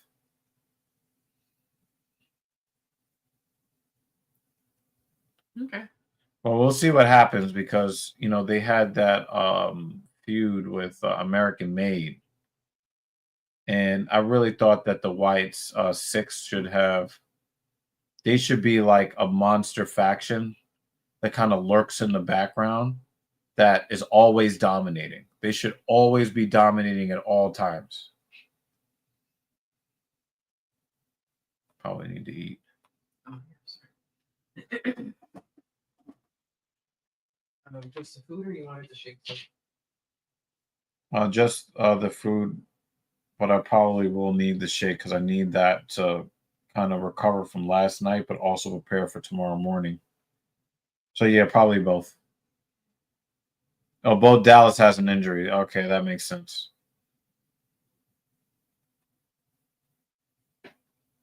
Yeah, Silva is very mobile. She's doing a lot of circling. Grasso just took a foot to the face. Ugh.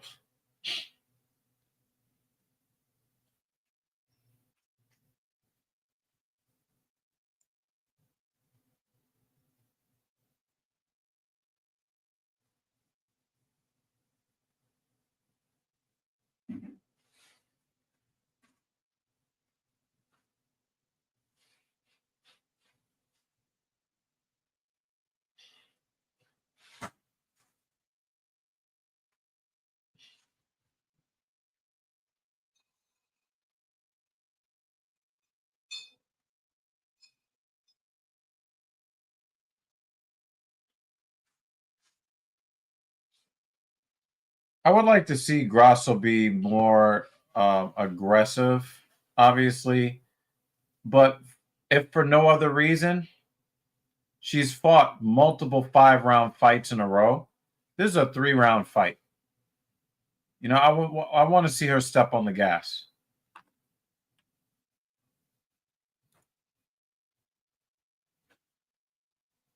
Probably from something else. I know who Bo Dallas is, man. When you said this, I said, oh, Bo Dallas has an injury. Makes sense. I do think that it's probably rough being Bo Dallas, being that he's trying to carry on his brother's gimmick. And I think there's a tragedy in that, you know? I think Umaga's son is also a wrestler and trying to like follow behind that legacy of like, I don't know, man. It's just hard.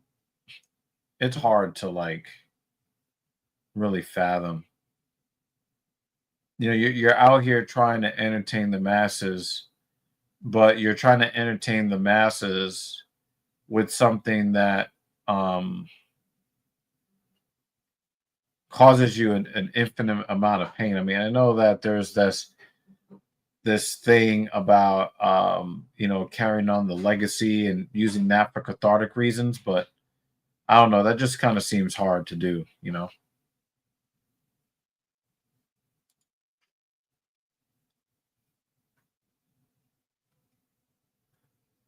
A lot of people think that this is pretty bad. They're pushing Twitter really hard, dude. I don't. It sucks, but it kind of is what it is, you know.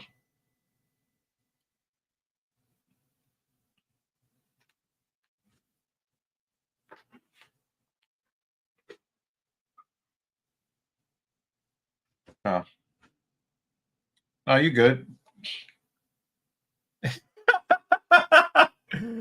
Yeah, we need to get you back on the panel because this fight is definitely playing out a little bit more even than I think even you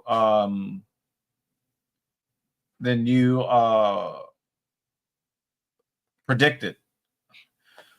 Silva is still winning the fight, but she's really more on her back foot more than I thought that she'd be. I thought that she would be moving forward. She's doing a lot of circling. Also, Bo's third generation. When you look at his dad, Wyndham, Rotunda, Bray, and he is just there. I mean, it's not third generation because Bray is his generation. Remember, Bo Dallas was there at almost the same time as Bray. Bo Dallas had, you know, one of those really weird gimmicks that I thought was kind of creepy, but it was still kind of cool. So yeah, I think that him and his brother are second generation together. Yeah, that was crazy, and that shit was creepy too.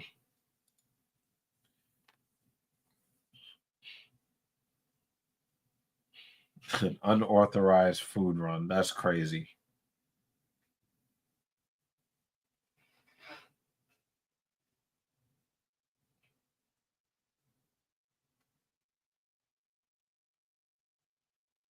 Silva really tried to come through with that left hook there. Oh, she landed it again.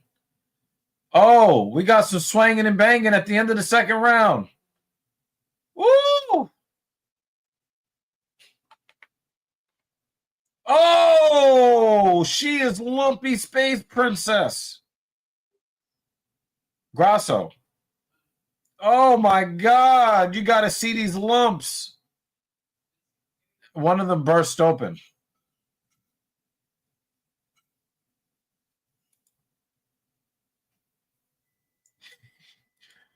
He said a little lumpy. Oh, look at the color on those lumps, too. Oh, my God.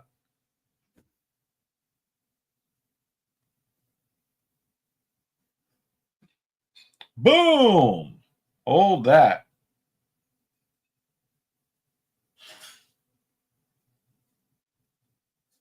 Yeah, Banner wants to lick the lumps on her forehead.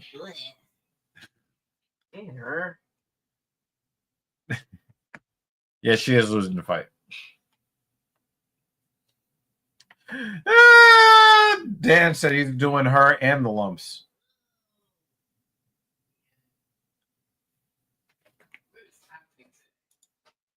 Jake Miller says she has horns. That means she's transforming like Frieza. Hopefully her voice doesn't become like Frieza's. Ugh.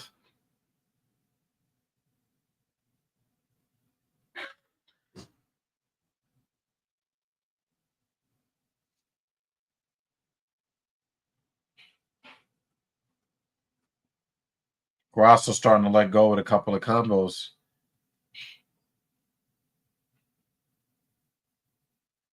Oh, nice overhand right for Grasso. But she needs a finish to win this fight. I think she lost the first 2 rounds. So she needs a finish. And I don't think she's going to get it.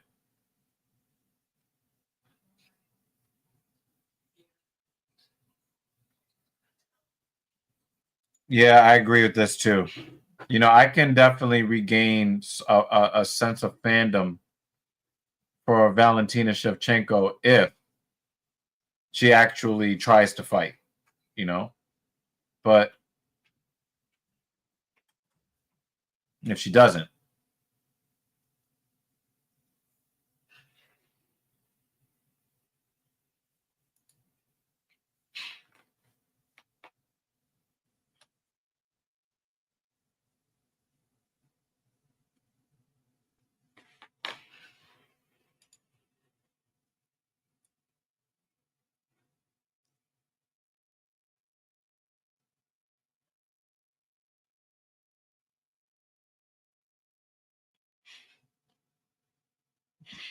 I am getting tired of watching Silva circling around.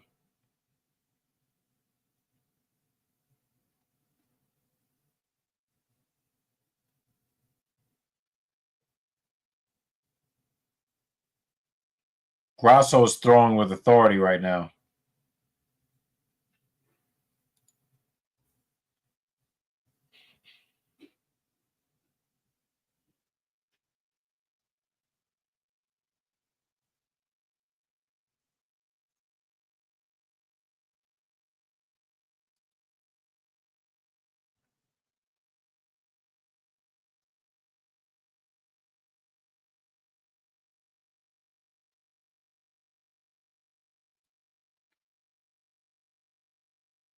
How many times have we said that in the last year and a half, Dan? How many times have we said this about how many fighters?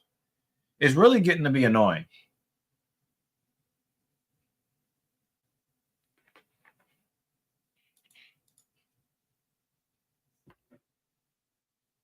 Damn, a titty kick.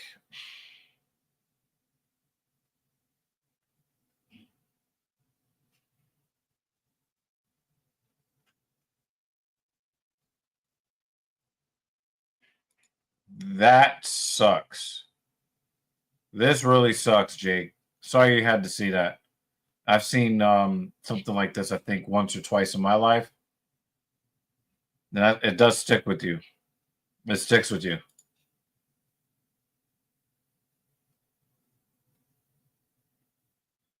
There is a racial stereotype in here somewhere.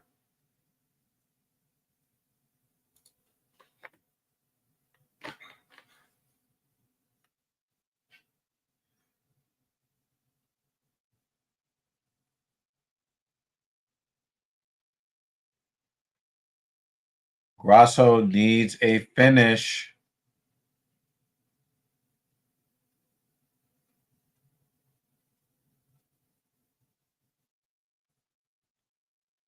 Yeah, Grasso lost this fight.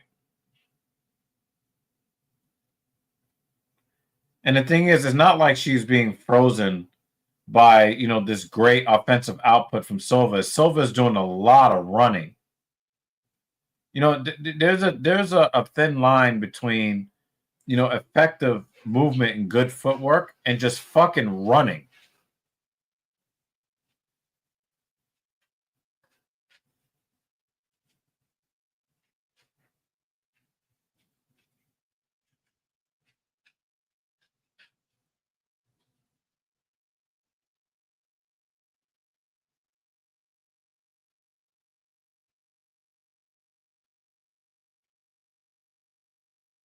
Grasso, the disappointment that she's feeling has got to be like just immense. That's got to be like a crazy amount of frustration.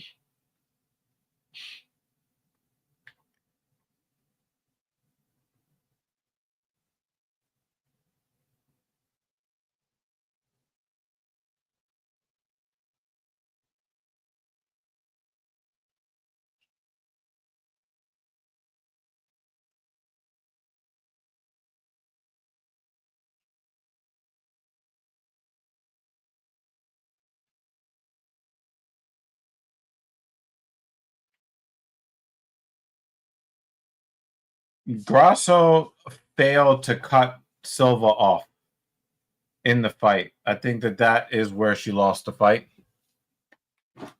They're going to decision? 30-27. Okay. It's not even, but it wasn't because Silva was so a lot of running.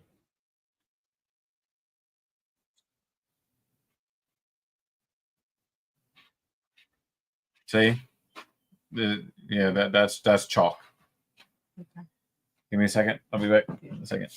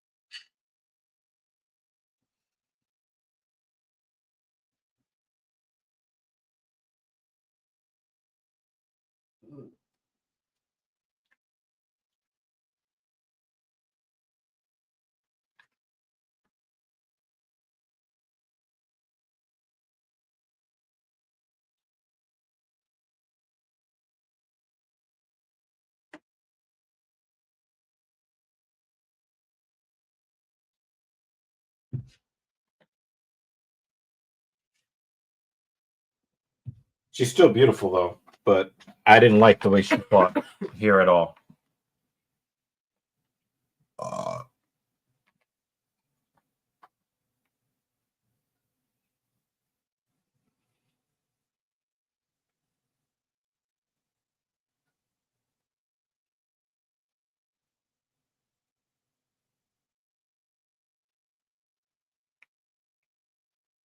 Yeah, I'm not an anti-police guy, but I'm very well aware of the corrupt nature of too many police officers and too many police departments.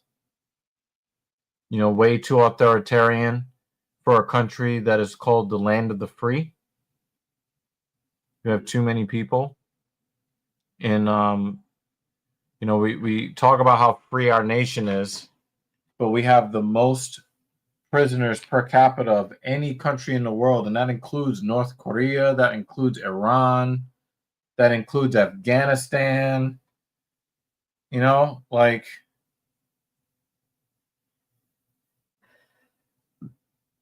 you know, so law enforcement is necessary, but it's best when it's done properly, and all too often it's just not done properly.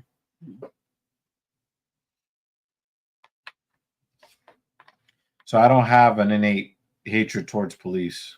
I don't think that solves anything. And the same people that always shout "fuck the police" when something bad happens, who are they calling? They calling the police. So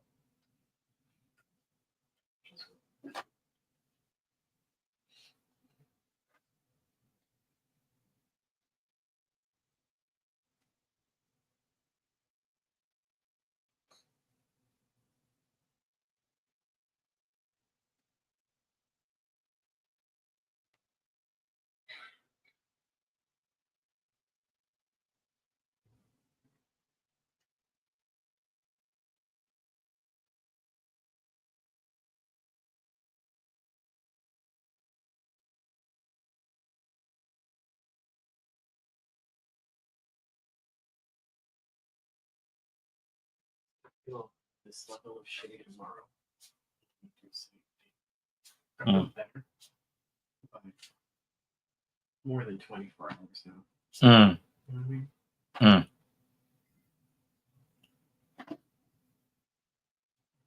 Oh, Whitaker is gonna fight De Ritter. I don't have a 5 versus the 13. Wow. I don't have, well, De Ritter has a hype machine behind him now. I'm not too hopeful for my guy Robert Whittaker.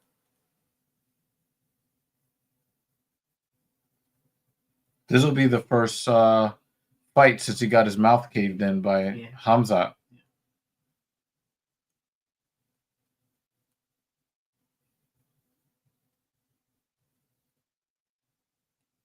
Yep, Robert is old, and it's sad to kind of see that, you know?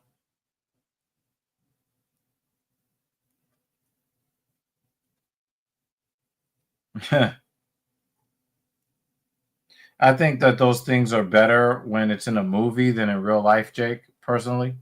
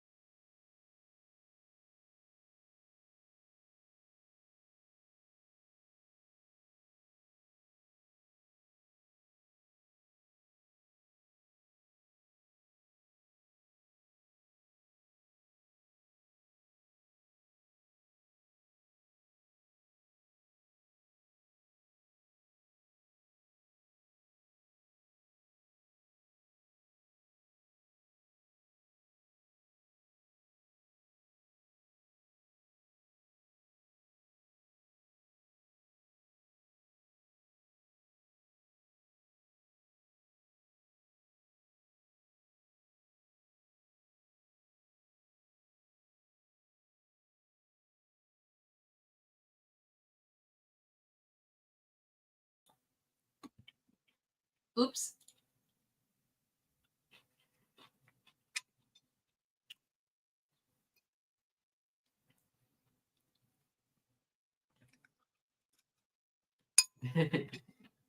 Oops.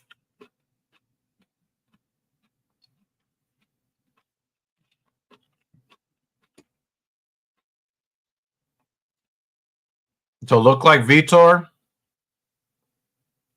that is not TRT. It is not TRT. Now with Chael, it's plausible that he was on replacement levels.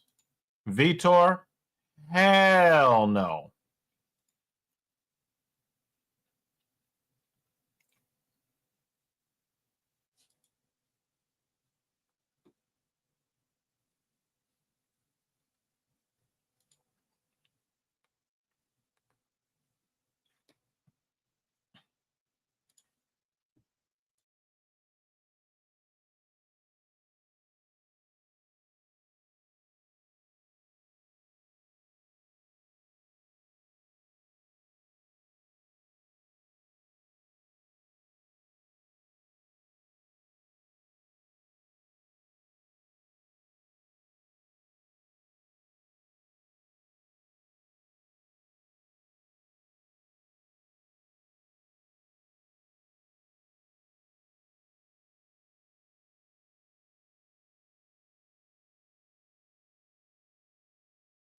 If you look at Vitor right now, he's on the juice. He was like, "Oh, I'm retired. I'm going right back on the juice."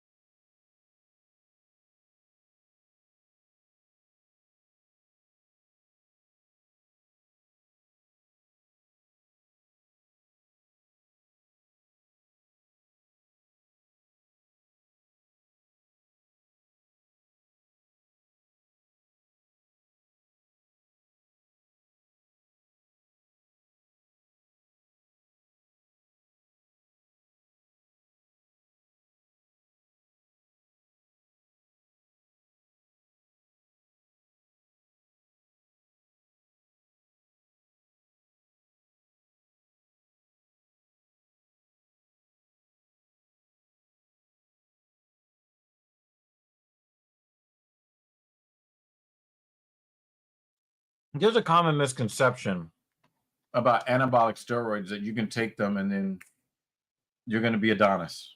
All your abs are going to be carved out of stone. You're going to end up with 22-inch biceps just by putting a needle in your ass. Absolutely not. You have to work stupid hard and still have a relatively good diet in order to get those kinds of gains. It doesn't. The thing is that there are gains that are possible only with steroid use. Mm-hmm. Or there are gains that are possible within a certain time frame that are only achievable with anabolic steroids. So you'll see guys that look amazing, and you ask them how long they've been training. If it's 15 years, you can get ridiculous results, but it'll take you a long time. But somebody on steroids can get that in 2.5 years. Right? It's still years.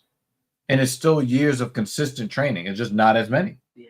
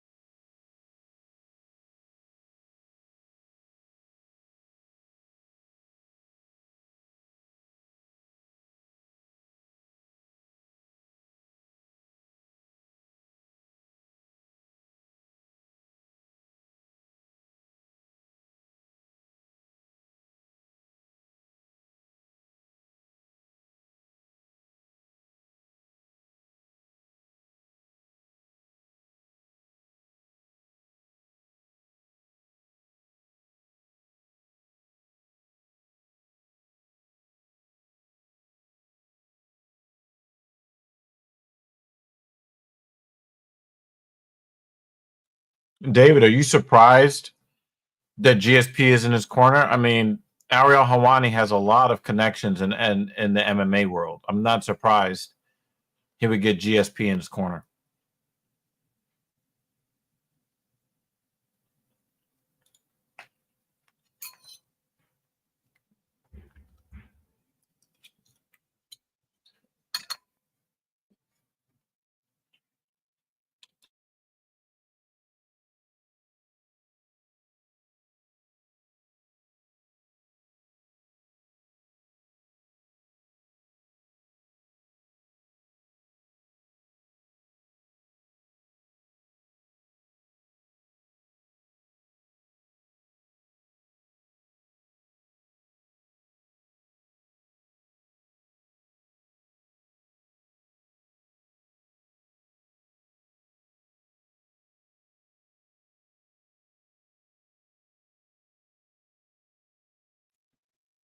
No, Ben, I was just asking you if you're surprised. I'm asking you if you're surprised. I'm just saying I'm not surprised that GSP would be in his corner because Ariel Helwani has so many connections in the MMA world. I'm just not surprised that he would get GSP in his corner.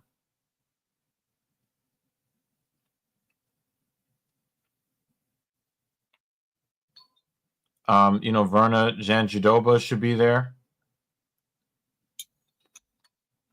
Yeah. I'm not surprised either. Ariel Helwani has a lot of connections, in the MMA world.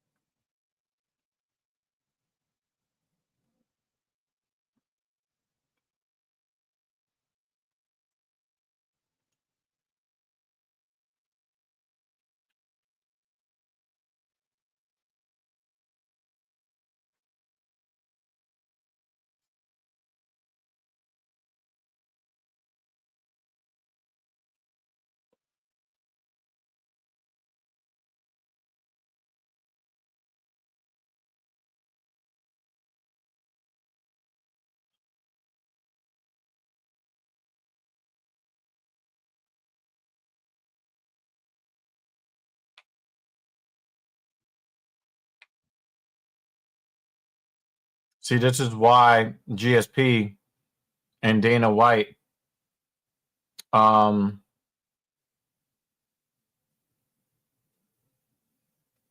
get along. Because Dana White doesn't like Ariel Helwani.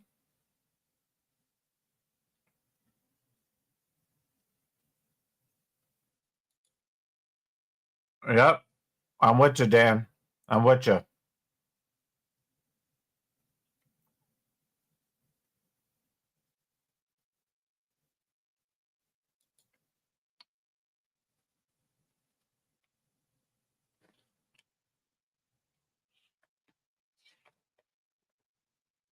I don't know why you're mentioning Zahabi when we're talking about Ariel Helwani.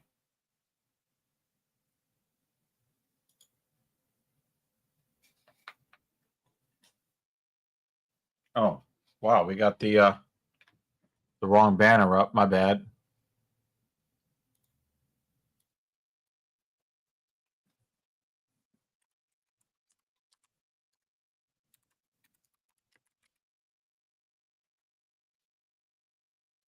Sorry. My bad. Mrs. Evil spelled Ariel's name wrong.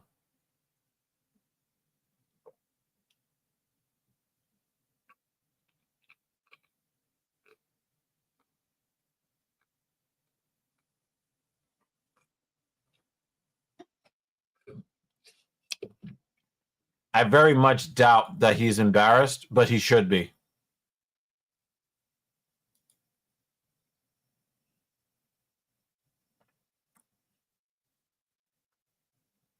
And the thing is, like, I really do want Aldo to lose.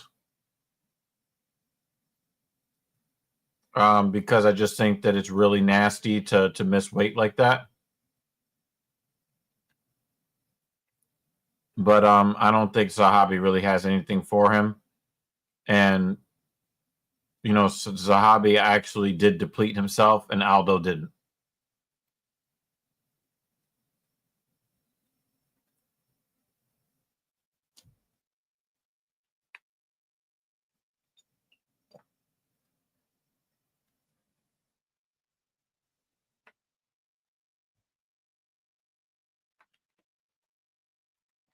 And honestly, there should be no rankings next to either of these fighters' names if they move this fight to featherweight.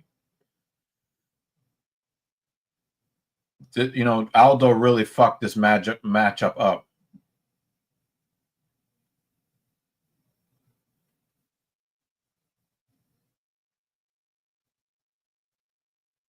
Yeah, and they don't even have the proper rankings up.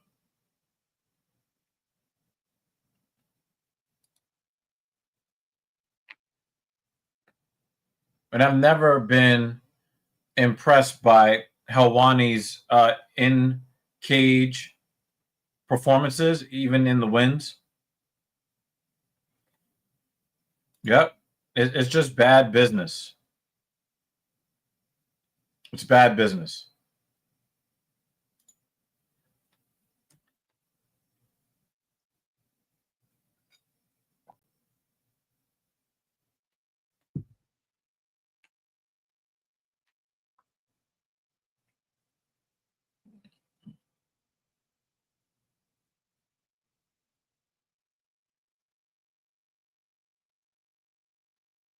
Helwani remains on the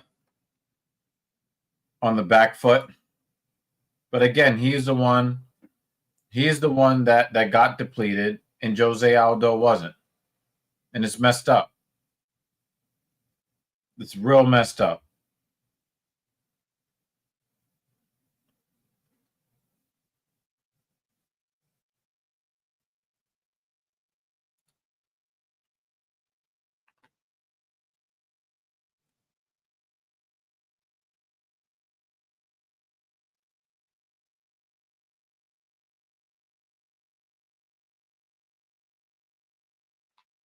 Oh wow. Yeah, that's quite the point to make about all of this.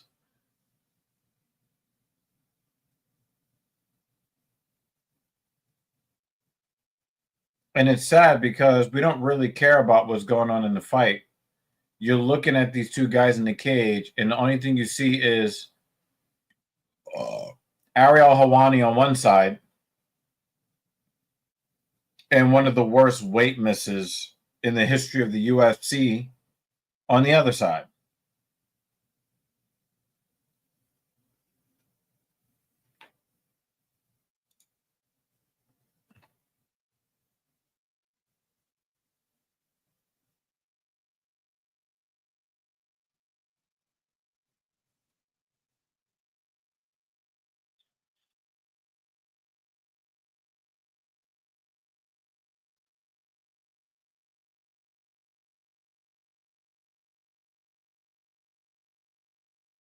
Doesn't the way that Aldo fights remind you of Amanda Ribas?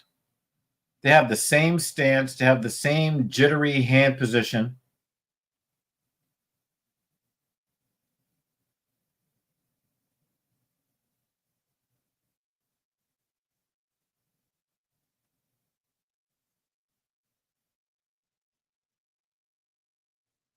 Of course, Aldo can have all this swagger when he didn't even try to make weight. Look at all that swagger he has.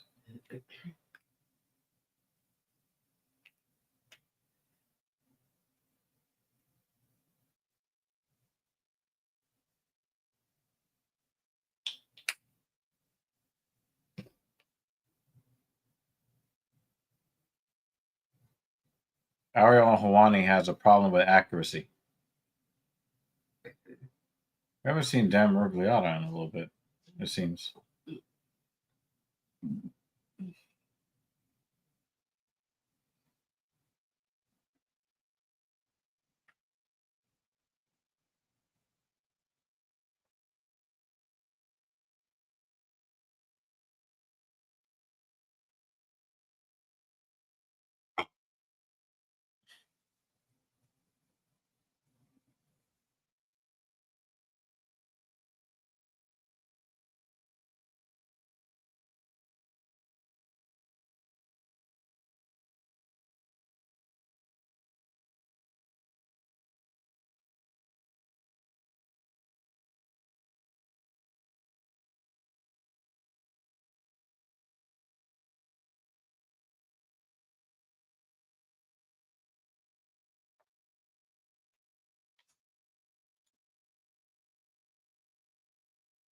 He won't.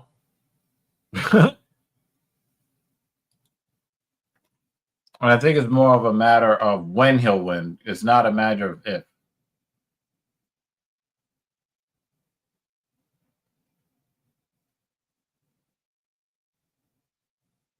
But I would love to see Helwani win this fight, though, because he's a good MMA journalist. Mhm.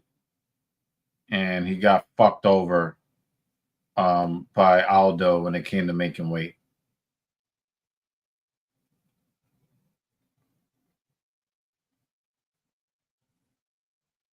You spelled his name wrong. Oh, my bad. Blame Google. Google doesn't know his name. But now all that they're putting up all of these fucking cocksucking tweets. He missed weight by 10 pounds.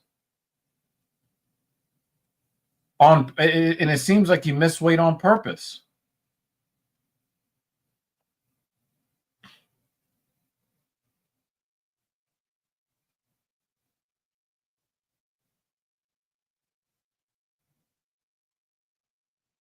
This fight should have been demoted to prelims. Yeah, I think that's fair. Like, we shouldn't have to pay the $70, $80 for this.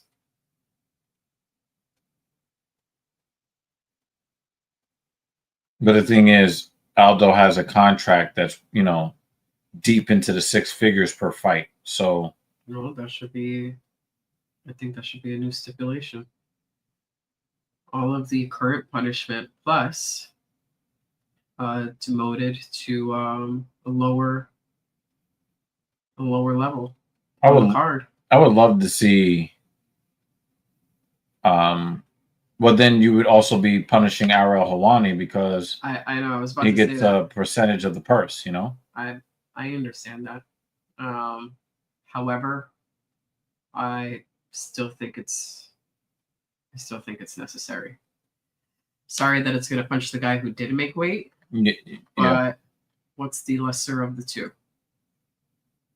Don't fuck over the guy that already got fucked over. I think that's the lesser of two evils. I don't want to have to pay $70 for this. And then you got to Even hit. if Ariel Helwani is a good fighter and deserves to be here, Yeah. but he's probably going to lose, and I paid $70 to watch the bigger guy lose. Yeah. So like, I get it for him. However, sorry, buddy. How do you feel about this? Oh yeah, I agree with Jake. Two. Get the first one. Let him recover. No, Whack. no, I think you should get one for every kilo of weight missed. Oh, it happened. Good call, Jake. Good call.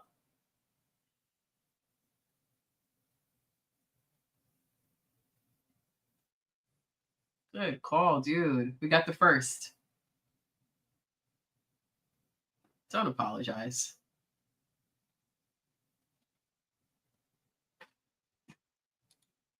Yeah, because they're not making a big deal about it. And it seemed like they would make a big deal about it if it was anybody else.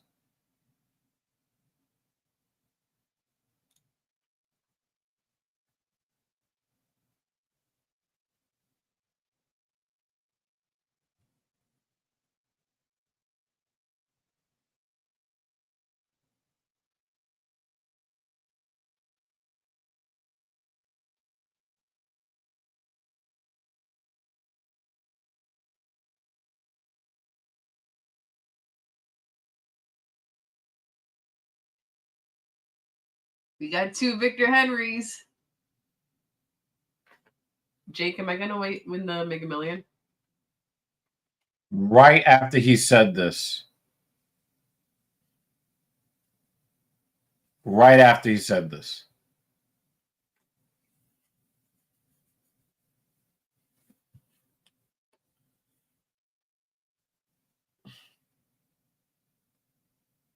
My bad. I'm gonna kick you again. Well, according to Jake Miller, he's only allowed 2. So.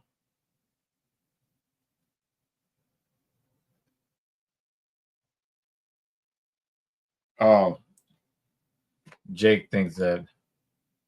Oh, come on, Dan. You don't even live in America. What are you talking about? I'm trying to be kind with the kilos. Look at who you're talking to. Look at the comments that we've gotten from Dan so far tonight. Yeah, Yeah. he's had a lot of mental problems.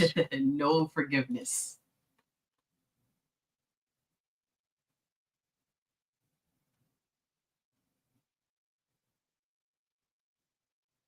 I think part of the problem is that Helwani is looking for the perfect shot, and I think Aldo still got it on points, unfortunately. You know, I like the idea that we were talking about with Lutch back in the day. Every kilo you miss, you lose a point. You know, and he missed 3+ kilos. You should lose 3 points.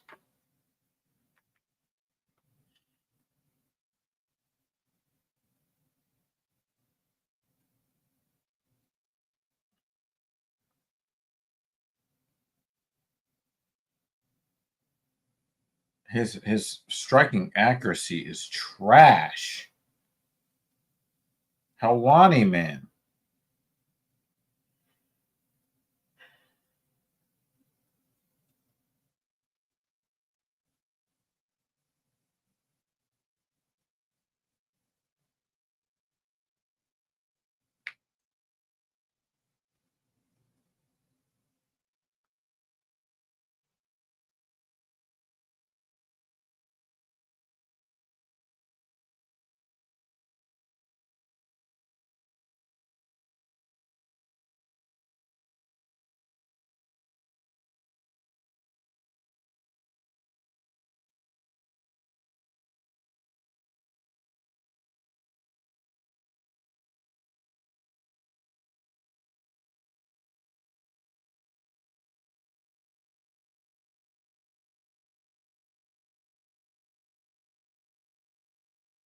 It is very easy to look like you've got a lot of energy when you didn't bother to try to make weight.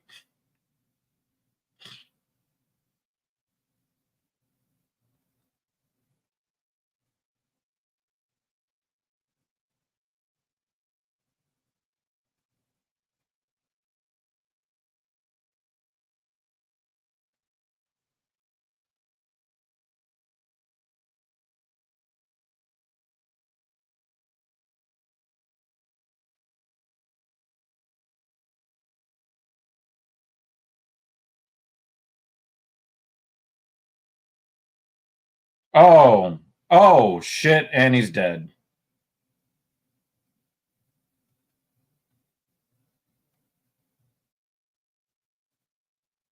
It's easy to have offense like this when you didn't try to make weight.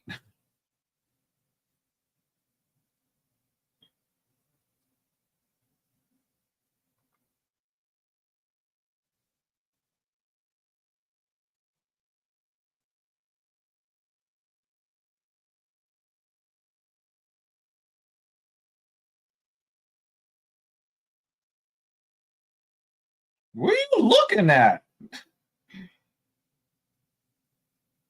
What was Aldo looking at? That was weird.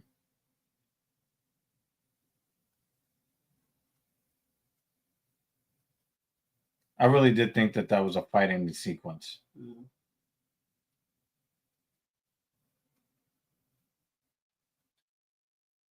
Oh, wow. Aldo's got no energy left? Seems like it. Yeah, I think Dan is right. He was looking at the clock because that was a really weak level change.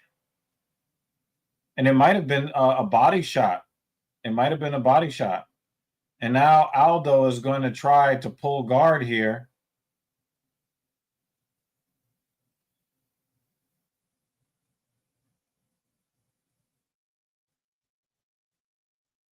We need some GMP here, Helwani.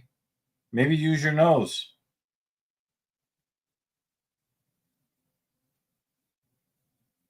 Oh, that's a cutting elbow. All right, so Helwani looks like you might have a good chance to win round 3. Oh, he is busting him with these elbows. on the ground. If he plays this right, he can get Aldo to give up.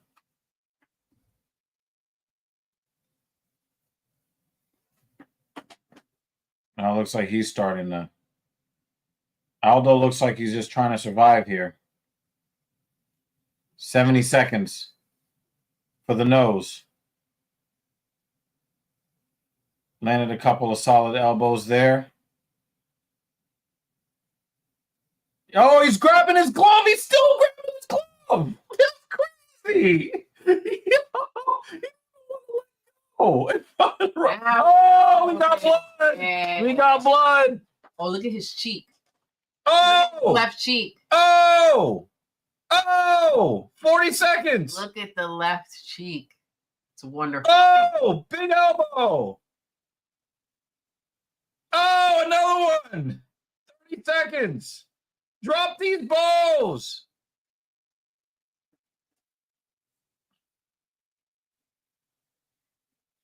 Leave him leaking in his pizza. Oh! Ref, stop the fight.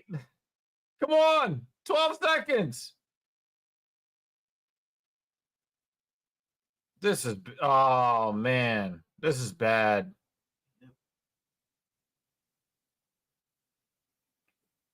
Oh, man, you could have. Don't help him up.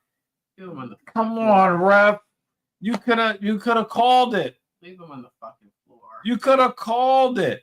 And it wasn't some glove grabbing. He didn't even want to let it go. He didn't want to let the glove go. This was not fight of the night. They're marching like they're fight of the night. This was not. Stop it.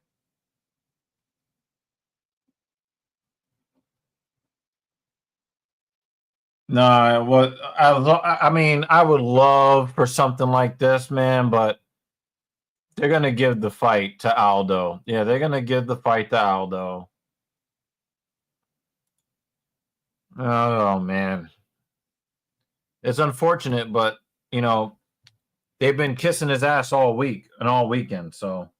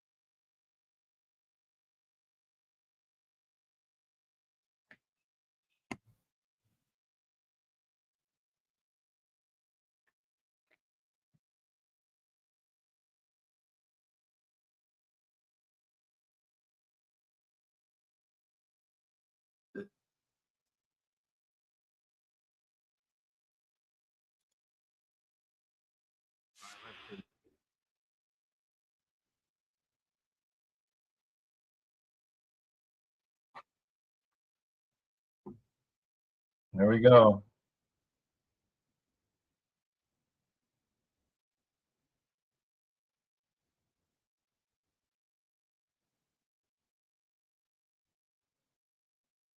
Yeah, they gave it to Aldo. Oh, they went to the. Oh, they gave it to him. Oh, yeah. Yeah. Oh. Oh, yes. Yes. Yes.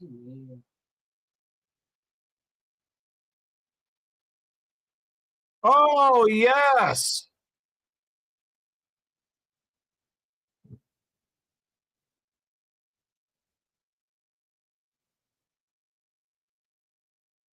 Ariel Hawani gets the nod from the judges.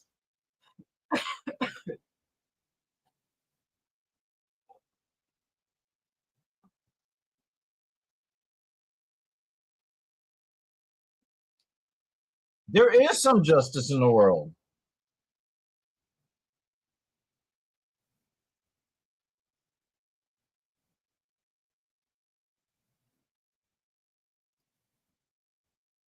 Oh, that was close to being an illegal kick. It wasn't illegal. Oh, look at that elbow he put right on. Oh, look at the split.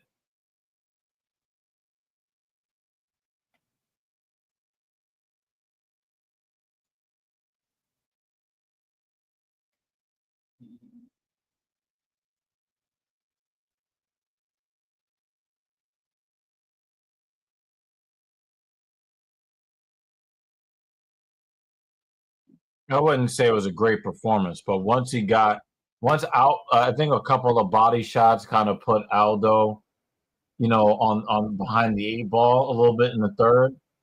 And I think that that's really what allowed for it. But most of the fight I thought was dominated by the cheater.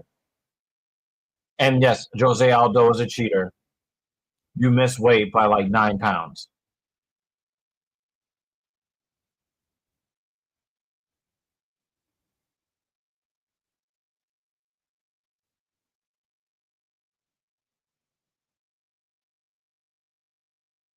Is he retiring?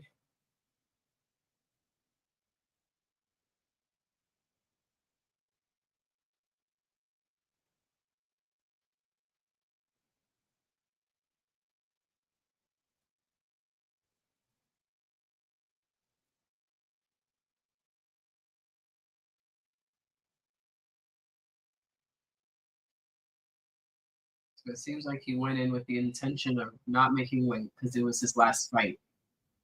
So he could win, and then it backfired. So you retire with a loss, an extra loss.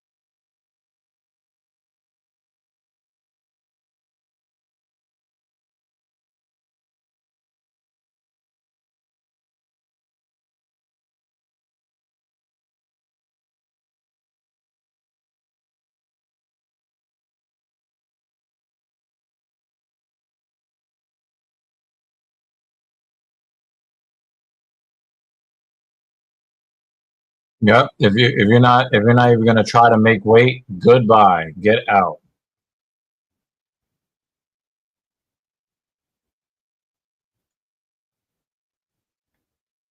Yeah. Well. Yeah. The maybe next time, like you can make weight, and if you don't, then just don't fight.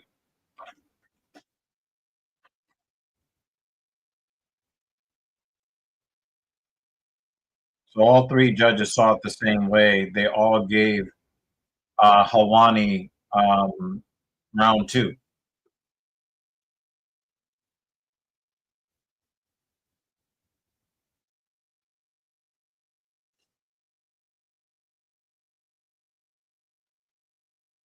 Cookie!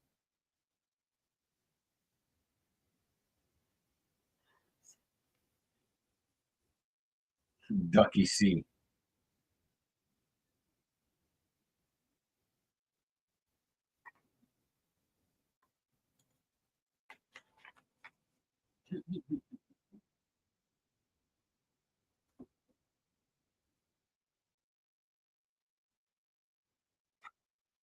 Make the fucking weight or don't fight.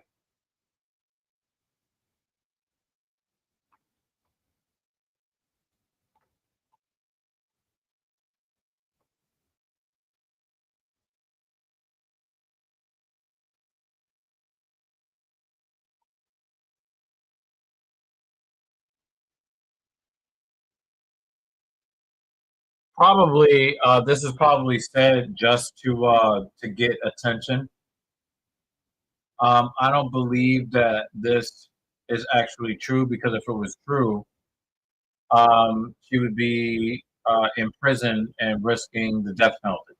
So I don't really buy this. Um, you're starting to see a lot of people make a lot of like outlandish claims to get attention. Don't give them the attention.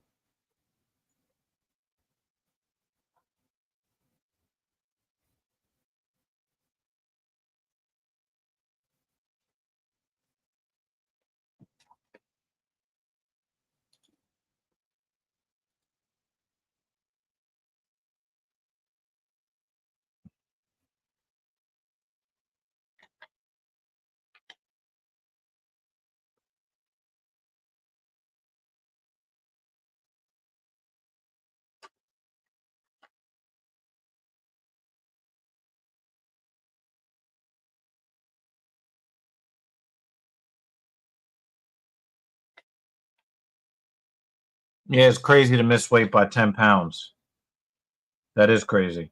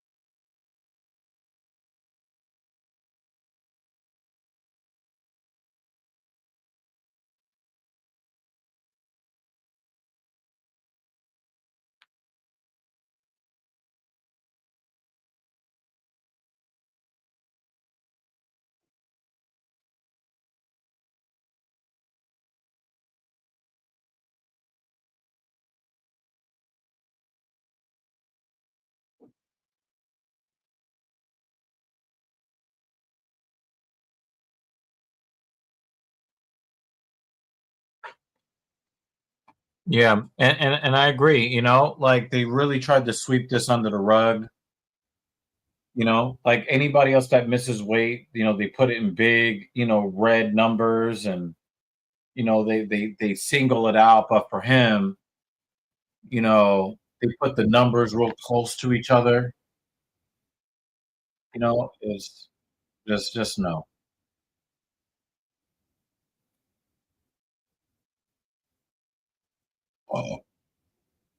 No apology for missing the weight either.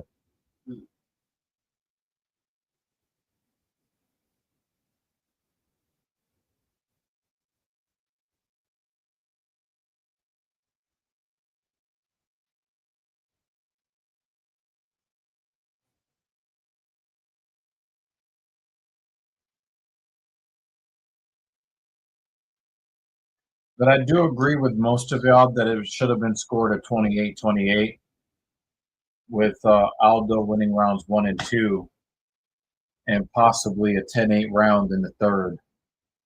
I do think that that's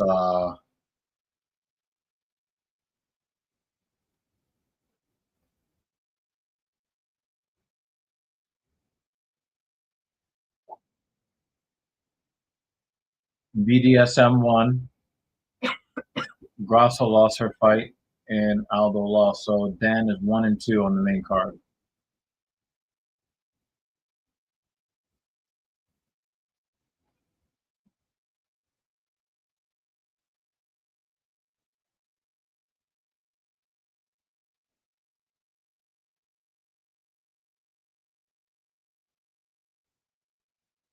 Uh, yeah, then you probably have to say 28, 29-28, I guess. Yeah, yeah, that's fair.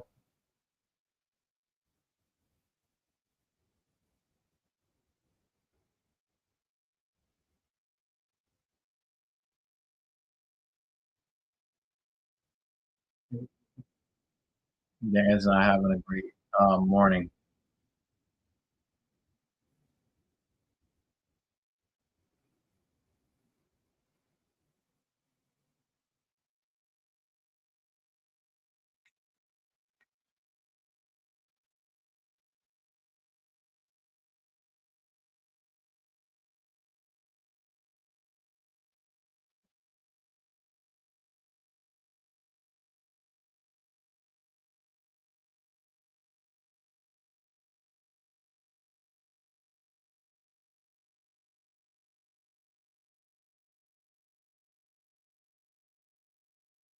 No. The fights have not been bad. It hasn't been boring. They just haven't been great. Some of them don't. A lot of the fights or some of the fighters did not live up to reputation or expectations.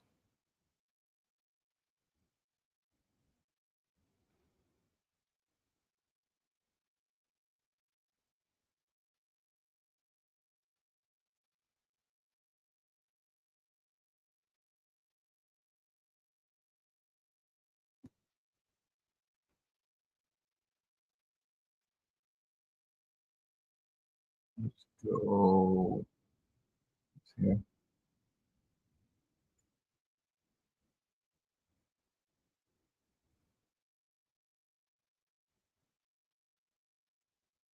Yeah.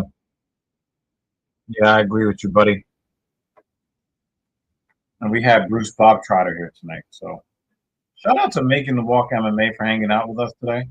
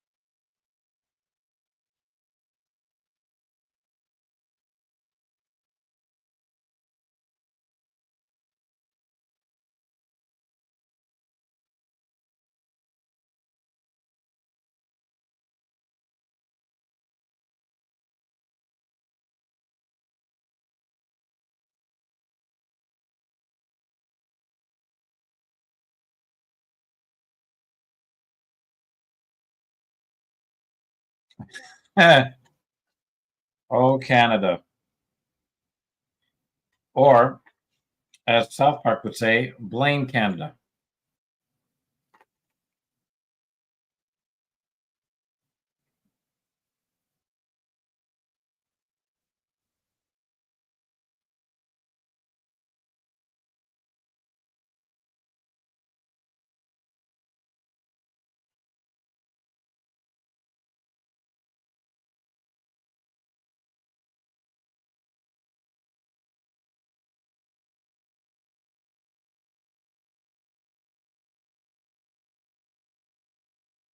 Yeah, I don't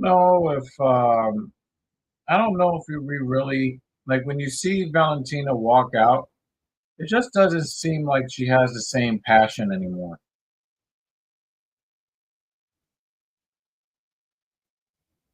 I could be wrong, but she doesn't seem like she has that same passion that she used to have.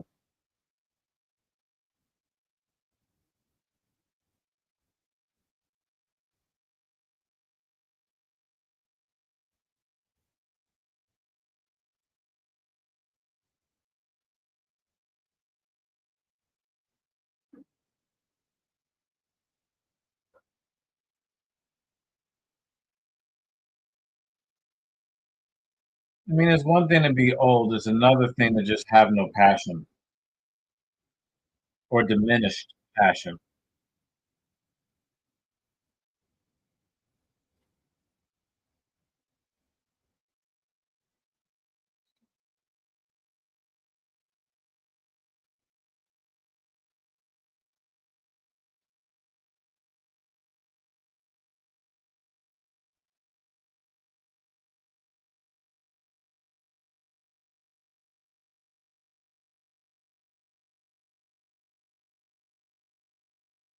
A woman was killed by an alligator in Florida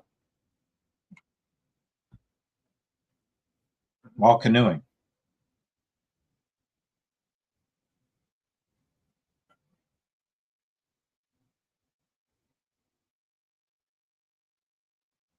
All right, Banner, be easy, man. Be easy, man. See you, David. And you got Championship MMA.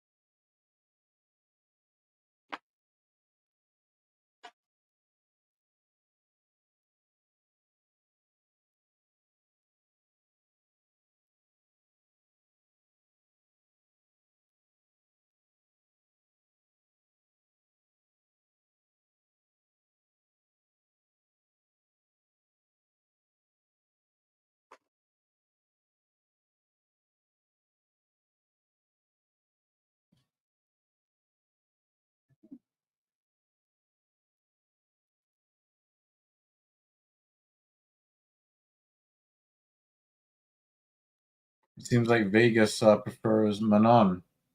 Mm.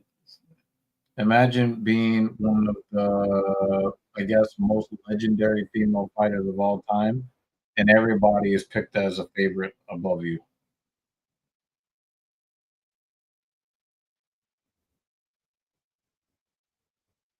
She is fighting somebody who's bigger than her, though, which is usually not the case. So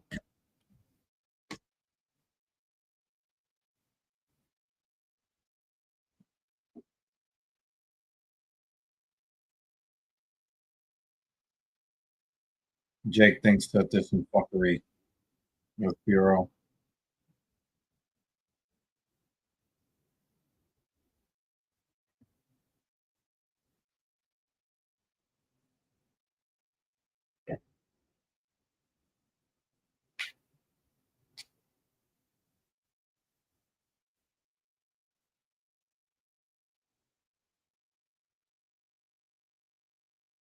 Double right hand, Valentina.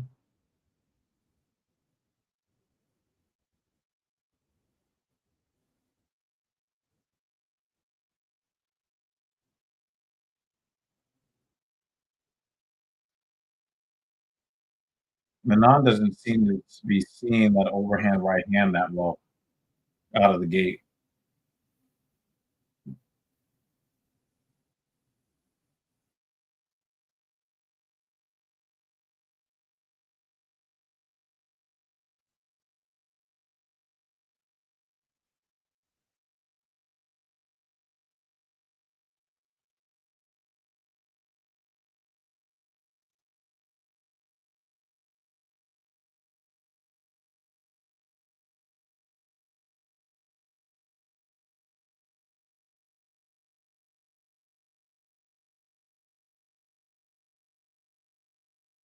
At least Shevchenko has some other combinations other than 1-2 leg kick, 1-2 leg kick.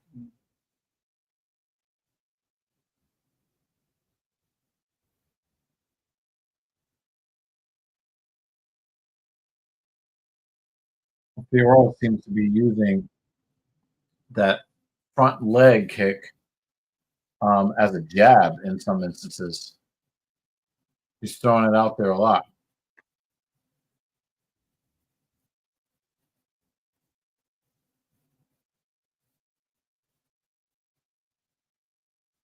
Good footwork from Fiorot to circle away from the kick.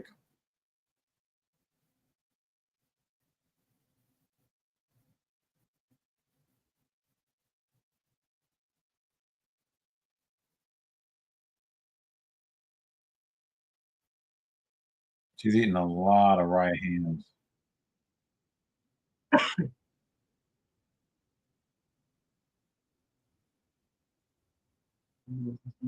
Yeah, it's gushing too. She's catching a lot of right hands. I mean, is she blind in her left eye? Like, what the hell?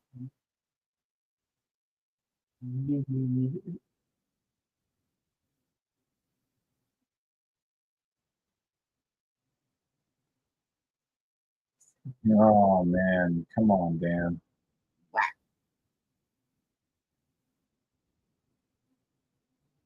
And of course, she's got to breathe with her mouth open now, and that's going to affect her cardio.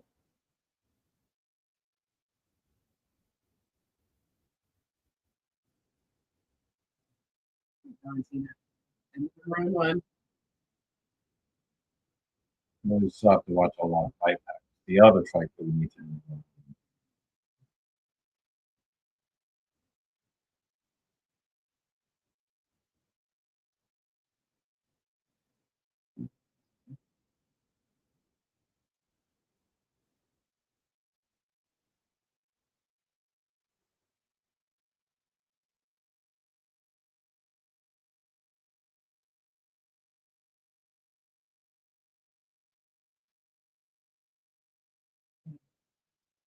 Mm. Yeah, a lot of people are used to orthodox versus orthodox, and I'm sure that lefties are used to their opponents being orthodox. Fighting another lefty is just would maybe present some kinds of problems, I guess.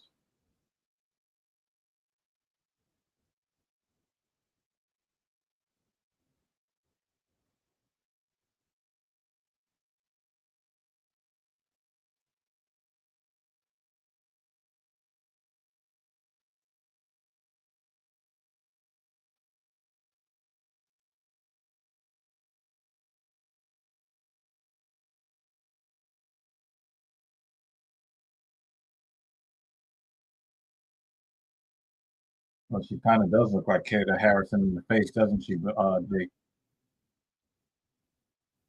Yeah, they're very, very long torso. Their faces are kind of similar. Manon is just a smaller version of her. Yeah, can't unsee it now.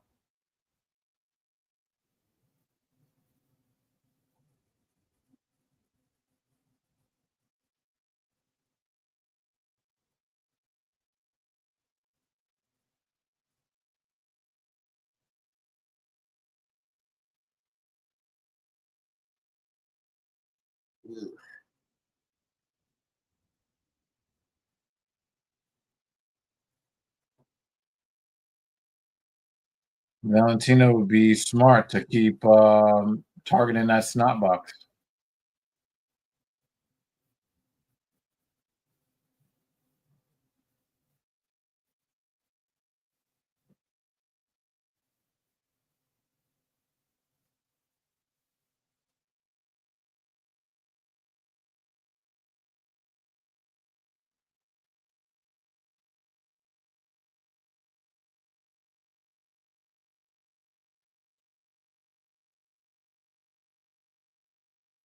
Valentina looks as stiff as somebody who has been knocked down or hit with some heavy shots that landed. She's so That's so just the way she tense. is, yeah. Yeah.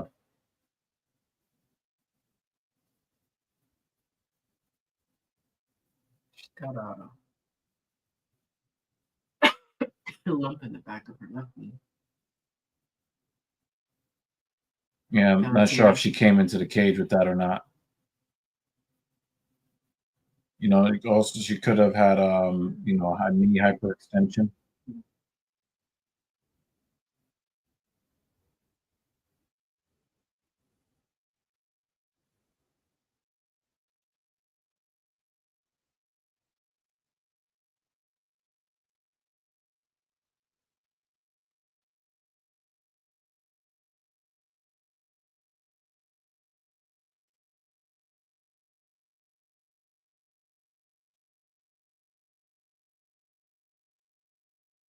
They look really awkward. Mm-hmm.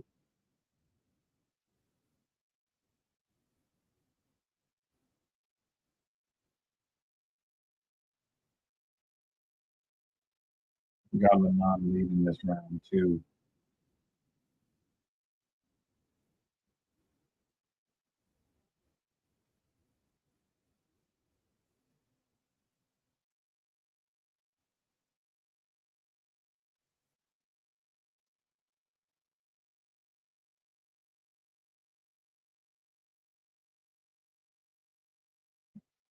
Yeah, nice move by Fiorot there.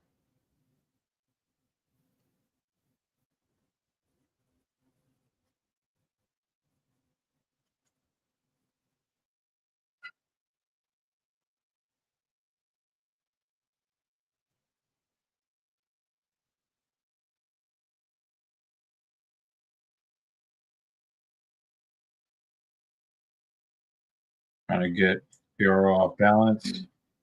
She keeps her feet.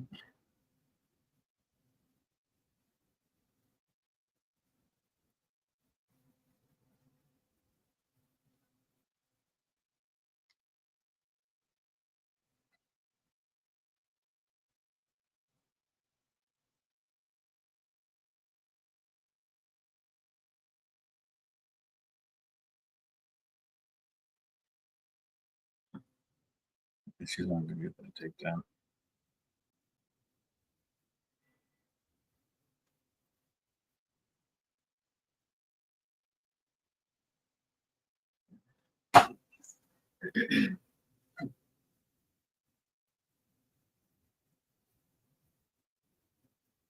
This is good work along the side of the cage from Fiorot.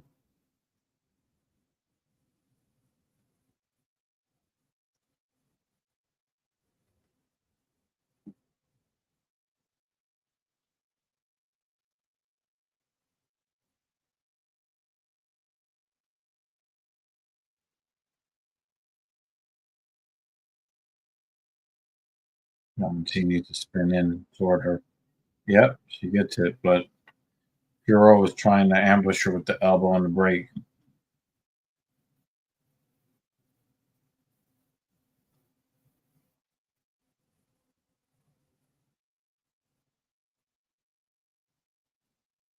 Yep, that's going to get stuffed too. Well, she got underneath and slammed her.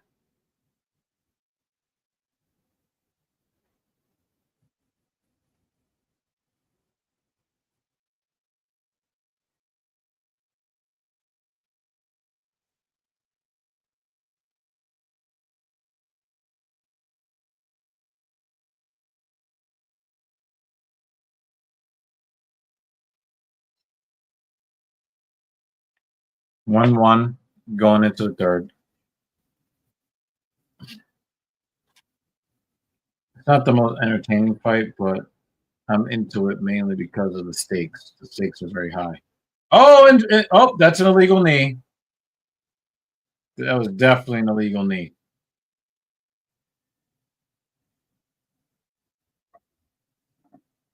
Yep, that knee was absolutely illegal. She was on her butt. Yep, that's an illegal knee. She's lucky because it missed. It was defended. With that knee towards the head, Brendan Fitzgerald was like this, like, yo, what the fuck? What the fuck was that? It looked like the ref hesitated. Mm-hmm. And then decided to do nothing.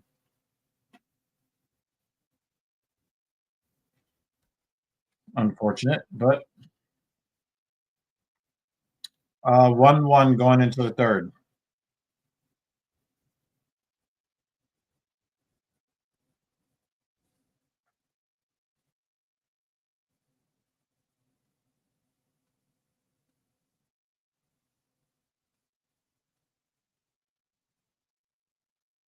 Looks like the ref is talking to her now. Hopefully it's about that knee. Yeah, but a talking to versus taking a point. No.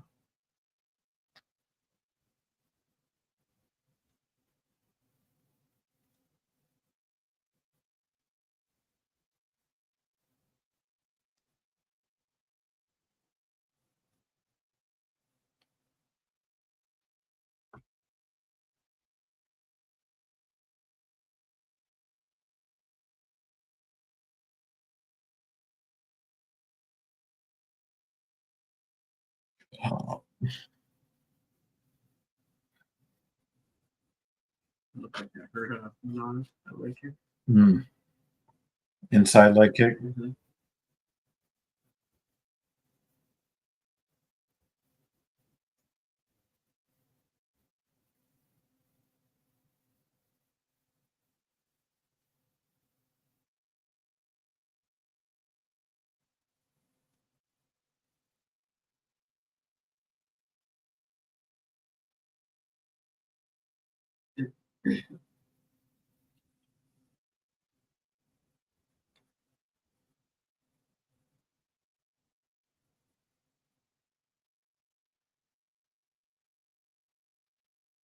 Nice elbow on the break for Fiorot.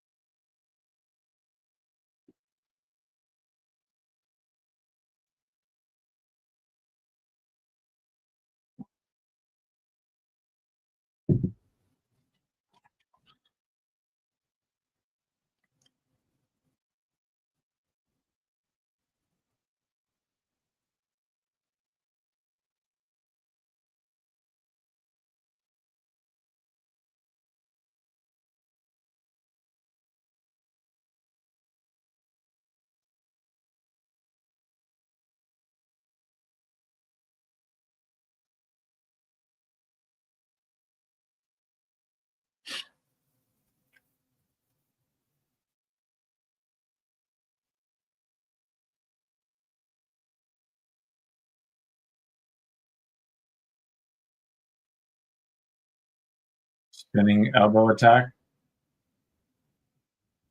I don't know how much of Manon she got with that elbow attack because it was very much into it looked like a desperation grappling attempt here.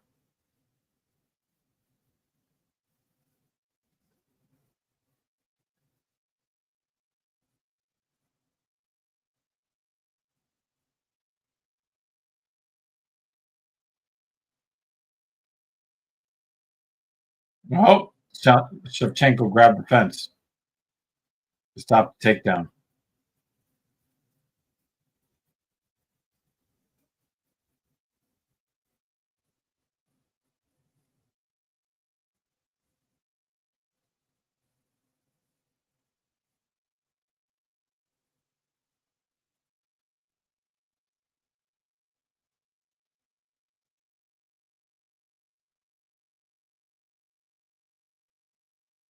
Looks like Shevchenko just gave away another round. Doesn't have any more rounds to give after this.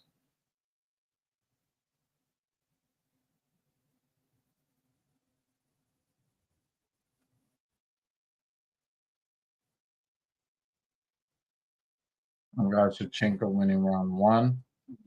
Manon winning rounds 2 and 3.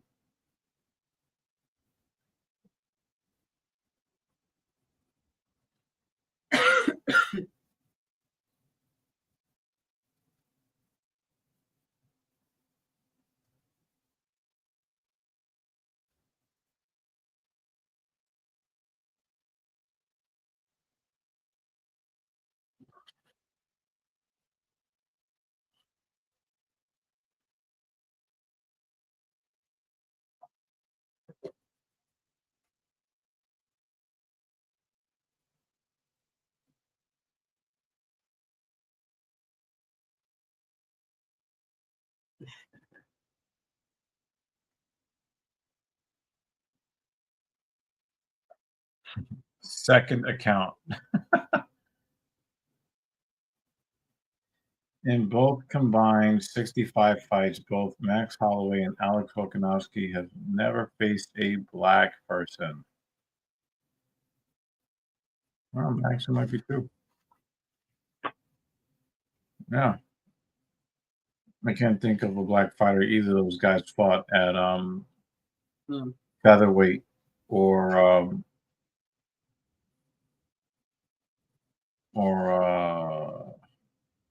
lightweight.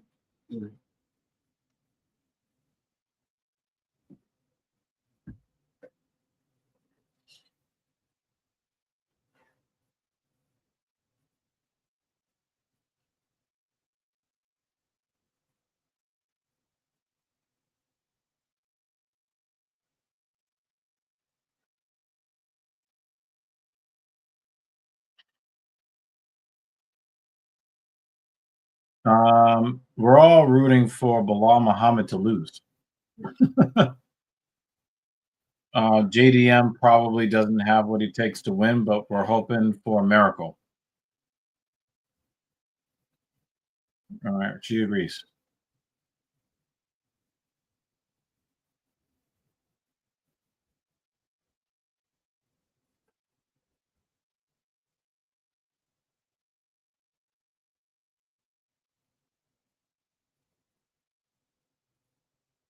Yeah, I mean, if JDM does win this fight, I think Makhachev will definitely challenge for the 170 belt.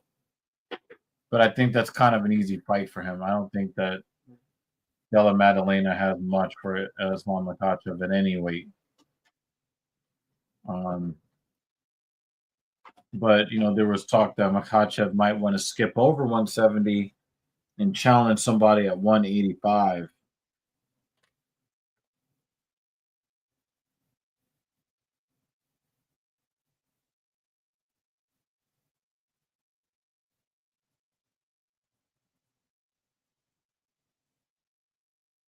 Shevchenko does not look like the champion in this cage tonight.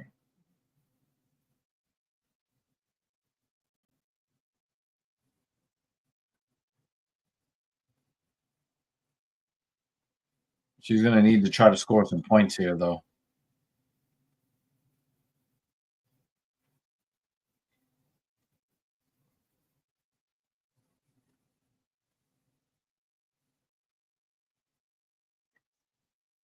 Spinning heel kick to the body.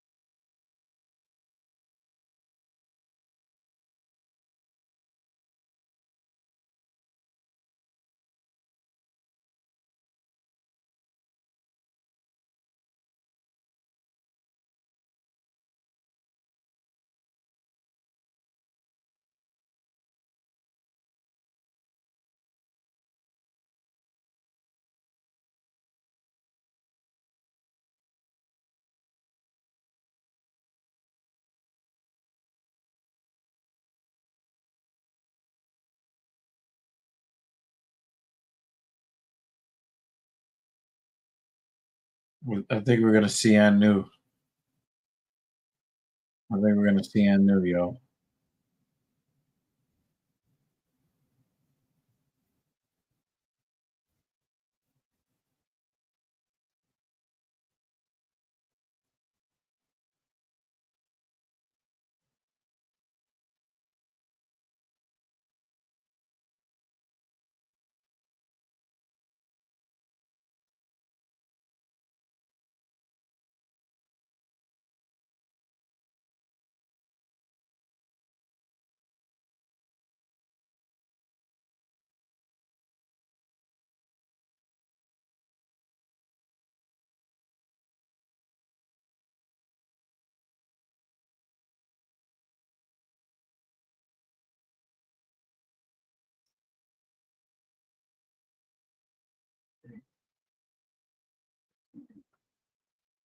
Not a moment too late. That knockdown might have gotten the round for her. She might have stolen that round with that knockdown with 6 seconds left. And wow. Too late for the TKO though. That's too late. That knockdown probably fucked her. Boom. Boom. Double right hand.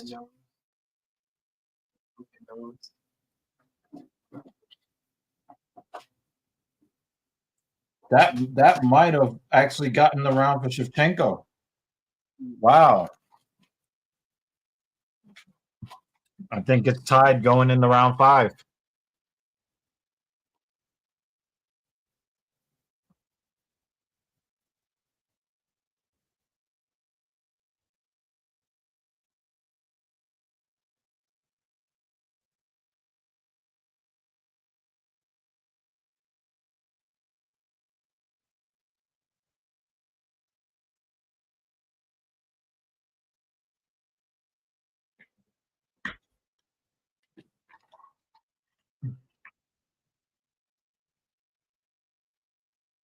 Yeah, it looks like her nose is done.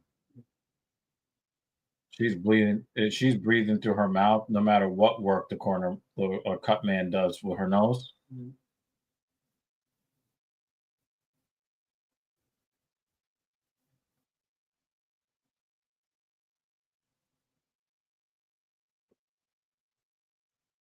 Shevchenko might be the champion. She might even eat this fight out on the scorecards, but she is no longer the queen of women's flyweight. There are a lot of hungry young ladies that do not fear her.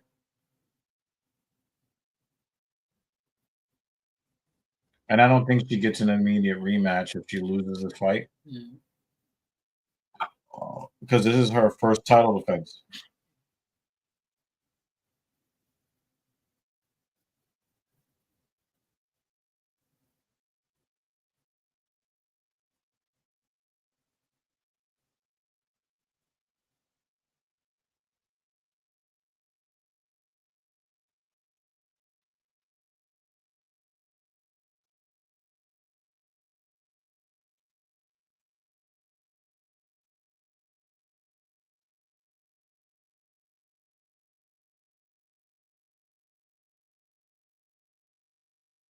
Shevchenko is countering kind of, pretty well.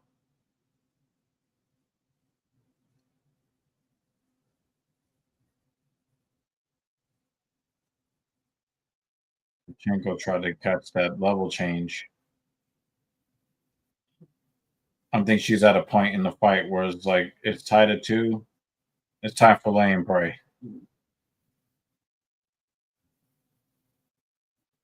Doesn't seem like Fiorot cares about the right quad knee area anymore. Oh, spinning back elbow landed for Shevchenko.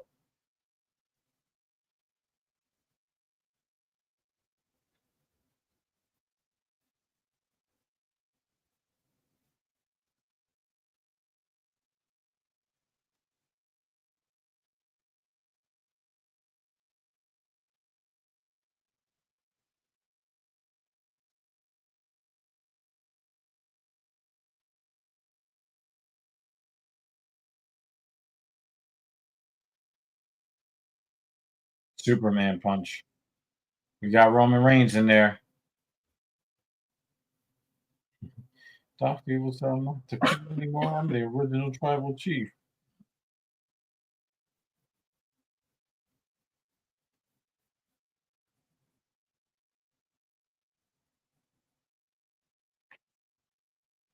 That knockdown, I think, saved Shevchenko's chances of winning.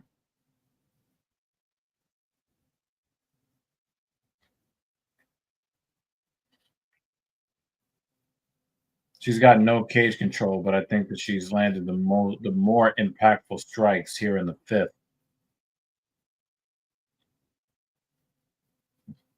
Those were cat punches.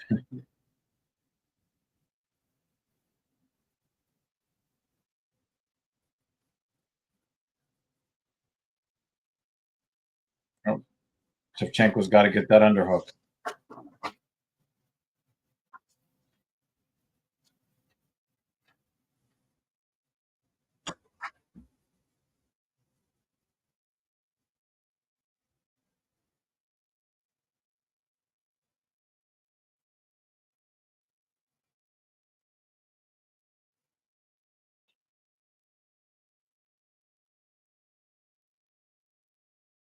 At this point, it looks like 3-2, Manon. Even though this is extremely boring,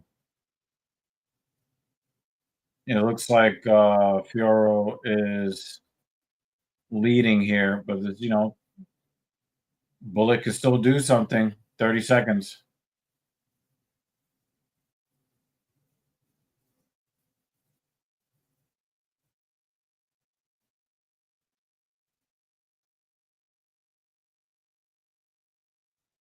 I think Shevchenko gave up too much control time against the side of the fence.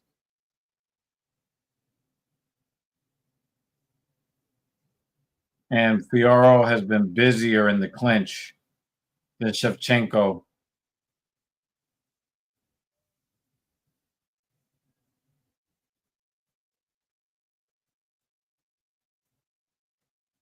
That was a really rough fight for both of them. That was a rough fight.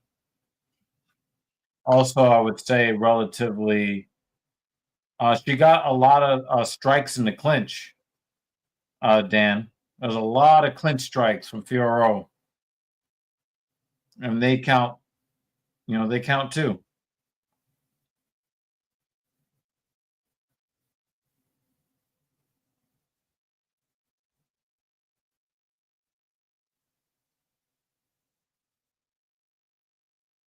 Valentina has been looking human for a long time.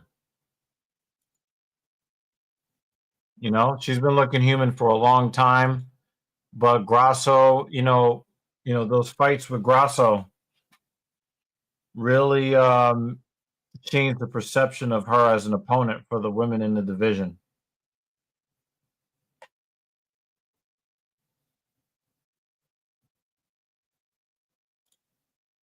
Well, we'll see. We'll see. We should be getting the judges' scorecards read off here momentarily. And then we'll see what's what.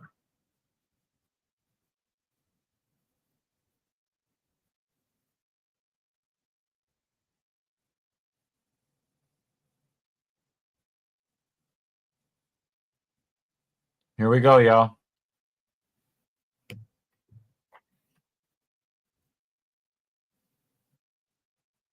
Unanimous. 3-2. Who gets it?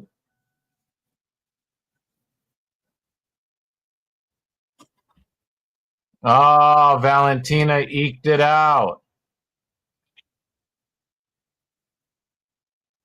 Wow, by the slimmest of margins.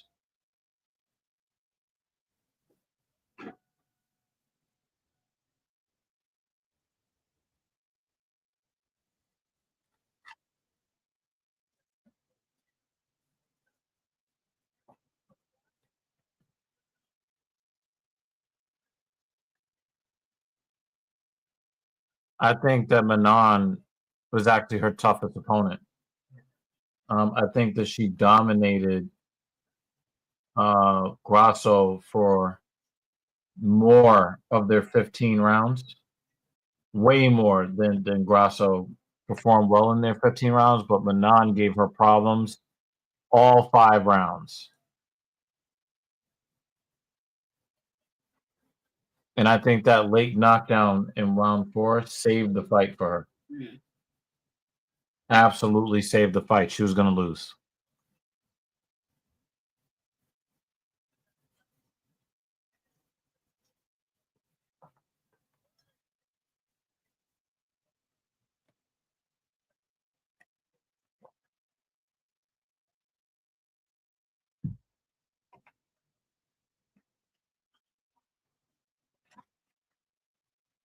Again, that was not It wasn't boring. It was not a great fight, but it was a fight that had a lot of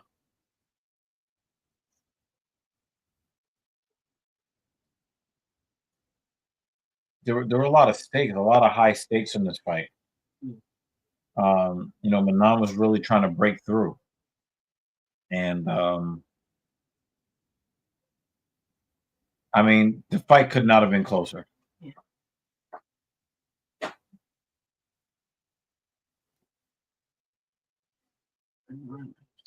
Yep, the fight could not have been closer.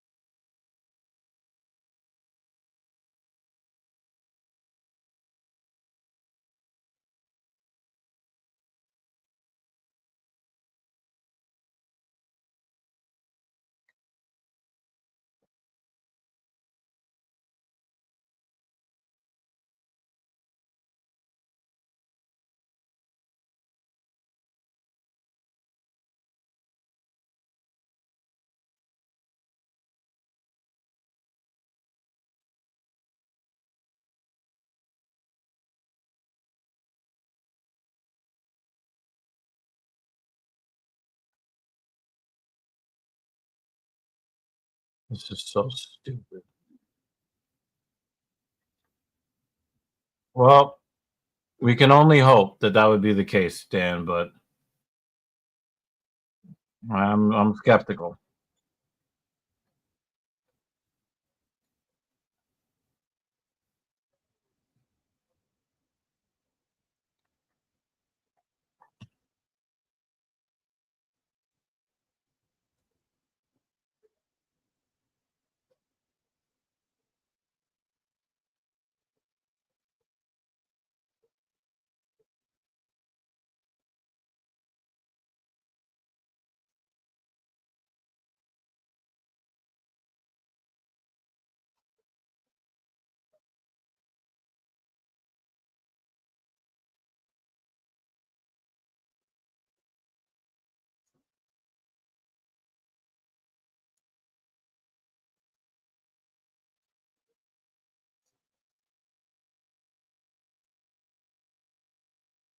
I don't see how Sean Brady is ranked over Shavkat, but whatever.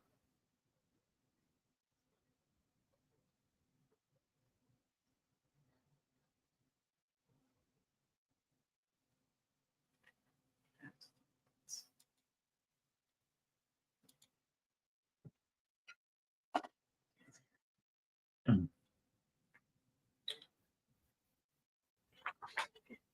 Mm.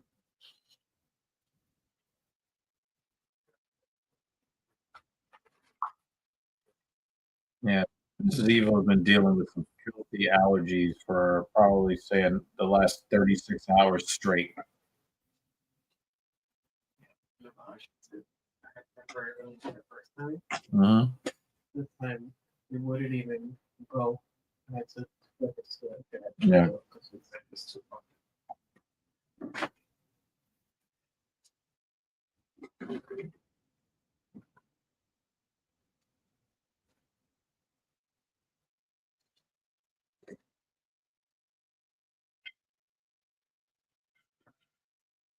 Well, we're flying solo for the last fight of the night.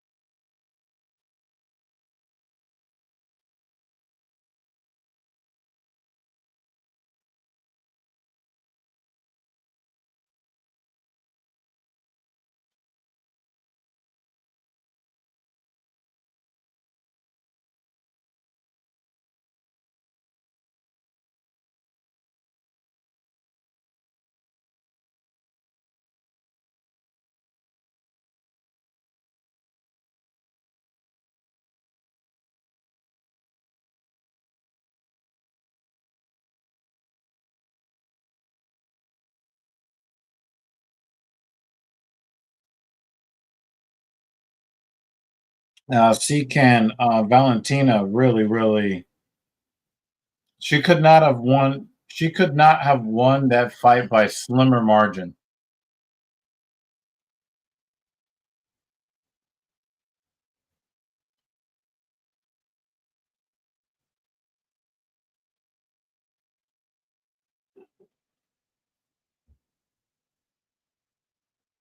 She won by a very slim margin.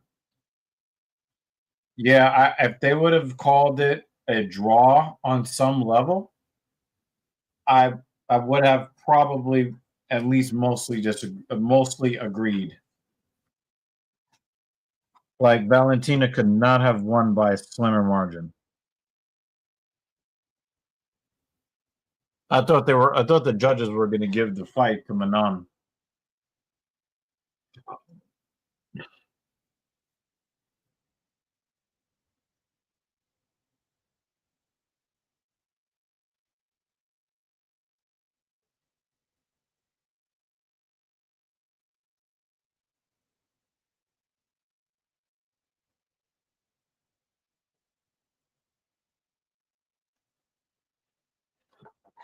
I have not seen a single person to disagree with you on this. Everybody pretty much feels the same.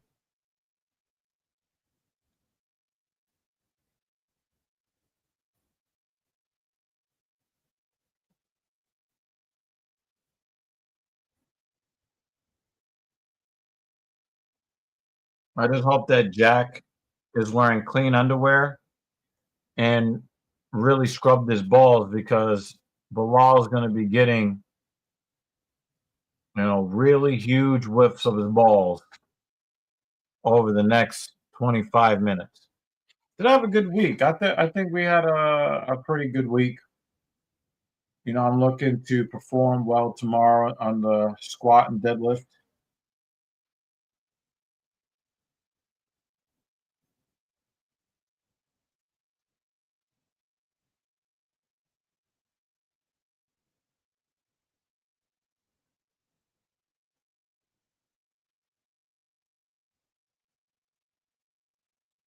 Yeah, I mean, JDM is a man's man. He's a tough guy. Just don't know if he has the wherewithal to deal.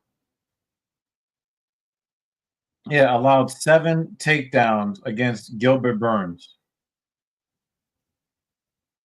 I mean, what do you think Belal Mohammad is going to do?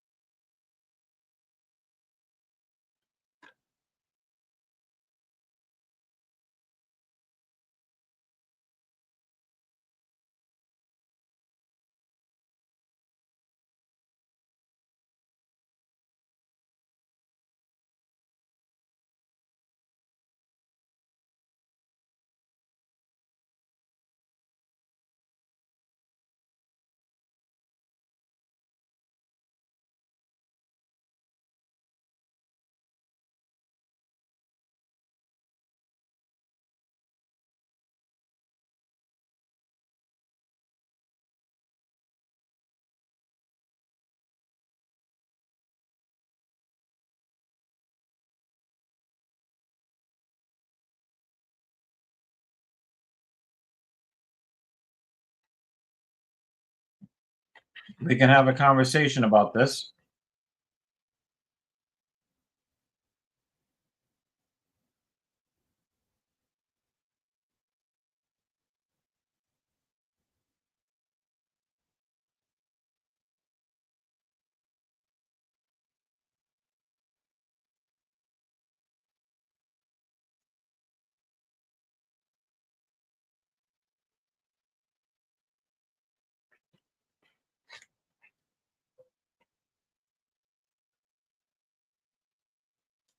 Yeah, we can have some discussions about what you can do to maximize what you can get out of what you're trying to do.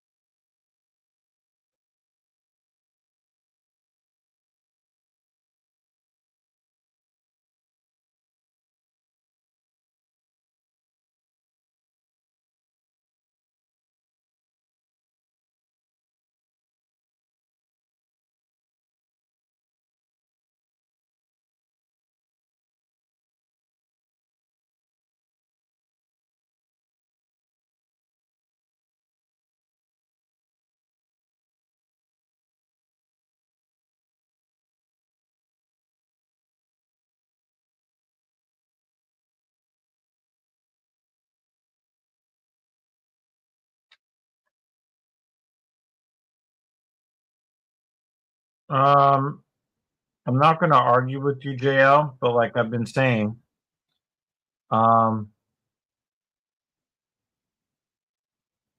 I do think that if Valentina did win, she won by the very slimmest of margins.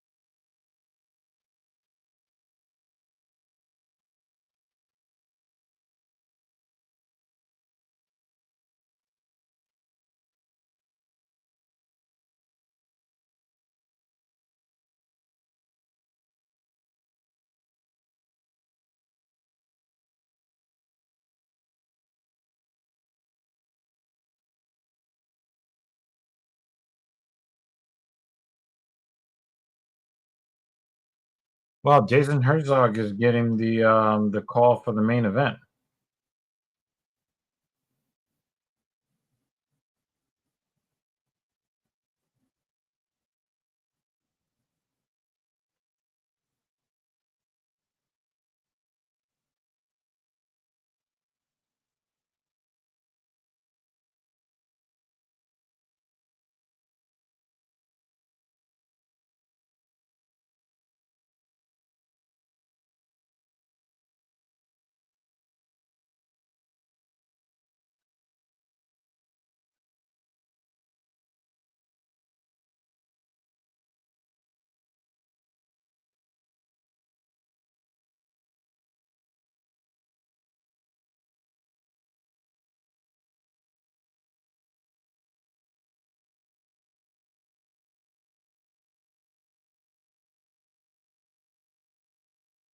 I don't think Aldo got robbed. I think that Ariel Helwani got robbed of the chance of being able to get in the cage fighting fair.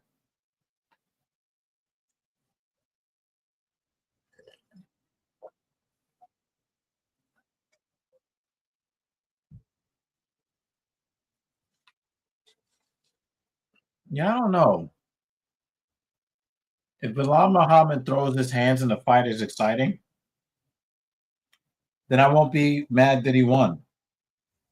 But if he has his nose firmly planted up against JDM's cup, I'm going to have a problem with that.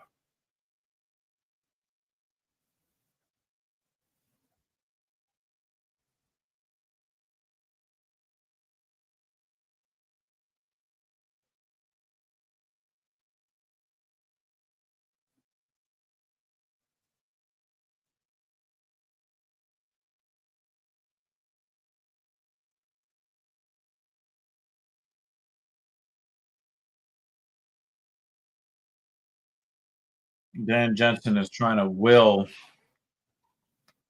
a JDM win into existence.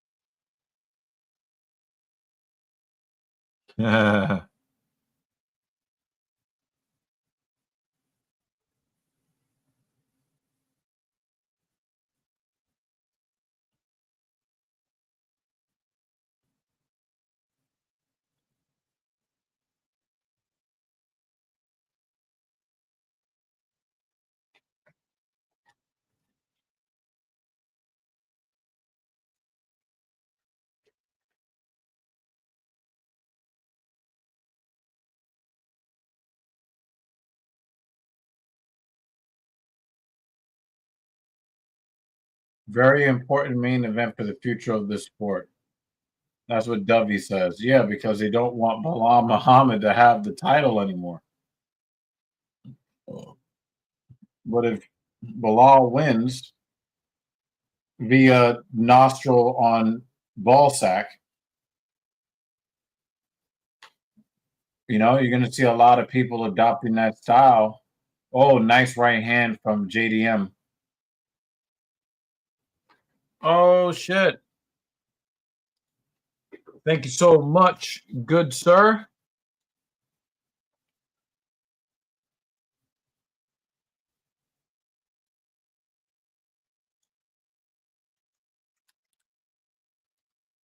We appreciate it, man.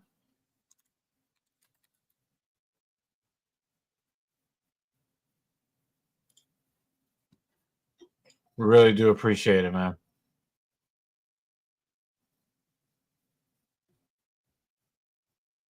If his striking defense isn't good, then it will not last 5 rounds and we'll have a new champion.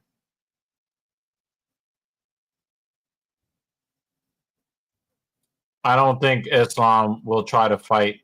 I think Islam would rather go for the 185 championship than fight another 145er.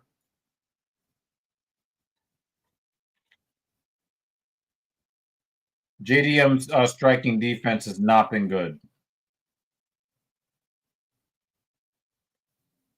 And I know that he's got, you know, he's a tough guy with a chin, but you're not going to be able to take the power of Belal Muhammad striking for very long.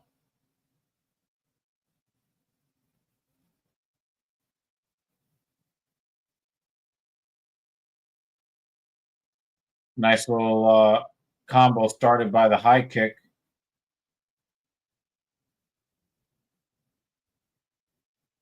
JDM just got the right hand over Belal's guard there.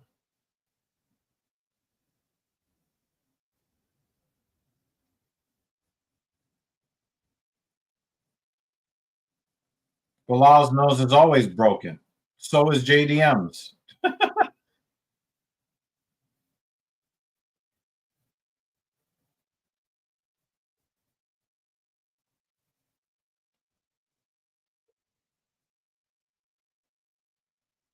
If Belal Muhammad wins this fight and then has to fight Cucky, I'm rooting for Belal Muhammad.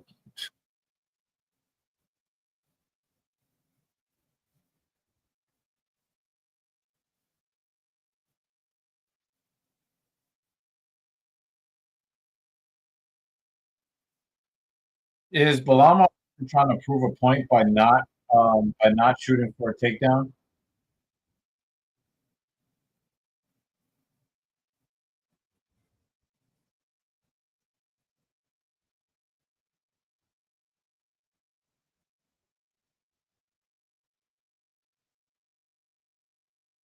Oh, there you go. There is the level change. There it is.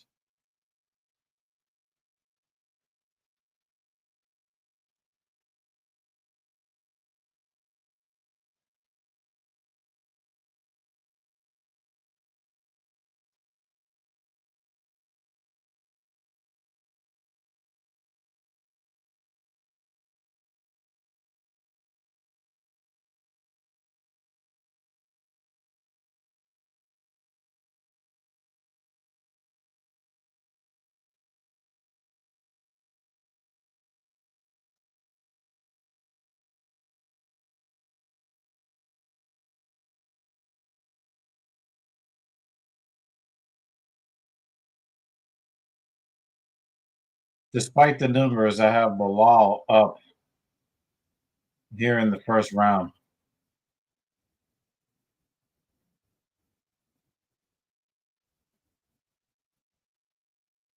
Oh, nice uppercut from JDM.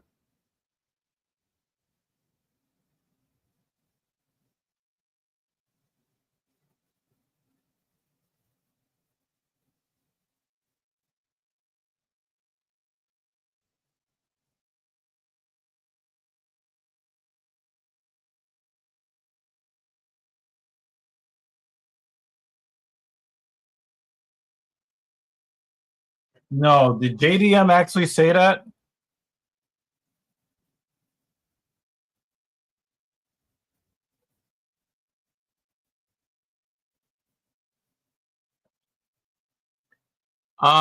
This may not be the most game strategy, so to speak.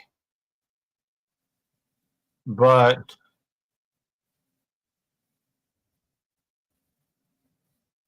it's a good strategy for the fans. My favorite quote came from Joaquin Buckley. He said, "I can't understand him. I don't speak cuck. I don't speak cuckanese." Oh shit.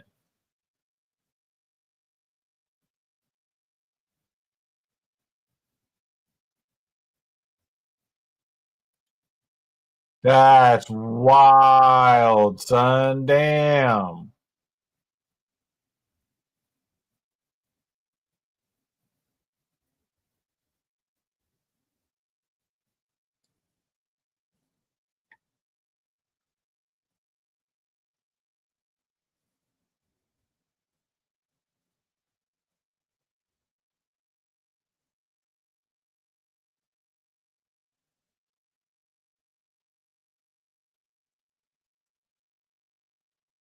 JDM does not move his head off the center line very often. He's just a sitting target. And I don't think that he throws his hands often enough to prevent himself from getting hit as much as he could.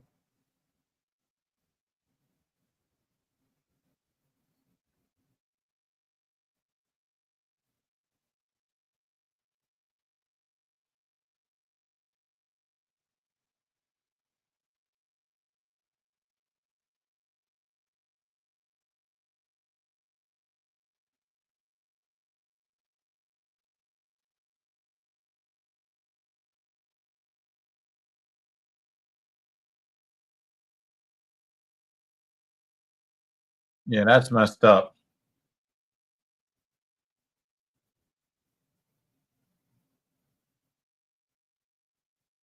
And the thing is, he's probably one of those types of like, I'll never get a DNA test. I trust her.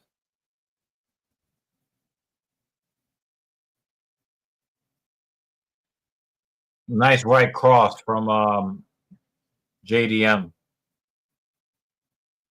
Eventually, if he continues to have any kind of sustained success, Mohammad is going to go head to ball sack with the swiftness.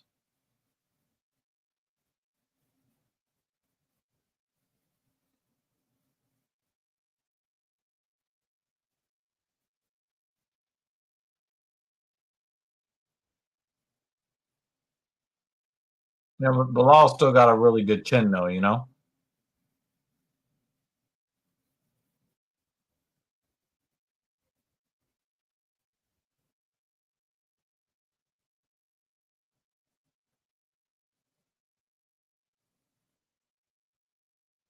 Throwing high kicks at that range at a guy that loves to sniff nutsacks, that's really risky business for JDM.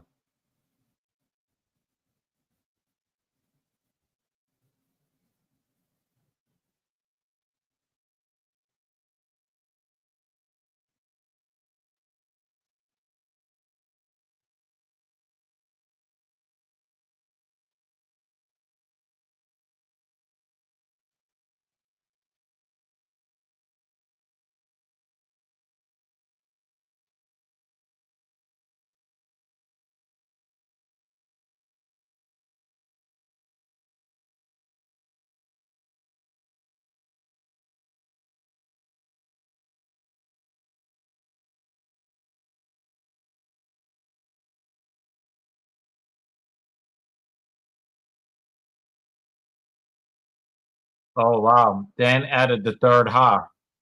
Uh-oh.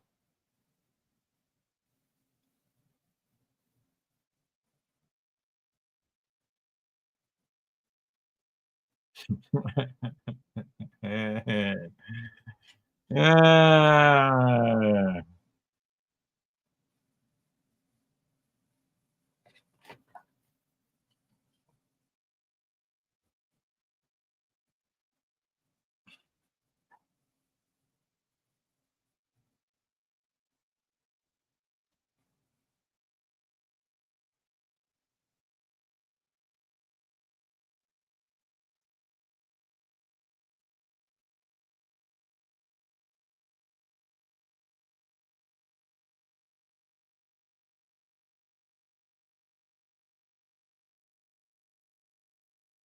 It looks like Bilal's nose is compromised a little bit.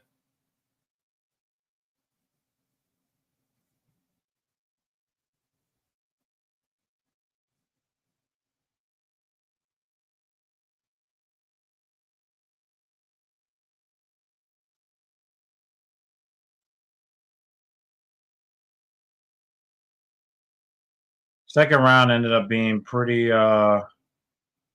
difficult to score.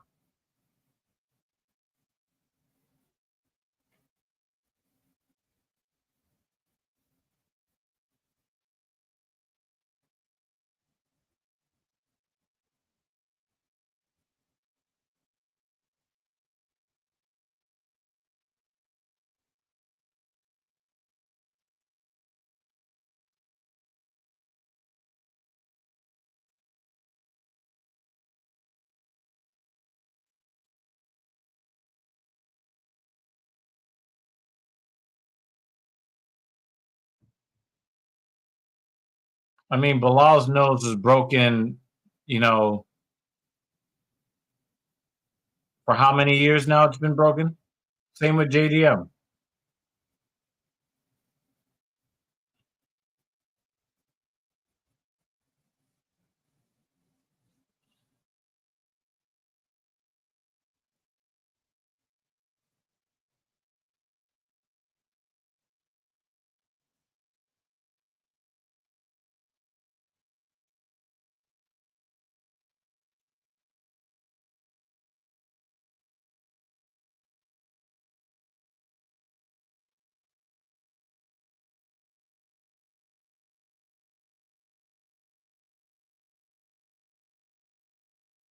Nice overhand right from JDM. Kind of hook, left hook to the body, overhand hook from the right hand. Nice little effective two-hit combo.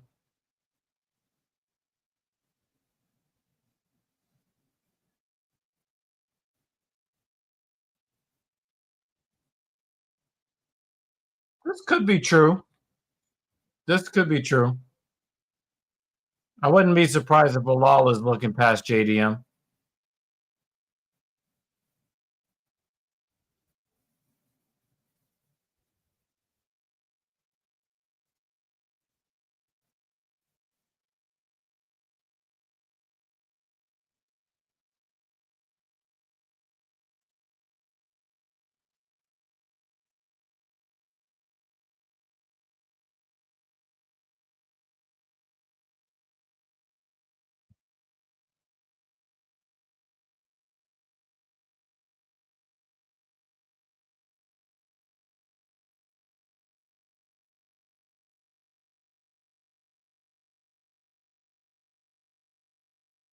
Yep, this is Bilal's first offense.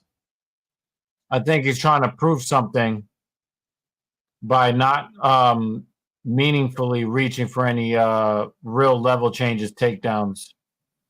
No no grappling, and no clinching up against the side of the cage.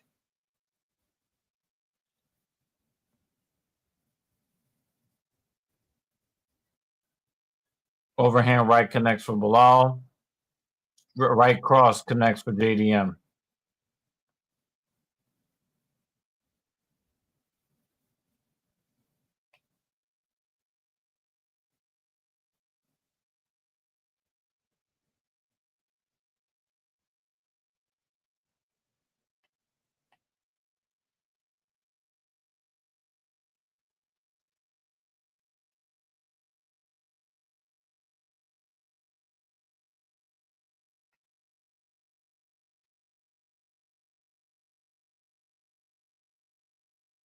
Belal is starting to wear the damage a little bit. I can see why Vegas is starting to favor JDM. But I get the feeling that very soon, if Belal's coaches start to get a little uncomfortable, they're going to tell Belal, your forehead should be a missile towards this cup.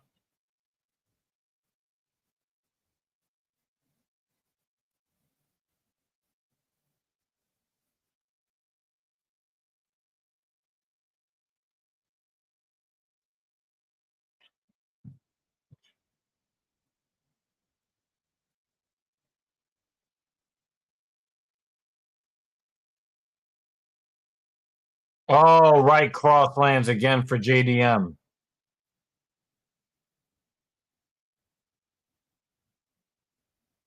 And I'm really starting to wonder if Mohammad takes too many more of these shots, if he's going to be sharp enough to implement an effective ground game in the championship rounds.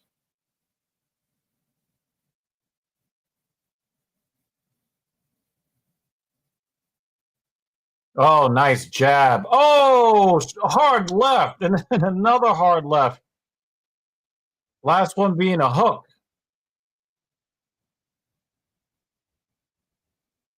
Oh, he threw the elbow. He threw the elbow when Belal was on his way in. I think that is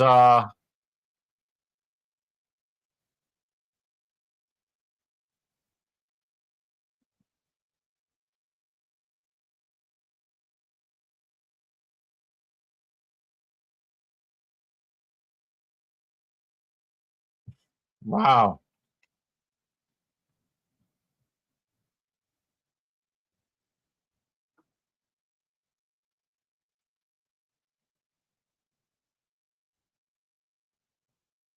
I thought Mohammad won round one, but it was very difficult for me to score round two. Round three, definitely for Jack.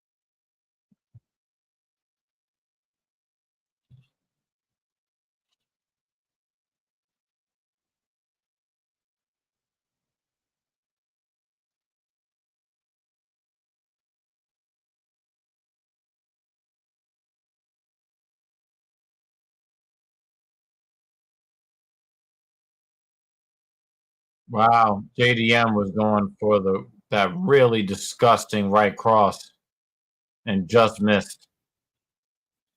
Some of them are calling it 30-27 JDM. I thought Belal had the more impactful strikes in round one.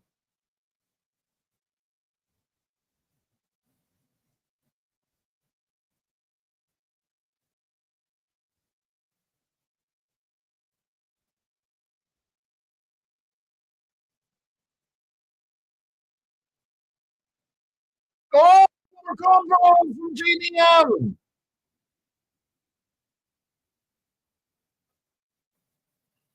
He's got Belal reacting now. Oh, he's popping his head back with that jab. Then Belal delivers a 1-2 of his own. But I think that JDM is getting the better of these exchanges. Nice right hand off the back foot, JDM. Little right hook and the pivot.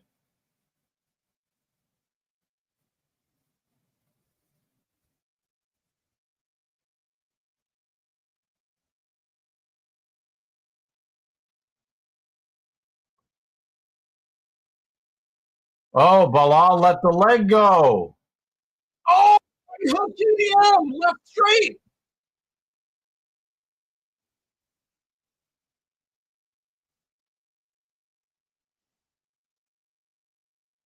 JDM fighting for this underhook here. Doesn't want Belal to lock the hands.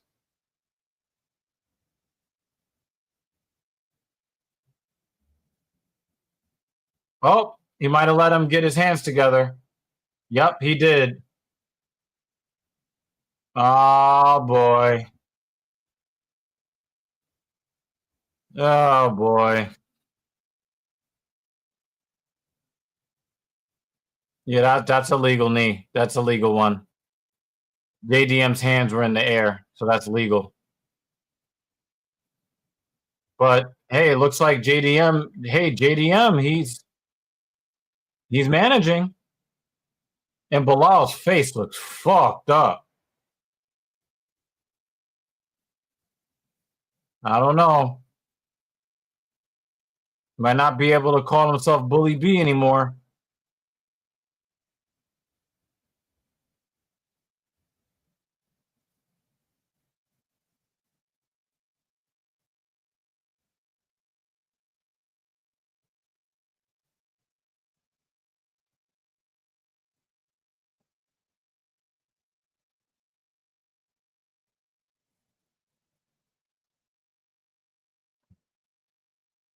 All right, so it looks like Mohammad has kind of got his mojo back. JDM doesn't have the accuracy like he had 2 minutes ago.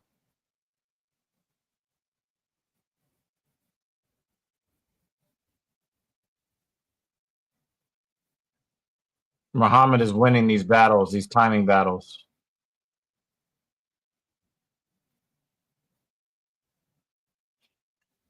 Wow. Oh, so Mohammad, I think there's a problem. Belal, not only is he becoming fatigued because of taking all of these shots to the head, but also they're very, very slippery too.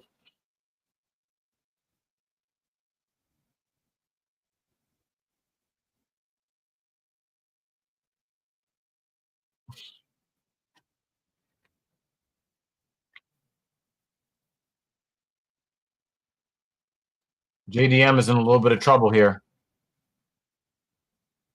Yeah, I'm thinking that Belal is going to get. Oh, nice right hand. JDM stood him up.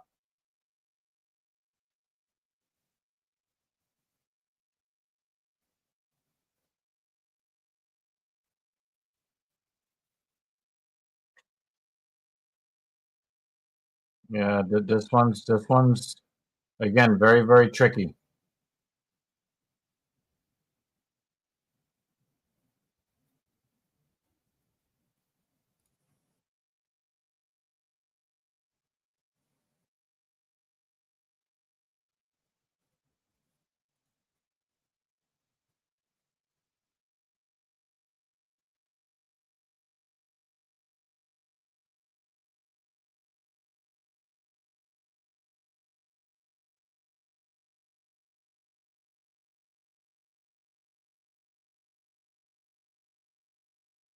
And I think we're all tired.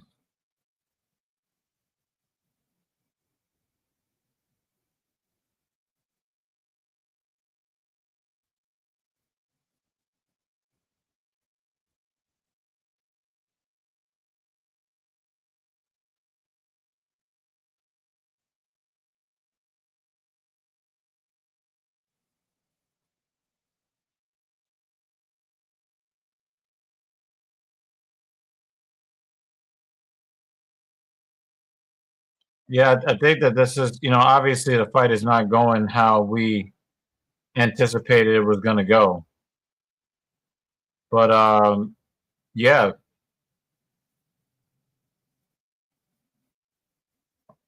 Yeah.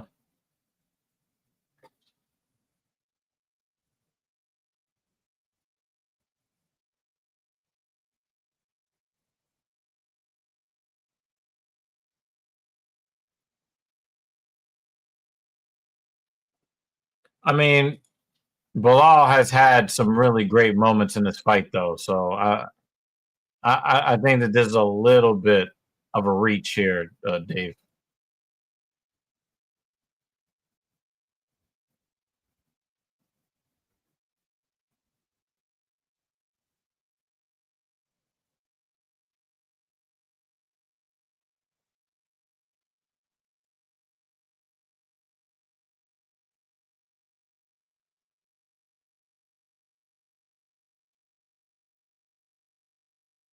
Oh, nice left hand from JDM. Using very, very good footwork. Pivot, then got that right hand to land. No, they're both hooking off.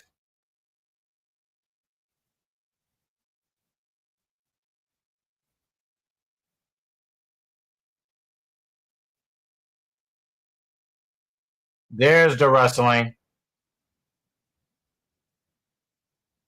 There's the wrestling. There it is.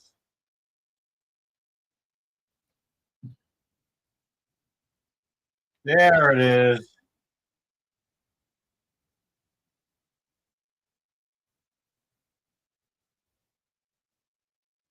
That's the Belal Muhammad we remember.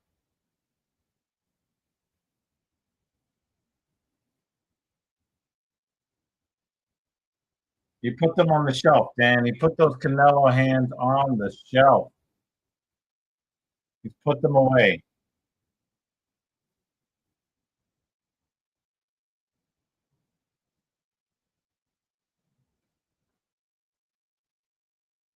Belal was bleeding all over him.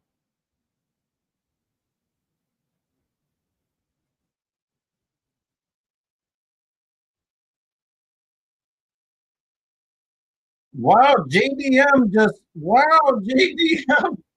he just bullied his way back to his feet. I didn't see that coming. I thought he was about to salt the rest of the fight away. JDM took some bad bruising on the bottom, though.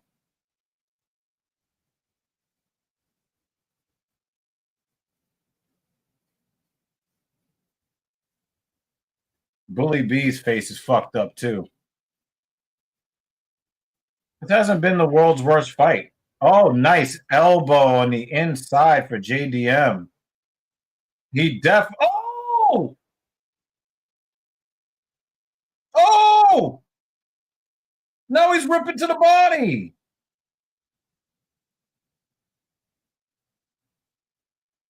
Oh! Oh, this combo! This extended combo! And then why did you grab him, JDM? Why did you grab him?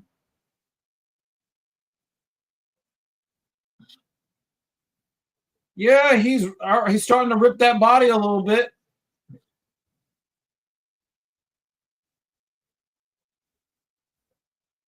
Oh, then he ends up on his back. Damn, he could have gotten that finish, man. He could have gotten that finish.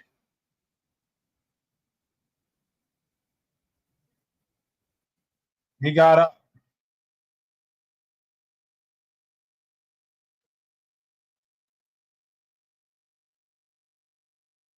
Needed a body.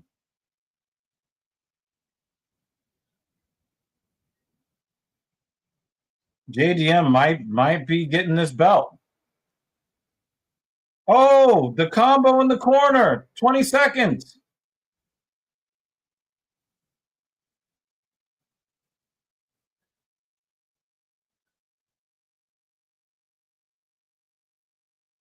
Belal Muhammad seems to have has kind of just given. I mean, he's not giving in, but it looks like Anu. It looks like Anu. It looks like Anu. It looks like Anu.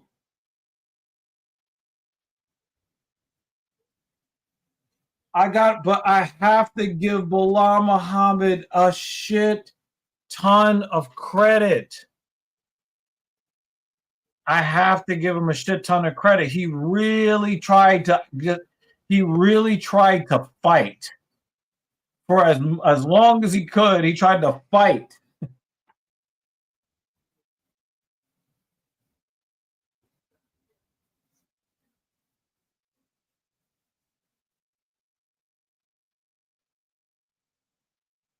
I got to give Belal Muhammad a lot of credit. He really tried.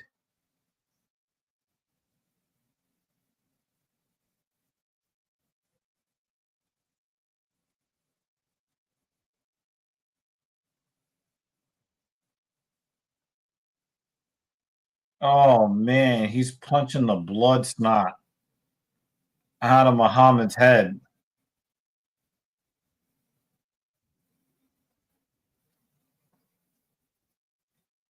All right, let's see.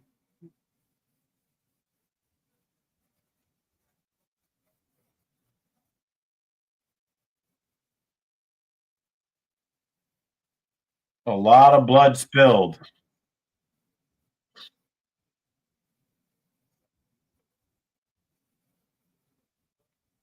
I'm just glad it was an entertaining fight, and I got to give a lot of credit to Belal Muhammad for standing up and trying to fight like a champion. All right, let's hear it. Let's see it.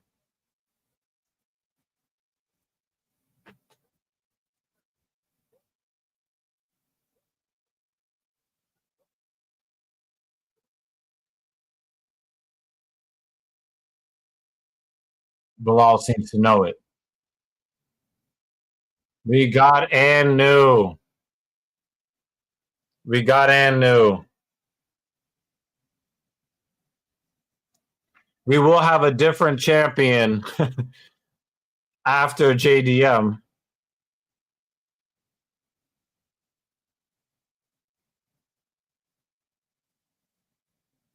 I think that we're going to get another and new very soon.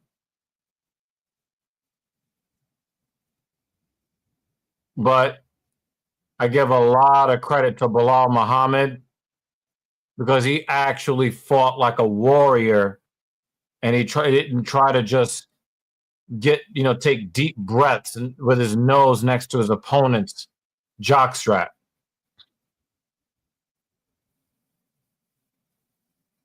JDM's nose is even more pushed to his right than before.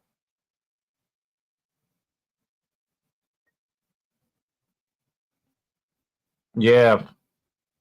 Yeah, it feels great, guys. I'm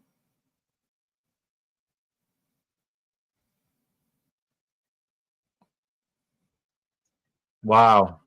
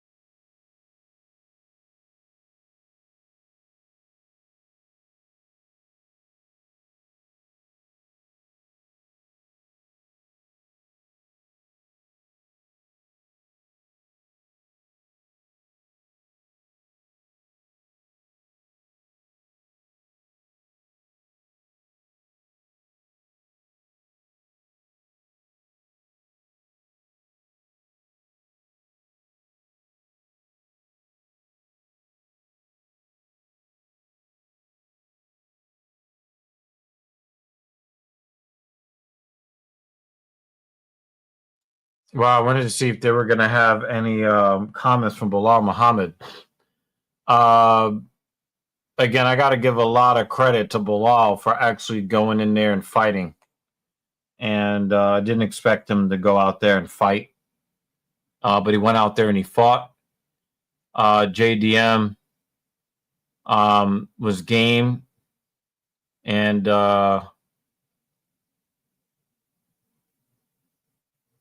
it turned out to be more of a classic than I was expecting. So definitely, that was a way to end a decent Saturday evening spent with you guys once again. We will be here for you, David, when you have time to hang out with us. We will be happy to have you. Check in, say hello when you can. But you're a really big part of this community, and I'm just hoping that you're getting what you want out of that job.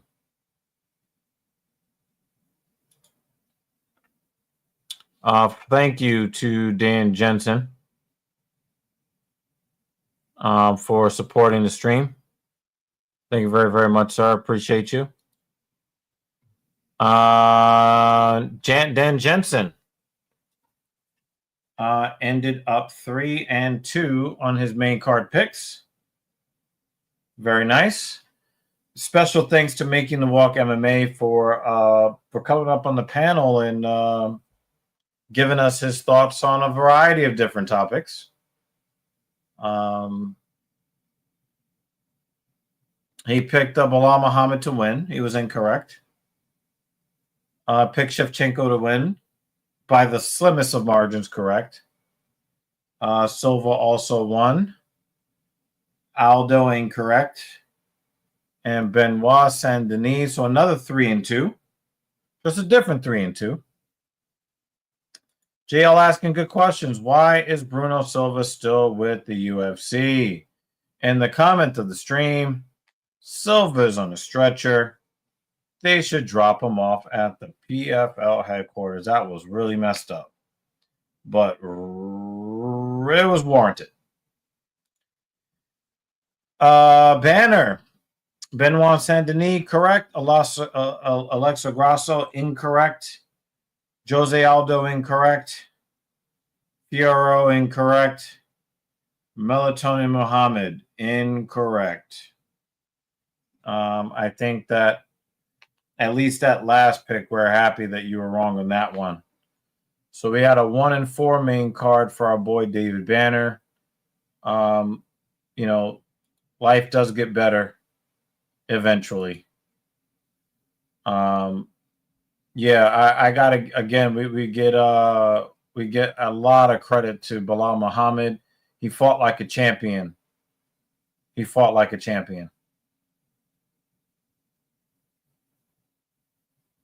He'll probably fight somebody between ranks 4 and 6, I think.